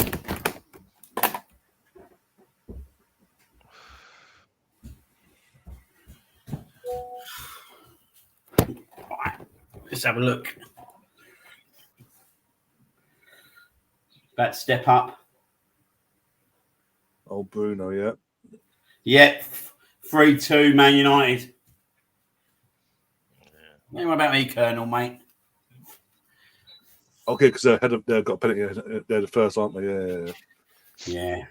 There's one missing and all that. Yeah. Not really. That's a poor pen. Coventry had a 4th goal just late in injury time. I'm worried now, mate. I think Coventry, they missed that penalty. There's a lot of pressure on him now, ain't there? Yeah, it's all going to come crumbling down now. Come on. Just got to score this one and put the pressure back on. Because if he misses this one, United then take it to win the game. Yeah. I don't fancy him. No, I'm where you're. Fair point. Oh, he skied it over. I didn't fancy him from the get-go, mate. Oh, that's it, mate. That's it. And that is not how you take a penalty. That is not how you take a bloody penalty when you're... Oh, mate, he's put it well over the bar. Oh, well. The dream lasted like 5 minutes. Mate, I'm telling you, yeah, right. United have got out of serious jail here, mate. City need to pound this up Nick in the final. No mercy this time. No mercy. Scott McTominay. You'd fancy him. Oh man, he had him beat too. He went the right way. 1 sec. I don't know. Wait. Scott McTominay got subbed off. Yeah, no, sorry. I can't. I'm trying to see. It's Garnett. It's Garnett. Is it Haaland? Haaland. Sorry. Haaland. Just slot it. Oh, mate. I think that's it, mate. Game over. That should be a goal, but no, Nunez can't get to the ball. Yep, game over. Game over. Absolutely unbelievable, mate. That's fucking bullshit at the highest order.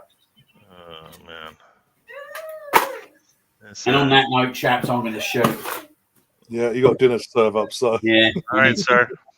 No That was good hanging out with you. See you later. Yeah. See you. Bye. Right. Wow. Well, so these extra games just punished us, basically. Yeah. Yep. Jammy bastards. Liverpool couldn't lose, and United couldn't lose.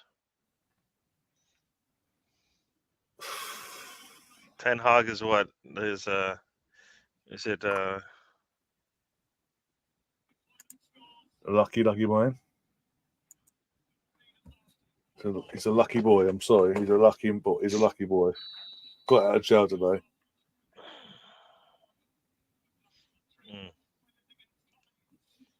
Yeah, you gotta. Oof. Jammy buggers.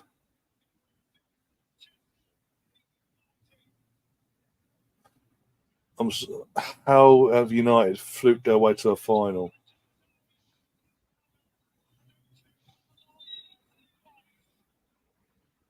It is what it is. They'll City are thinking, after seeing that, I think, okay, no worries. Let's put our kids out. We're still battering them, basically. Yeah. From what I've just seen for the last 120 minutes of football, we should not have a problem with them at Old Trafford. They are that poor. Yeah, I mean, it's not even how good or bad they are. It's just that they're playing Arsenal. Mm-hmm. I mean, oh dear. Either way, you still got to take your hats off to Coventry. They were 3-0 down in this back at one point. Yeah, fought back. I mean, almost. I mean, 2 plays didn't go their way. They were offsides, and they didn't get the penalty in the box. Any one of those could have happened. They may be able to run away with this thing. Yeah. We look at the fact that they've just lost. The fans are staying. They're not breaking their neck to leave or nothing. They're there support, getting behind their team there.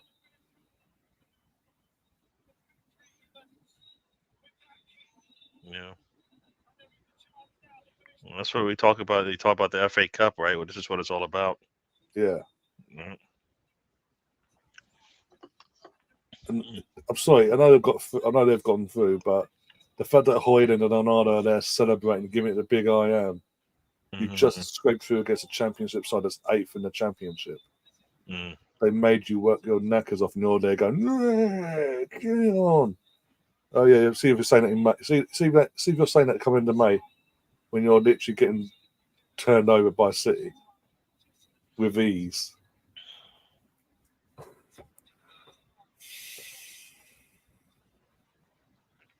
Oh, the Colonel couldn't leave them to it. They have the little victories here and there. They get their small victories nowadays. I say this time and time again. When Arsenal were bad, we were bad, but we were never this bad. We got to, in our banter era, we got to semi-finals against Wigan, and we were never this bad. Reading, never this bad. As I say, the little victories on whatever they gets them through the season, really. True. Yeah. With that, we're gonna get out of here because we've got nearly 5 hours. You're still waiting for your food, Gary. Yeah, it's supposed to be on its way, but we'll see. Yeah. So you need to chase them and find out what's going on there, and get yourself all rejuvenated for later for the rest of your day. I've got to finish my dinner and a few bits and pieces, and I'll also be back. I shall be back later on for the Match of the Day 2 stream.